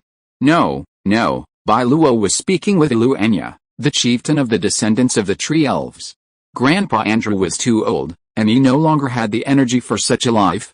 But we prefer living in tree houses and tree nests. Tree houses are hollowed out from the center of ancient trees. This preserves the plant's sieves and ducts, preventing the tree from dying while still providing a home for them. As for tree nests, they are domed wooden huts built atop large trees. They are connected by suspension bridges, reminiscent of a hanging garden. In that case, I will locate the settlement of the Tree Elves in the forest near the lake. At the center of the island lies a vast lake, with several rivers flowing from high to low to the sea. There are also abundant mountain springs. Combined with the island's abundant rainfall, the people of Atón will never run out of drinking water. There's a large forest here, close to the central mountains and the entrance to the southeast valley. Choose this place, and everyone can live wherever they like. You, Inya, sensing Bai Luo's kindness and benevolence, expressed her heartfelt gratitude. Please let us do something for you. We're experts in planting plants. If there's a need for farming, our entire tribe can help. While Atón lacked adult men, the male-female ratio among the Tree Elves was quite good. While there were still more children than adults, selecting 20 wouldn't be a problem. Bai Luo didn't need them for planting or breeding. Lilith could handle that with her magic. As for livestock, those spirited animals were infinitely superior to sheepdogs and the like. Speaking of which, can you have offspring with humans? Bai Luo was naturally more concerned about his own people, but unfortunately, Inya said, "We can't intermarry with humans, because we grew from trees." Wait, sorry, I may not have heard clearly just now. Bai Luo thought he had heard it wrong. How did you come from? Grown from a tree? Really? Bai Luo asked Shirley to stop, and then looked at the tree elves around him in shock. Is there such a thing? Sorry, I don't mean to insult you. Please don't mind it, Inya said. If the descendants of the tree elves want to have offspring, they first need 2 tree elves, one male and one female, to take out their own seeds of life, and then give birth to a 3rd seed of life. After that, through more than 10 years of cultivation and planting, the seed of life can grow into a big tree. If there is 1 fruit on the tree, it is 1 child, and if there are 2, it is 2 children. By analogy, Inya said, legend has it that the creator of the tree elves planted the tree of life, and from that tree fell dozens of elf fruits, giving birth to the first tree elves. Amazing. This is so fucking amazing. Mom didn't lie to us, children actually popped out of fruits. This shows that garbage dumps can also give birth to children. Well, that's really interesting, Bai Luo laughed dryly, but he also understood that the future reproduction of the tree elves would have to rely on themselves. If Bai Luo heard such words in other places, his first reaction would be to ask, your parents must have been fighting when they said that, right? But the world of miracles is truly full of wonders. But this is more than just reproductive isolation, it's the difference between plants and animals. Bai Luo has always been worried about the population problem, and now, this problem is obviously not yet solved. There is still a long way to go. Chapter 46 Miracle Power Enhancement. Along the way, Bai Luo inquired about the current family situation of the descendants of the tree elves. Inya informed Bai Luo that there were 81 descendants of the tree elves. Excluding Grandpa Andrew, there were exactly 40 males and 40 females. Of these, 20 couples had married and formed families, representing 40 men and women, representing adults. Of the remaining 40, 20 were underage elves and 20 were adult boys and girls. This meant that, excluding the 20 elves who were unable to fight, the remaining 60, given the tree elves' physical beauty at 500 years old, were almost all capable of combat. Unfortunately, the descendants of the tree elves offered Bai Luo no obligation to participate in the war. Rest assured, if a battle truly arises, we will stand with the Lord, Inya had heard from Grandpa Andrew when they arrived. They had no choice but to stand with Bai Luo. This was an isolated island, and the descendants of the tree elves could not survive in the sea. Therefore, if a battle broke out, they would have no choice but to fight. We only hope you'll treat us well, don't worry about that. The descendants of the tree elves were so understanding, so Bai Luo naturally had to express his sincerity. You are now my people too. Whatever Atón does, so shall you be. Bai Luo actually had a plan. He wanted to assimilate the descendants of the tree elves into the Atón people. In the future, Atón people wouldn't be limited to the Atón clan. Anyone with a spiritual mind and the ability to communicate could become part of Atón. Thus, as they walked, they chatted. Bai Luo recounted many anecdotes from the outside world, regaling the inexperienced elves with laughter. Bai Luo's wit and humor, as well as his gentleness and kindness, endeared the kind and simple descendants of the tree elves to him. Unbeknownst to them, this was actually a sign of the awakening of miracles. When a race gradually develops a heart of submission to a particular individual, a desire to follow their side, the power of miracles connects them. One day, the power of miracles will blossom like a flower. Miracle power. 2%, I see. As long as you treat them well and do things that will earn them genuine gratitude, you can increase your miracle power. Miracle power is closely tied to the human heart. Bai Luo's kindness to the descendants of the tree elves will naturally yield positive results. Your Majesty has returned. The people of Atón, now unified by their uncle, addressed Bai Luo as Your Majesty in front of outsiders. It was a matter of maintaining appearances. They couldn't embarrass Bai Luo. Everyone, let me introduce you. This is the tree elf tribe, Bai Luo said. This is Chief Inya, and Mr. Andrew. Hello. Inya and Andrew, representatives of the descendants of the tree elves, immediately stepped forward to greet them. On Atón's side, senior sister and uncle stepped forward to shake hands. Welcome. From now on, we are family. Atón is small, with only a little over 160 people in total, so the term family makes it feel even closer. That's right, Grandpa Andrew said quickly. The tree elves are willing to be with you. The Atonians displayed generosity and friendliness, which relieved the descendants of the tree elves. Most importantly, the Atonians weren't as ferocious as the pirates. The crowd was mostly children, which furthered the affection of the descendants of the tree elves, who already loved children and naturally cared for the young. Why are your ears pointy? As expected, Diana was immediately asked about her ears. She pulled little Helen back. You can't be so rude. Sorry, that child is always like that. Sorry, little sister. Here, some candy. On the battlefield, Diana was a brave, even frenzied warrior, but in front of her companions, she was remarkably gentle and virtuous. It's okay, it's okay. We're used to it. The elf question was a very beautiful girl. But I don't know why my ears are pointy, either. Sister is so beautiful. It was still little Helen, but this embarrassed the girl. He lowered his head and said, I'm a boy. Well, the descendants of the tree elves are so beautiful that some are almost indistinguishable. It gets better as they grow up, because tree elves are still quite fierce, and the facial features make it easy to tell the gender at a glance. But in their infancy, it's really hard to tell. Each one is incredibly cute and adorable. What is this? The little boy tree elf named Billy was holding a candy in his mouth, feeling incredibly happy at the sweetness. So sweet, so delicious, as long as you like it, little brother. Diana, by the way, little brother, how old are you? I'm 127. In a few years, I'll be an adult. Diana was stunned, seemingly unable to understand the connection between 127 years old and adulthood. Such things happened everywhere after Aton's interaction with the descendants of the tree elves. Fortunately, despite the cultural and ethnic differences, everyone got along very well. To strengthen their relationship, Bai Luo brought out a large amount of tofu that the Atón people had prepared the previous night. The descendants of the tree elves were vegetarians, and his uncle guessed they might particularly enjoy tofu. So, tofu dishes were served one after another. The Atón people also loved tofu, but they also had meat and fish. Smooth and tender, this food called tofu is so delicious. At noon, Inya sat with Bai Luo, her senior sister, and Inya. Hearing Inya's praise for the tofu, Inya smiled and said, Right, it's super delicious, isn't it? To be able to eat such delicious food. Inya's eyes welled up. It's like a dream. Clearly, the descendants of the tree elves didn't have a good life. Come to think of it, there were no crops on the original Atón island, and they didn't have good seeds. Others could have fished. But tree elves don't eat meat, which dooms their lives to be extremely difficult. Inya nodded. I understand. Tianhun completely misunderstood Luania's meaning. She genuinely thought Luania was crying tears of joy over the delicious tofu. Bai Luo, that's right, you understand so well. No, I just understand a little. Off to the side, the old uncle and Grandpa Andrew were conversing. Grandpa Andrew had lived for over 600 years, a true living history. However, the old uncle's knowledge was even more profound than Grandpa Andrew's.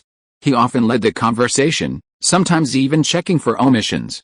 Grandpa Andrew was in awe of the old uncle, saying he had never met such a wise and knowledgeable human. More than 500 years ago, I also went on an adventure at sea and traveled around the continent, Grandpa Andrew said. Are the Atón people you are talking about a prosperous and powerful country in the eastern part of the continent? Yes, that's it. That's our ancestor. It's nostalgic. Grandpa Andrew seemed to know the former kings of Atón. I passed through the capital of this country at that time and was fortunate to be invited. I also met a very powerful existence. I remember that they called him His Majesty the God of War. I felt a miraculous power from the other party that I had never felt before. It's huge and unimaginable. This information from Grandpa Andrew is particularly important to the old uncle. 500 years ago, that should be 300 years after the founding of Atón, when the God of War Atón really lived. Do you know that person? In our eyes, 500 years ago is already a time when history is blurred, said the old uncle. But I have seen about the origin of Atón in ancient books. Your Majesty doesn't have to force it to awaken our miraculous power. The descendants of the tree elves had changed their address. Addressing Bai Luo as Your Majesty and King, Grandpa Andrew is grateful for Bai Luo's hospitality and care. Success would be great, but even if he fails, we are willing to accept him as king and live here together. No contract. Who says you need a contract to become a subject? Miracles don't occur when someone is forced to pledge allegiance, they occur when someone truly pledges allegiance to the king. This is the order and priority of the two. This is rice, and this is soy sauce and chili sauce. Try some. Meanwhile, the foodie Inya seemed to have found common ground. constantly promoting various Atón delicacies and ways to eat them. Luania had never tasted anything so exotic. The combination of soy sauce and chili sauce, paired with rice that perfectly accommodated them, gave Luania an indescribable sense of happiness. What is this? Such a wonderful feeling. Luania's eyes lit up. But it's delicious, so delicious. Thank you so much, Your Majesty. Just call me Bai Luo, then, Lord Bai Luo. Luania remained respectful. The descendants of the tree elves were an ancient race, their customs rather retro, especially their etiquette, which was elegant and rigorous to the extreme. Etiquette must never be abandoned, and it should be practiced at all times. Oh, while they were eating and chatting, cheers and shouts rang out from the other side. Bai Luo looked over and saw that everyone had gotten excited and was planning a hand-to-hand fight to liven things up. The combatants on both sides were Knowles and Anderson. They represented the first warrior of Atón and the first warrior of the Tree Elves, respectively. Of course, that was excluding women, the elderly, and the king, Bai Luo. Anderson, what are you doing? Luania stood up in panic. She hadn't expected her brother to be so reckless. That's all right, Bai Luo said with a smile. Men's friendships are forged in battle. As the saying goes, no fight, no acquaintance. Sharing some experience and exchanging ideas is a good thing. Although Bai Luo had outmatched the descendants of the Tree Elves, even instantly defeating them, that didn't mean their fighting power was weak. After all, Lilith had previously defeated Knowles and Jella in the same way. You too, Bai Luo walked over. This place was no longer the beach, but the shore of a large lake in the southeastern part of the island. To the north lay the central mountain that his uncle had mentioned. The Atón clan and the descendants of the Tree Elves had set up camp here, planning to begin building houses and a village this afternoon. Your Majesty, Knowles and Anderson both saluted Bai Luo respectfully. They had both drunk some wine, their faces slightly flushed. But could the descendants of the Tree Elves also get drunk? Bai Luo was curious. I'm not scolding you, I'm just telling you, in a sparring match, stop when you're ready. I also want to see the difference in strength between the descendants of the Tree Elves and the Atón clan. Yes, Knowles was naturally not one for brutality, and Anderson was a quiet, easygoing person. So, the two of them formed a circle, facing each other and taking combat stances. Neither of them drew weapons, but simply threw punches and kicks. They could still gauge the physical fitness and other characteristics of the two races. Who do you think will win? It's definitely Brother Knowles. Brother Knowles is amazing. Brother Anderson is amazing too. Like the Atón clan, not everyone in the descendants of the Tree Elves was exceptional, but Anderson was certainly a martial artist. The two clashed, either with fists or kicks or in a tug of war, trying to throw the other. But neither Knowles nor Anderson could do anything to the other. In terms of strength, the Atón have a slight advantage, but Anderson is more agile. The old man quickly concluded that the descendants of the Tree Elves and the Atón were about equal in combat power. That's enough. The two fought for about 10 minutes, a thrilling performance, and the audience cheered and applauded. This world offers few entertainment options, but watching duels is a joy, and having been in Atón for 20 years, Bai Luo was no exception. The only regret was that Bai Luo couldn't take the field. He didn't need to demonstrate his prowess. It wasn't just the might of his miraculous powers, but also his status as a king. A king protects his subjects, but subjects must protect their king even more. If Knowles, Anderson, and the others couldn't even protect Bai Luo, it would be a disgrace for them.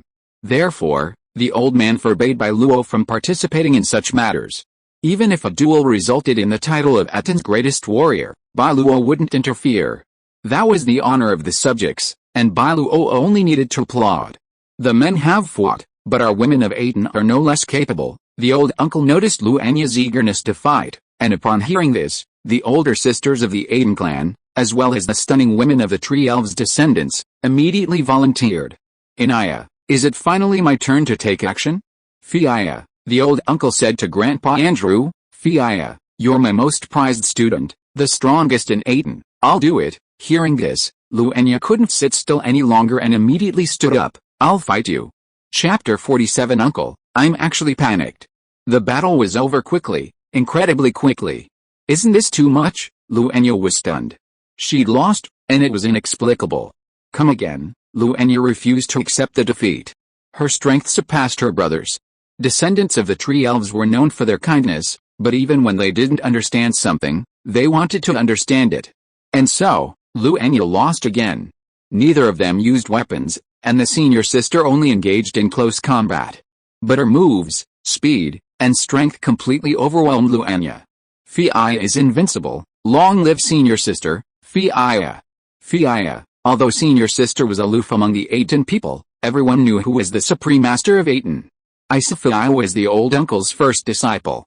He brought the two sisters to the original Atón village, where they were trained and taught by other Atón people. So, senior sister might not be the oldest among the Atón women, but she was the first to join the sect, the senior sister. You're truly incredible, Inya was impressed. She stood up and said with immense respect, I've never met anyone so formidable. The descendants of the tree elves weren't competitive, they respected and admired the strong. Maybe I've practiced a few more years, Inya said awkwardly. I'm actually over 260 years old. The senior sister's lips twitched slightly, then she smiled politely. That's probably a matter of technique. Who did you learn your skills from? A secret from my family. The senior sister didn't shy away, for this truly was Bai Luo's family secret. In his previous life, Bai Luo was merely an ordinary person, but he had read countless television dramas and read countless books, and knew a little about close combat, which he shared with his uncle many years ago. His uncle commented, most of the techniques you describe are just for show, but the underlying theory is profound and extensive. So, the uncle didn't adopt Bai Luo's eccentric moves. Instead, based on his theories, he forged a completely new Atonian close combat technique. It combined the strengths of various schools, leveraging the Atonians' physical strength while incorporating the skills and refinement of Easterners. Just like the earlier fight between Inya and senior sister, once the two were in close combat, senior sister determined where Inya was applying her force, then struck at her weak spot, instantly suppressing her. Of course, not everyone could be as skilled as senior sister, at least Inya could never achieve it. Inya, this general believes in overcoming skill with sheer force. Strength techniques are nothing compared to sheer power. They call you the big sister of Atón. Inya was from outside, so she didn't hold senior sister in the same awe as the Atonians, which was why she could joke with her. Yet, senior sister nodded calmly, but said nothing more. She simply sat there quietly. While not ice cold, not everyone would approach her. Inya was like a work of art. You could admire her from afar and marvel at her beauty, but you couldn't get too close, let alone touch her. I always thought I was quiet, but I didn't expect you to be even quieter than me, Inya joked. They call it this, it's aloof. They say you're very aloof. Yeah, senior sister remained silent. She wasn't good at communicating with outsiders, nodding was the answer. But Inya wasn't afraid of senior sister. Even after being defeated by her, she only admired her, even wanting to get closer and understand her. So, besides Inya, Atón had another person who could frustrate senior sister. Alright, Bai Luo stood on the platform. Everyone should have eaten. Now, let's begin our new plan. First, we need to build a village north of this lake, south of the central mountain. Bai Luo's plan was to build a castle on the mountain, then, facing north and south, build villages and towns along the southern slopes and foothills, providing a place for people to live. In the future, the central mountain could be excavated to a greater extent. This would create a circular capital city, which, as the population grew, would gradually surround the entire central mountain. Our first step is to build houses. The descendants of the tree elves prefer to live in tree holes and trees. Bai Luo pointed to the woods to the west. So, that dense forest won't need to be disturbed. Inya, yes, you'll live there from now on, Bai Luo said. The forest is connected to the village, so the construction work won't be a problem for you, but I hope you can clean up the forest, clear away the fallen leaves and mud, and take care of the flowers and plants in the village. Lilith's magic was all-powerful, but she also had to focus on her own tasks. Lilith could handle the initial layout, but if everyone asked her to take care of the subsequent maintenance, wouldn't she be overwhelmed? Also, I'll build a road there to connect the two places. Bai Luo's idea was to make the descendants of the tree elves an independent landscape area, similar to a small town in the forest. A clean road led west from the village. Entering the forest, it was lined with the green lawns and vibrant flowers, extending like branches to connect ancient trees. The trees had been transformed into tree houses, or houses nestled within them. Under the golden sunlight, they exuded an infinite elegance and beauty. This village resembled a fairy tale town straight out of a magical tale. But with the Dryads, it was perfectly fitting to call it a fairy tale world. Thank you for your thoughtfulness. We are at a loss for how to repay you. Seeing Bai Luo's meticulous planning, almost to the point of extreme thoughtfulness, the Dryads felt once again fortunate to have encountered such a kind lord. As the tribe leader, Inya truly wanted to do something for Bai Luo.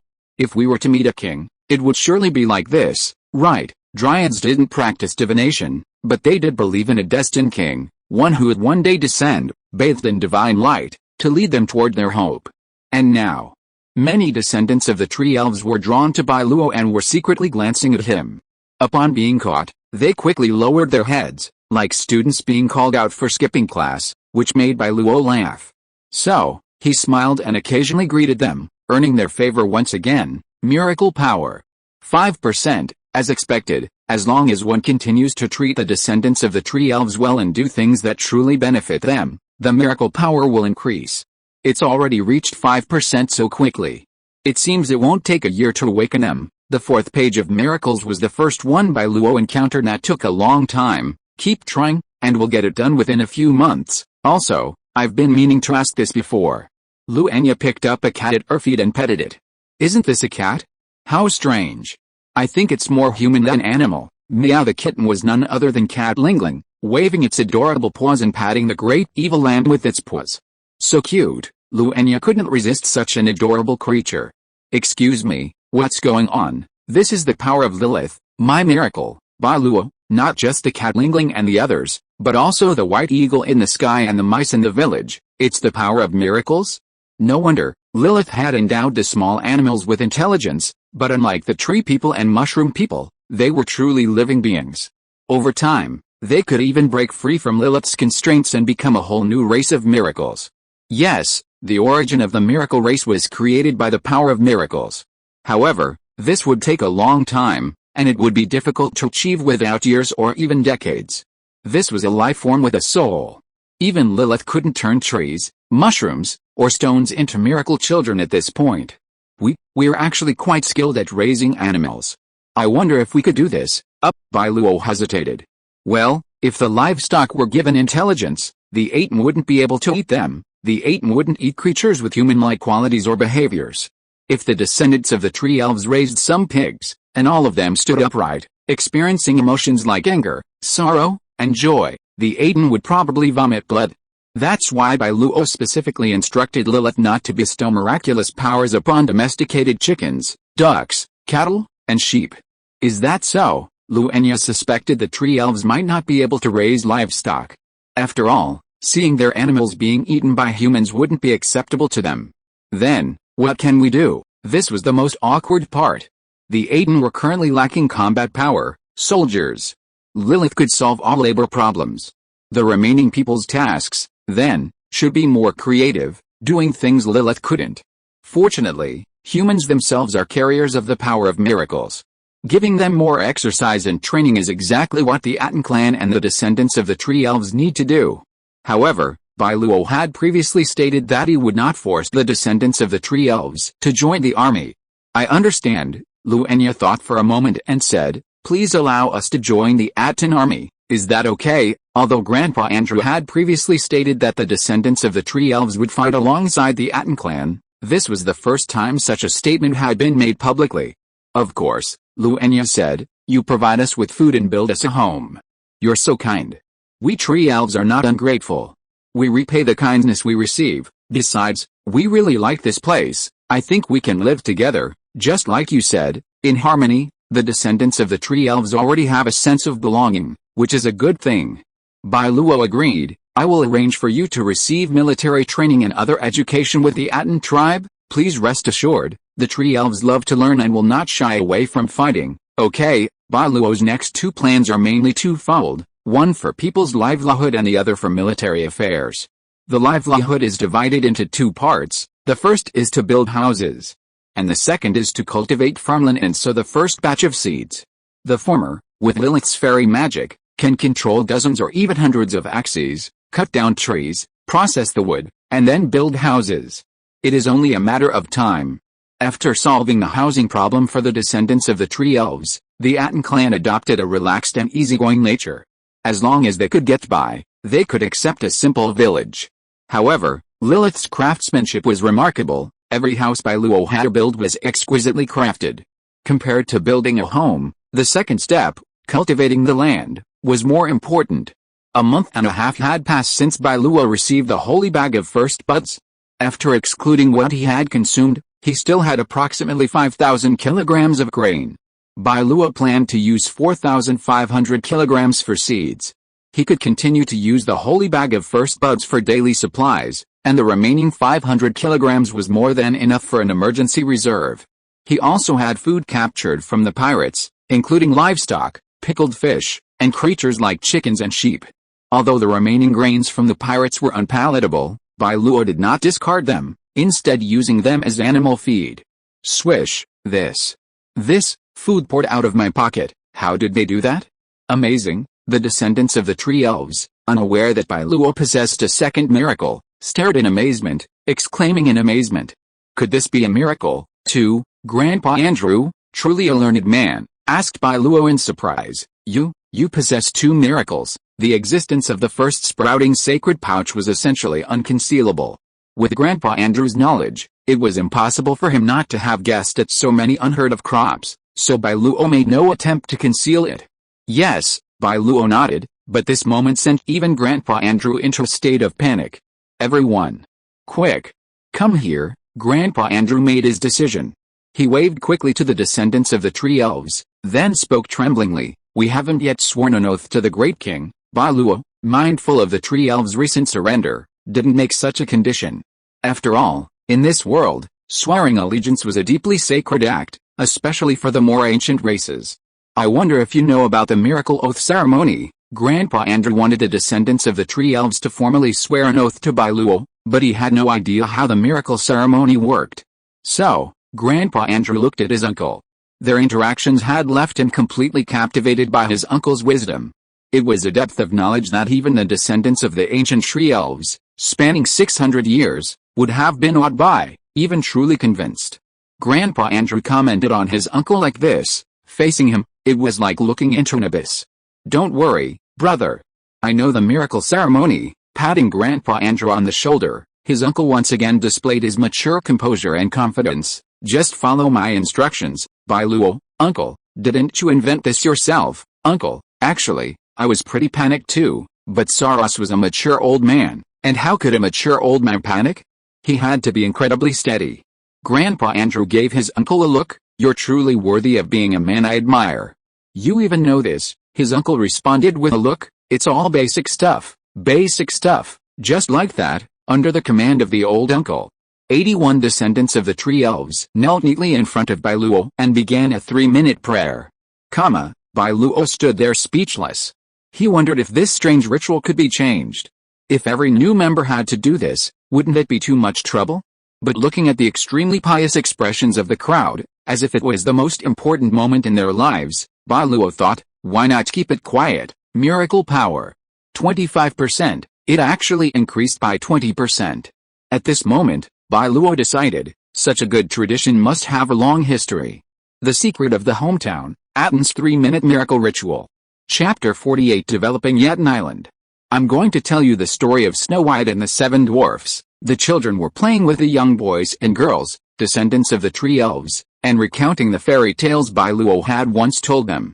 Twucking cats, Billy, the young tree elf, said curiously, except for the fact that they can't talk, they really look like Cat Lingling and the others. Let me tell you a secret, Lady Lilith can also turn into glass slippers. Wow, is Lady Lilith the fairy godmother in the story? Come on, come with us.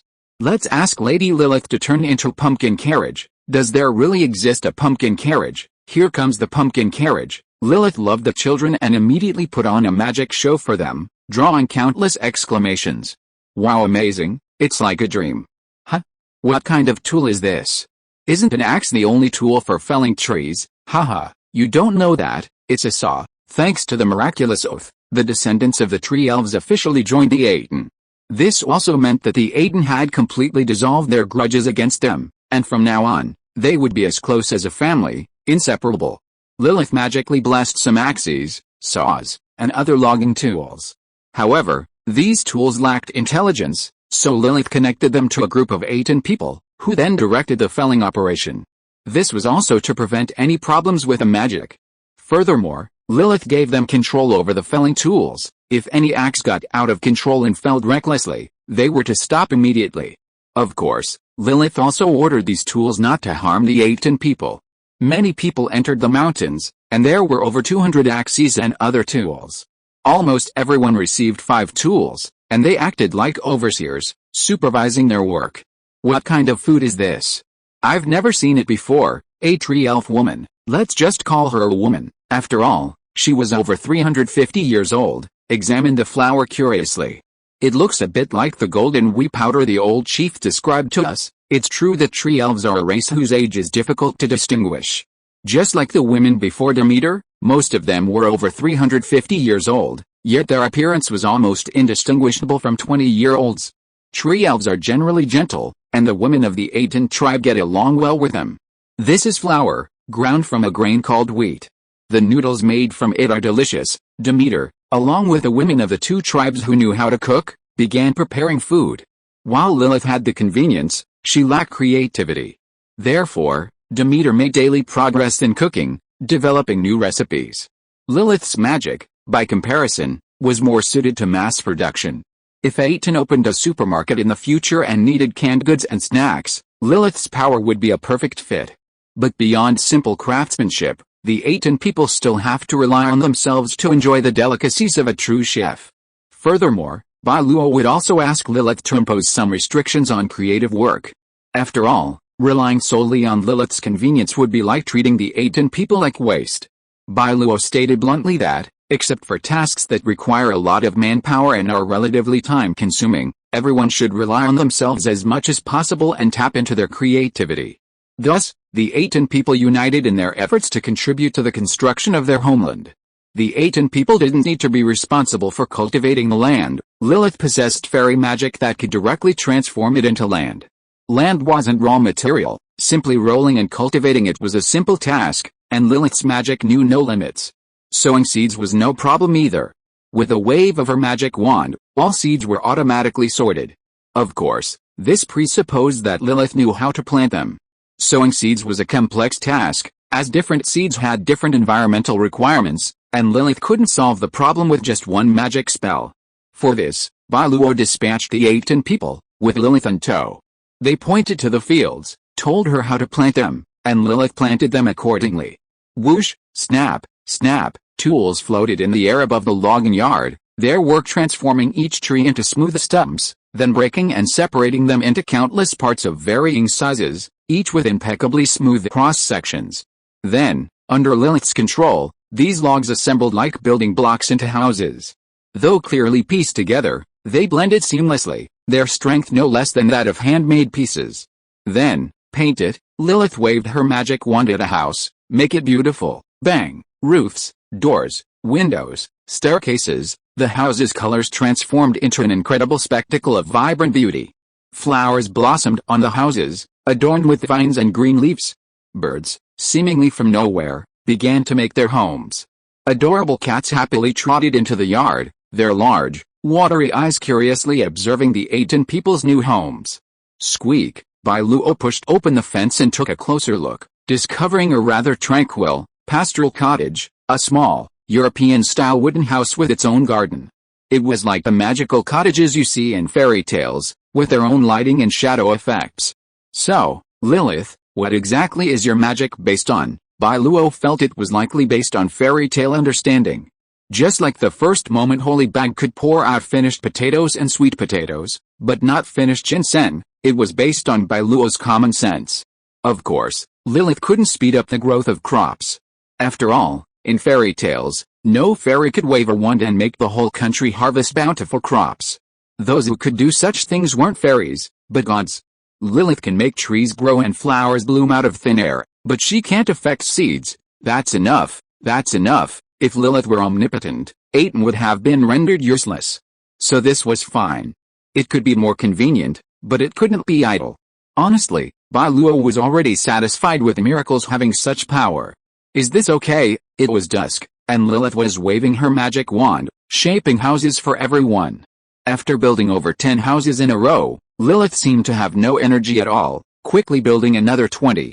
Over the course of an afternoon, everyone supervised the enchanted logging tools, felling over 4,000 large trees and whittling a third of them into smooth timber. The former was simple, the latter more time-consuming. Construction was undoubtedly the most time-consuming, but thankfully, Lilith had taken care of the most difficult step. Everyone, start choosing your room. The tree elves are over there. These houses belonged to the Atón people, while the tree holes for the descendants of the tree elves were created entirely by Lilith's magic.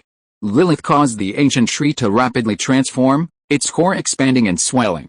Facing her, a round wooden door and 2 windows appeared, and branches, flowers, vines, and leaves quickly adorned the side. Both the Atón and the descendants of the tree elves were amazed by the miraculous power. Lilith's abilities are indeed forest-oriented. Building a house isn't quick, but transforming a large tree into a tree house is surprisingly quick. Bai Luo even considered letting the Atón people live in tree houses as well. However, Bai Luo didn't give such an order. There were only so many tree houses. If there were 100,000 or 1,000,000 people in the future, could they all still live in tree houses?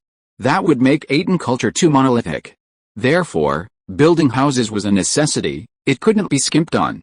Russell, it's raining. Everyone get inside. The island's climate is quite changeable, and the descendants of the tree elves have lived here for millennia, so they understand it all. Grandpa Andrew shared this knowledge with his uncle. So, everyone first put food and other supplies into the warehouse and let the children live in the tree houses and houses.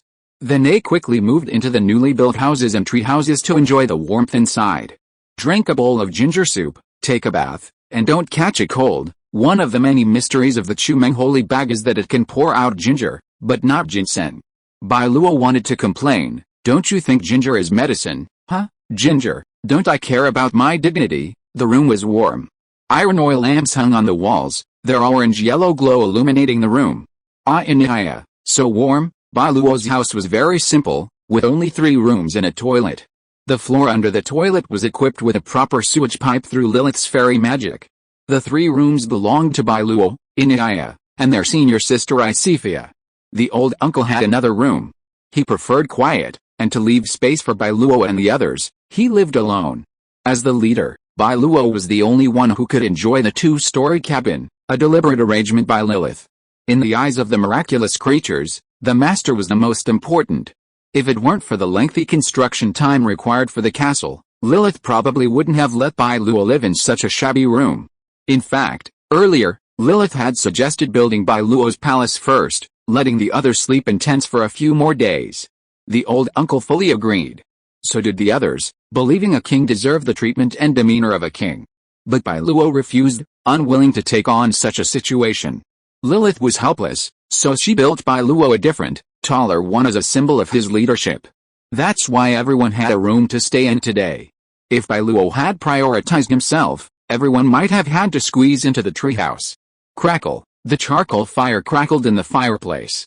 Inya sat beside it, warming herself, the silly girl staring at it for a while. Miracle power.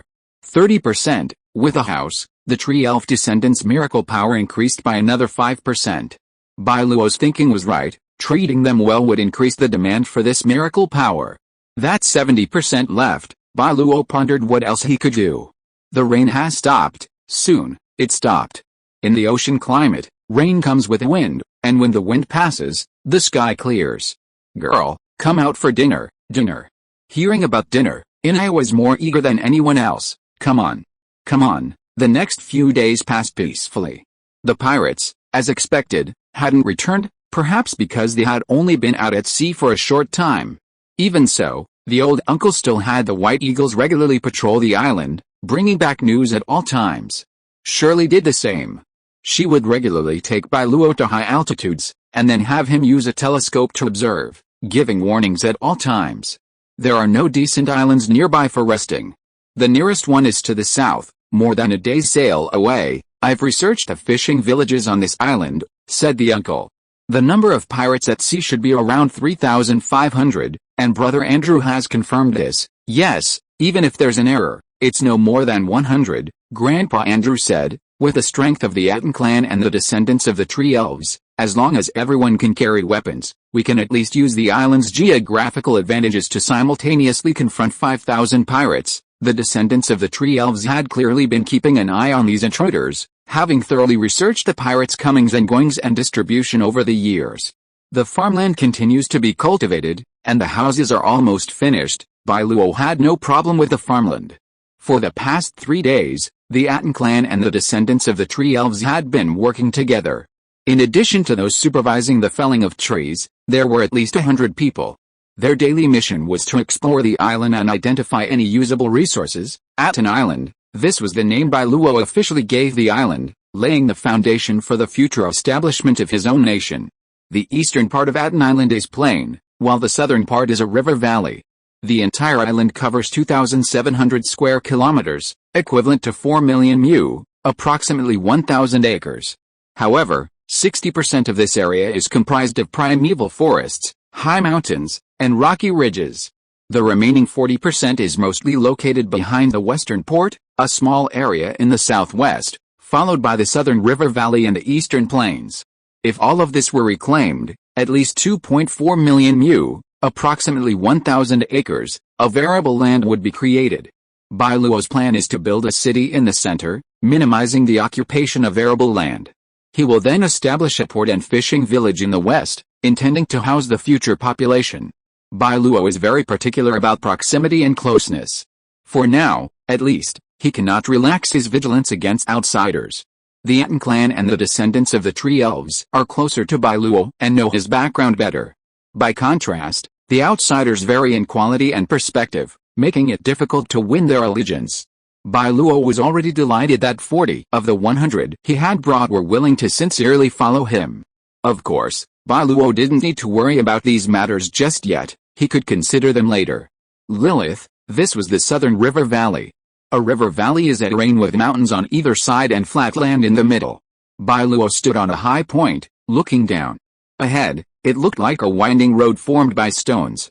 These areas were covered with forests, and Bai Luo planned to preserve a large portion as a future source of timber. The rest, Bai Luo decided to plant fruit trees, creating orchards and forests. However, there was no need to rush this part of the work, as fruit trees grow so slowly that they could wait for 2 years, or even 3 or 4 years. Bai Luo entrusted the remaining farmland reclamation work to Lilith. These days, whenever she had free time, Lilith would fly swiftly across the river valley and plains. Wherever she passed, fairy magic descended, and land already suitable for cultivation automatically rolled over, transforming into arable land at a speed visible to the naked eye. Lilith also altered the landscape, drawing water to create paddy fields suitable for rice cultivation. The power of the fairy was breathtaking. With her, the speed of Atón's development was like a cheat. Bai Luo couldn't help but sigh again. Miracles are the primary productive force. If you're listening to this novel on a channel other than Fanfic World, it means they downloaded and uploaded it without effort. We cordially invite you to visit our channel, Mundo Fanfic Novelis. There you'll find the original version of this story and you can explore many other novels of various genres. We're waiting for you to immerse yourself in a world of incredible novels. Chapter 49, Even if the world ends, we still have to do our homework. Now that we've almost solved the agricultural and housing issues, our next task is to arrange military training for the adults and provide a proper education for the village children. Military training has been carried out by the Atón clan for many years, leave it to Norse. As for education, we still need to discuss what kind of curriculum to prepare. The old uncle advised Bai Luo to prioritize education. Construction of the school has begun. There are currently approximately 50 children aged 6 to 13 in Atón County. These include descendants of the tree elves and members of the original Atón clan. Although the descendants of the tree elves are not as young as they appear, Bai Luo still hopes that they can attend school together and receive Atón education. Of course, in the future, the tree elves will definitely be separated into a separate class, or even establish their own academy. For now, it's naturally to strengthen the relationship between the two races. So while it's called education, it's actually also brainwashing. When the old uncle proposed this, Bai Luo hesitated for a moment before agreeing. Patriotism and love for the nation, the Atón clan must be united. This idea is true no matter where it is applied. Loyalty to the emperor is even more true. The school construction will take 2 days and will be finished the day after tomorrow. Lilith, you've been working really hard lately. Not hard at all. Hearing Bai Luo's thoughts, Lilith, who was currently renovating the environment, quickly replied, "I'm happy to be able to work for the Master. Yes, the Lord of Miracles, and miracles need no distinction, they are one. But is it really a good idea to start teaching now?" Bai Luo said. "We never know when the pirates will come. Are we supposed to do nothing for the whole day if the pirates don't come?" Bai Luo couldn't argue with the old man's words. He only heard the old man say, "Even if tomorrow is the end of the world, you still have to read today's books and do today's homework." At that moment, Bai Luo thought of the devilish look his uncle had used when he taught them. "You're right, old man.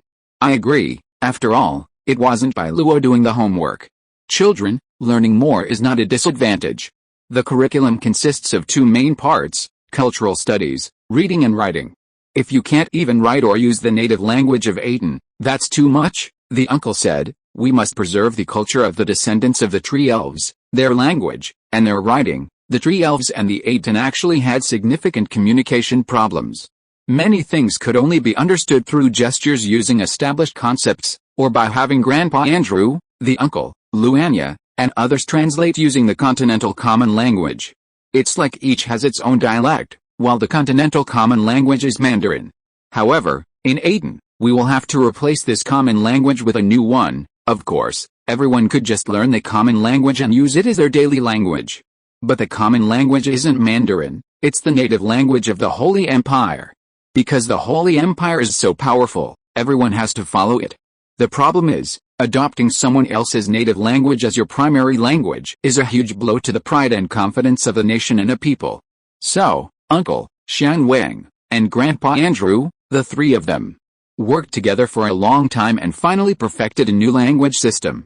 This language was actually prepared by Uncle and Shan Wang long ago, and it was just right to be brought out today so that Grandpa Andrew, a master of over 100 languages, could review and fill in the gaps.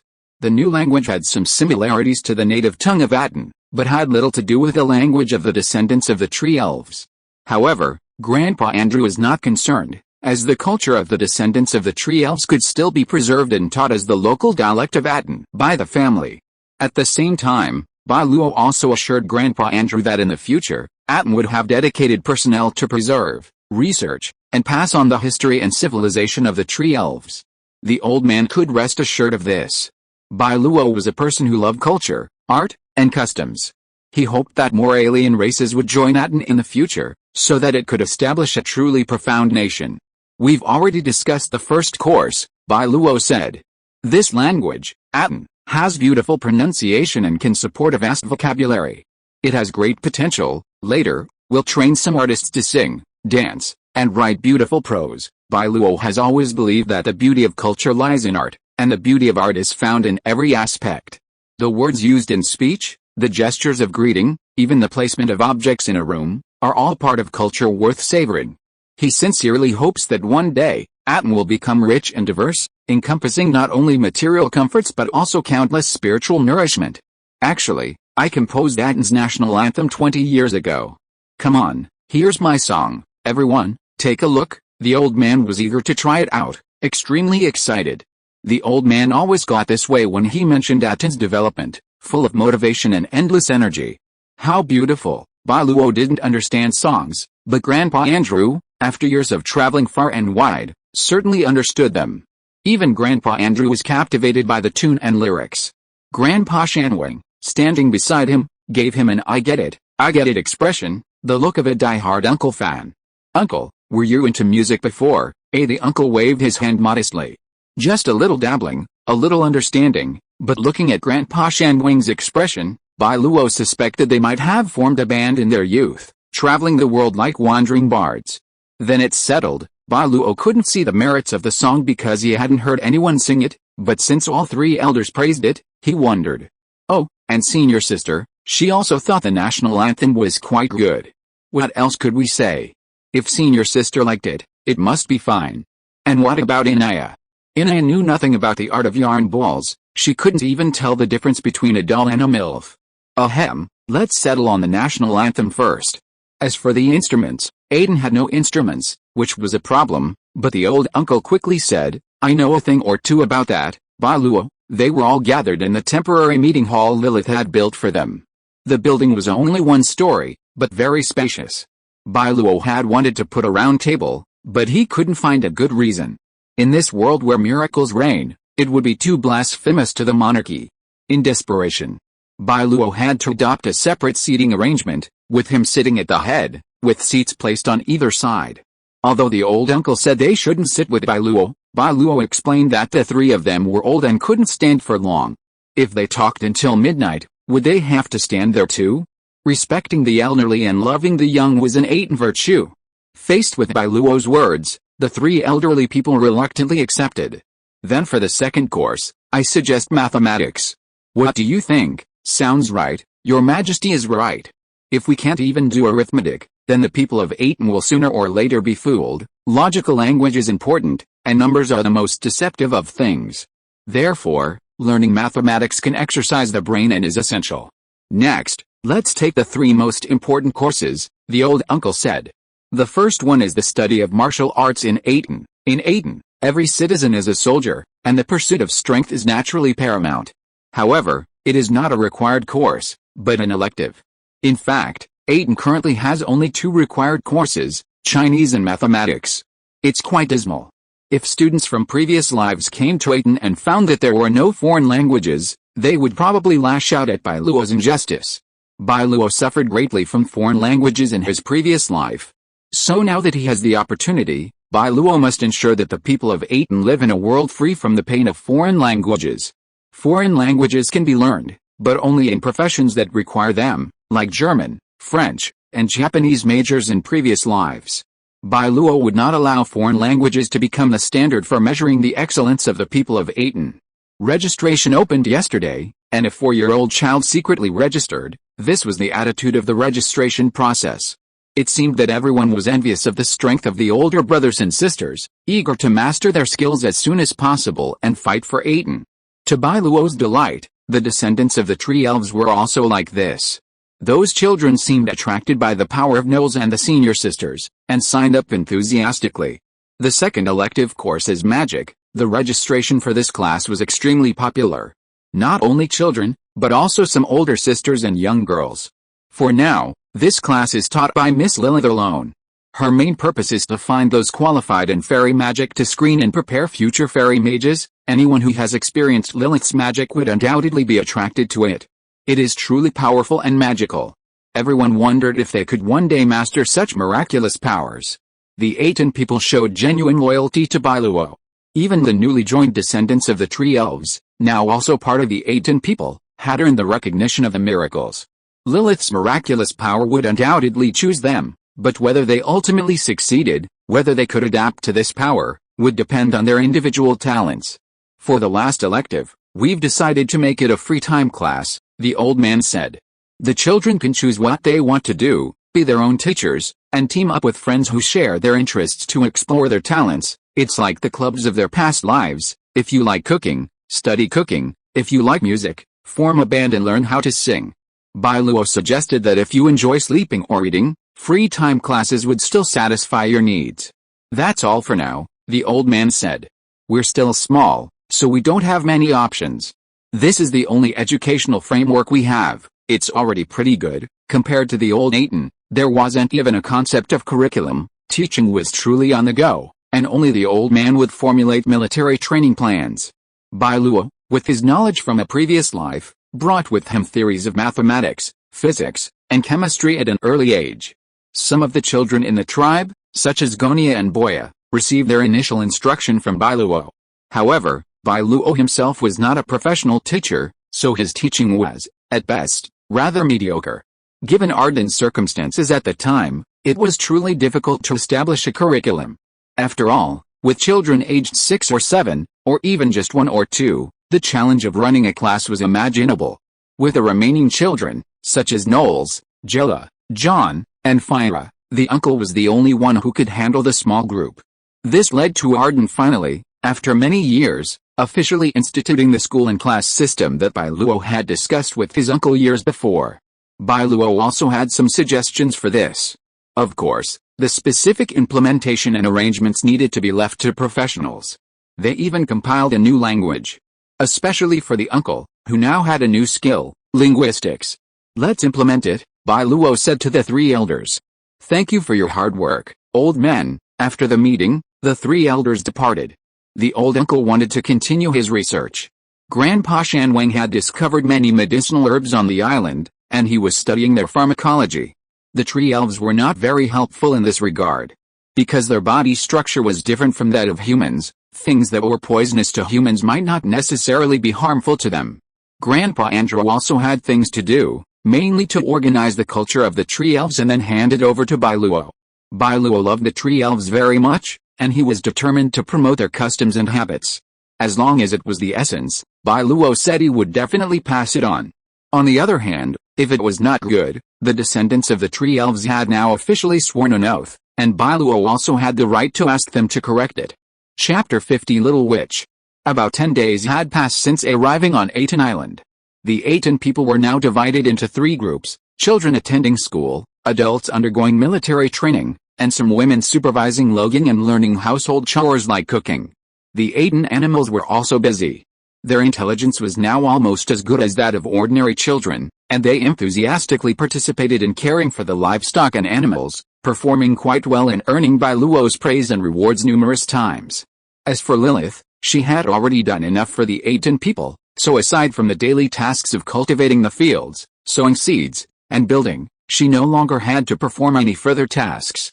Bai Luo must maintain and cultivate the Atón people's initiative and not rely too heavily on the power of miracles.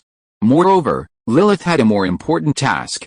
She had to teach the girls, tapping into the miraculous power within them and awakening it. This was Aton's grand plan for a century. If every witch trained could wield Lilith's magic, even if they could never match her own, it would be an unimaginable boon to Atón and Bai Luo. Of course, as I said before, the incubation of miraculous power takes time. It won't happen quickly. Furthermore, there's good news: Bai Luo has already reached 45% of the miraculous power of the descendants of the tree elves. Perhaps in another month or so, Bai Luo will be able to completely conquer this race. By then, a group of tree elves with awakened miraculous power will be so formidable in combat that Bai Luo believes they will even surpass the Atón clan. Not to mention those far away, just the near ones. The power of the descendants of the tree elves will also be crucial when pirates attack later. Bai Luo isn't worried about losing, he's worried about whether anyone will die. The population of Atón is sparse, and losing even one is heartbreaking. Bai Luo will definitely go in person, and with the combined power of Shirley and Lilith, unless Morgan comes in person, he'll kill as many pirates as he can. These pirates don't know about our situation, so they definitely won't inform Morgan, and I just need to annihilate them, leaving no one alive, Bai Luo said, and that can delay them for a while. How is the farmland reclamation going? Lilith's reclamation efforts were remarkably rapid. In just a few hours, she had brought 10,000 acres of farmland to Atón Island. If she'd worked for 10 days, not only 10,000 acres, but even 100,000 or 1 million acres would have been a piece of cake. However, Bai Luo, concerned about ecological issues, stopped her from continuing the development. The amount of seed required for 1 acre of land is truly enormous. For example, corn requires an average of 5 kilograms of seed per acre. For potatoes, cultivated using tubers, an acre can require more than 300 kilograms. If the first moment holy bag could be upgraded again, perhaps more seeds would be available. But right now, Bai Luo only has 6,500 kilograms, or 13,000 kilograms of seed. 1 to 8 kilograms per acre is the typical requirement for crops and fruit trees. Leaving aside potatoes and just considering normal seeds, at an average yield of 5 jin per acre, 13,000 jin would yield 2,600 acres. Therefore, relying solely on the first moment holy bag to seed the entire farmland at once would be practically impossible. In desperation, Bai Luo planted 1 acre of potatoes, spending 500 jin. This acre of potatoes wasn't for eating, but for breeding. Once it began to produce, 1 acre could be used to plant 10 acres, 10 acres would become 100 acres, then 1,000 acres, and finally 10,000 acres. All in all, it would take only 4 seasons and 2 years. If Atón had 10,000 acres of potatoes, 8,000 jin would be a bit of an exaggeration, given that Atón lacked the luxury of fertilizer. Even so, even at half the yield, 4,000 jin per acre, that's still 40 million jin of food. Furthermore, this was just 10,000 acres. If Atón Island were fully developed, there would be at least 600,000 to 800,000 acres, enough to feed several million people. By then, it's hard to imagine how much Aton's population would have to expand before they'd worry about food shortages. Of course, planting all potatoes was out of the question. Atón wasn't that short of food. So, only a portion of the crops would be grown, as would sweet potatoes. The goal was to diversify the crops. For example, Bai Luo had already cultivated over 3,000 mu, approximately 1,000 acres, of grains. We're running low on seeds, Bai Luo calculated carefully, realizing the seed problem was a real challenge. Fortunately, to Bai Luo's surprise, some crops required very little seed per mu, approximately 1,000 acres. For example, rapeseed requires only 200 grams per mu, approximately 1,000 acres. Even less so were tomatoes, which only required 80 grams per mu, approximately 1,000 acres. Why bother? Vegetable oil is essential for cooking, so they definitely start with a few dozen mu, approximately 1,000 acres. As for tomatoes, who doesn't love them? They're cheap. As for the orchard, since reclamation was slow, Bai Luo wasn't in a rush. So, for every acre he cleared, he assigned Lilith to cultivate another. She would uproot the tree stumps and level the land, transforming it into a suitable environment for growing fruit trees. But keep the pace and don't overcultivate. Clearing the land without seeds for fruit trees is awkward, after all. So, over the past 10 days, the Atón people have only cultivated a little over 500 mu of forest. They've planted over 50 varieties of fruit, including apples, peaches, pears, tangerines, and oranges, with 10 mu of each variety, a perfectly balanced spread. However, some fruits, like the saxaul and cantaloupe, have specific environmental requirements. But Bai Luo just wanted to eat cantaloupe. So, regardless of whether it survived or not, Bai Luo had Lilith plant some anyway, a king's privilege, after all. Fortunately, Bai Luo had some common sense, so the total was only 1 mu. The Atón people weren't short of a few mu these days.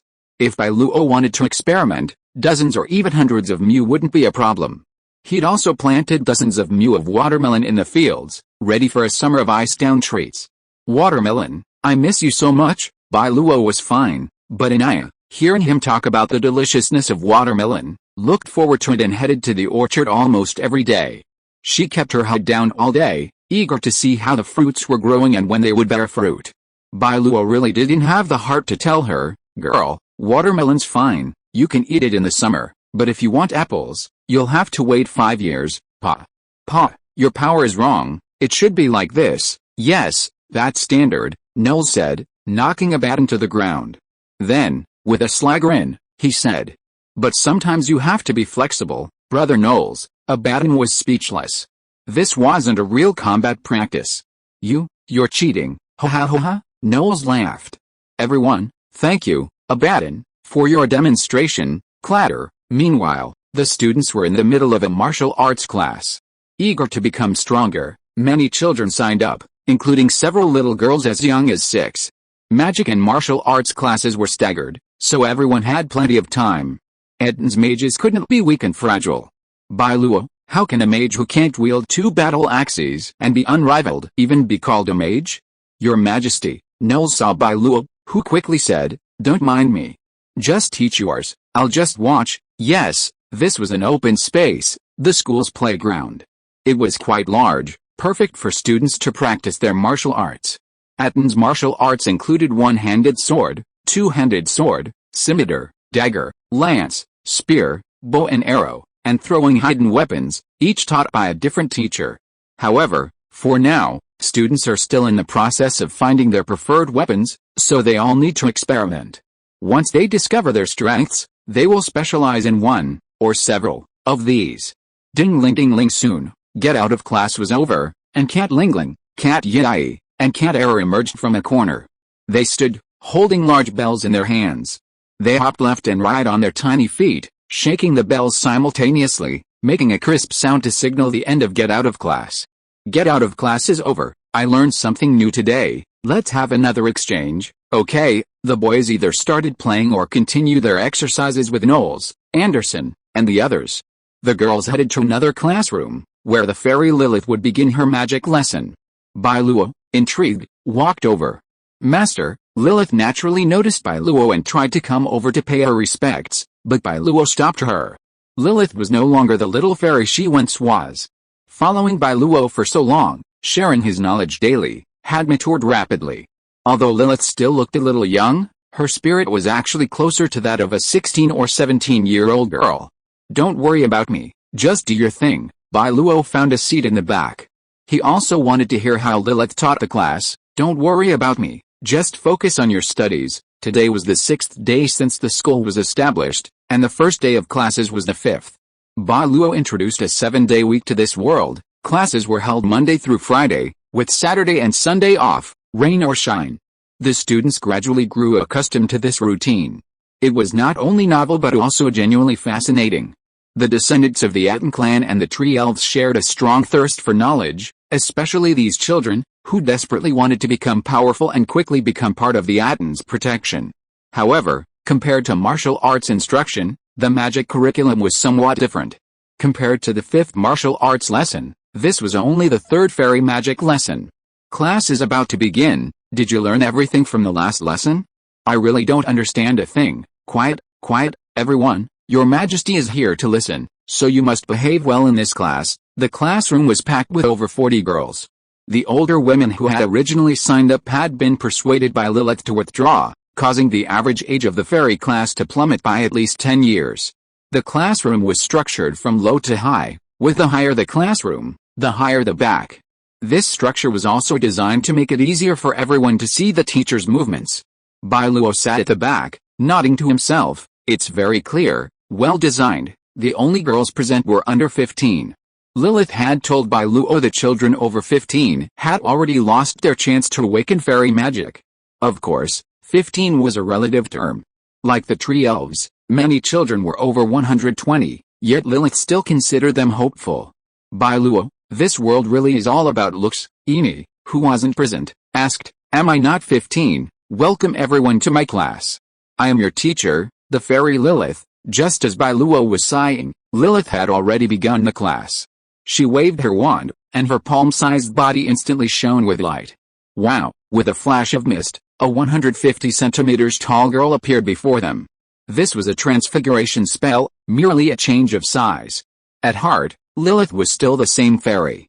This is our 3rd class. Last time, I introduced the essence of fairy magic. Can anyone tell me what we covered in the previous class? Lilith and Bai Luo shared the same knowledge, so her teaching style was deeply imbued with the essence of Bai Luo's past life memories. Swish, Elsa was the first to raise her hand. Very good, Elsa. Magic is the choice of the power of miracles, and it only blossoms in a select few, Elsa said. Only by devoting our hearts to our king will the power of miracles respond to us. However, different people have different talents in fairy magic. Talent affects the upper limit of achievement, but hard work is the most crucial factor in determining a person's height, Elsa said. If you only have talent but no hard work, even if you have extraordinary talent, you will still be mediocre. Very good. Very good. Lilith's favorite student was Elsa. Why isn't this called Hogwarts? Why don't the teachers here have the right to add extra points? If they did, I would definitely give you 10 points, Elsa. Thank you, Teacher Lilith. Elsa was a good student, very well behaved and sensible. Bai Luo saw in her the potential for a top academic talent. Now, everyone, look at this. Lilith raised her hand, and wands appeared in the air. They were only about 30 centimeters long and floated upright in front of Lilith. Each wand was exactly the same, without any differences. During the fundamental stages of learning fairy magic, individuality isn't necessary, universality is key. This thing is called a wand. Lilith waved her hand, and all the wands floated in front of the girls. She pointed the handles at them, signaling them to take them. It's a prop I crafted specifically for you, one that resonates with my miraculous power. This wasn't a miraculous object, it was more like a tool crafted from or produced by miraculous resources, imbued with a certain amount of miraculous power. The magic power within you, Lilith's miraculous power, is limited. Because it's so small, it's difficult to unleash magic directly at this stage. The wand acts as a channeling tool, creating a connection between your inner magic and the outside world. This connection would allow the girls to better unleash their magic, or in other words, grant them the ability to cast spells. In addition to this, I also invented an auxiliary concept called spell, float. Lilith said a very strange syllable, but when Bai Luo heard it, He understood the meaning of the spell. The purpose of this spell is to make things float. Snap. Lilith snapped her fingers, and saw a large number of leaves flying into the classroom from outside, and then turned into feathers. In today's class, we will not talk about theory, but practice directly. I will give everyone 10 minutes to recite the spell I just said, and then make the feathers in front of you float up. Everyone wait a moment, wait for a moment. Lilith stopped the eager children, and she said, remember, the release of magic has nothing to do with gestures and movements themselves. Their purpose is only to mobilize the magic power in your body. More importantly, we must establish the determination to achieve something in our hearts. I want to do it, and I feel that I can do it. Only in this way, the magic in your body can help you and all your wishes come true. Okay, remember what I said. Everyone can start. As Lilith finished speaking, the girls began their first spell casting. Pututu, pututu. See, be convinced. The pronunciation is terrible. Of course, the spell is not in Chinese, but it just falls into Bai Luo's ears. It feels awkward to be abroad and listen to a group of foreigners chanting Mandarin. This is not how the spell is recited. Lilith immediately came up to correct her pronunciation. Look at my mouth shape, floating. The spell she created has the effect of cooperating with the one to resonate with. Although it is not indispensable, chanting the spell will definitely make casting easier for beginners. Once the children's attention was fully focused, the spell itself was unnecessary. It didn't affect the magic's power or effectiveness.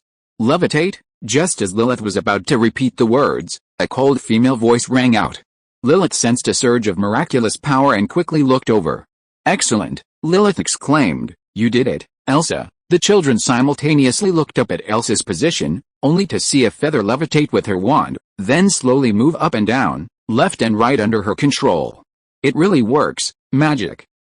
We can really learn magic. Elsa's success didn't spark envy among the children. Instead, it seemed like a precedent, a model for everyone else.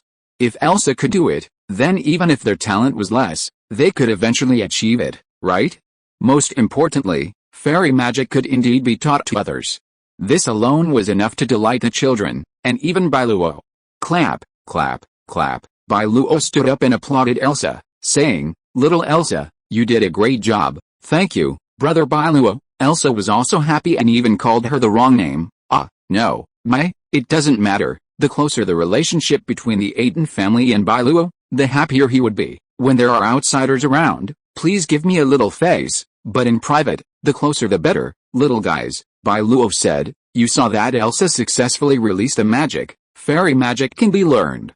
Elsa is the best example, so everyone must not relax, but must work hard. Listen to the teachings of teacher Lilith, learn magic as soon as possible, and become my little witch of Atón. End of this chapter. Thank you very much for reaching the end. Don't forget to like. Looking for more exclusive content and immediate access? Subscribe to our Patreon. Remember, every like, subscription, or donation encourages us to continue. Thanks to everyone. See you in the next video.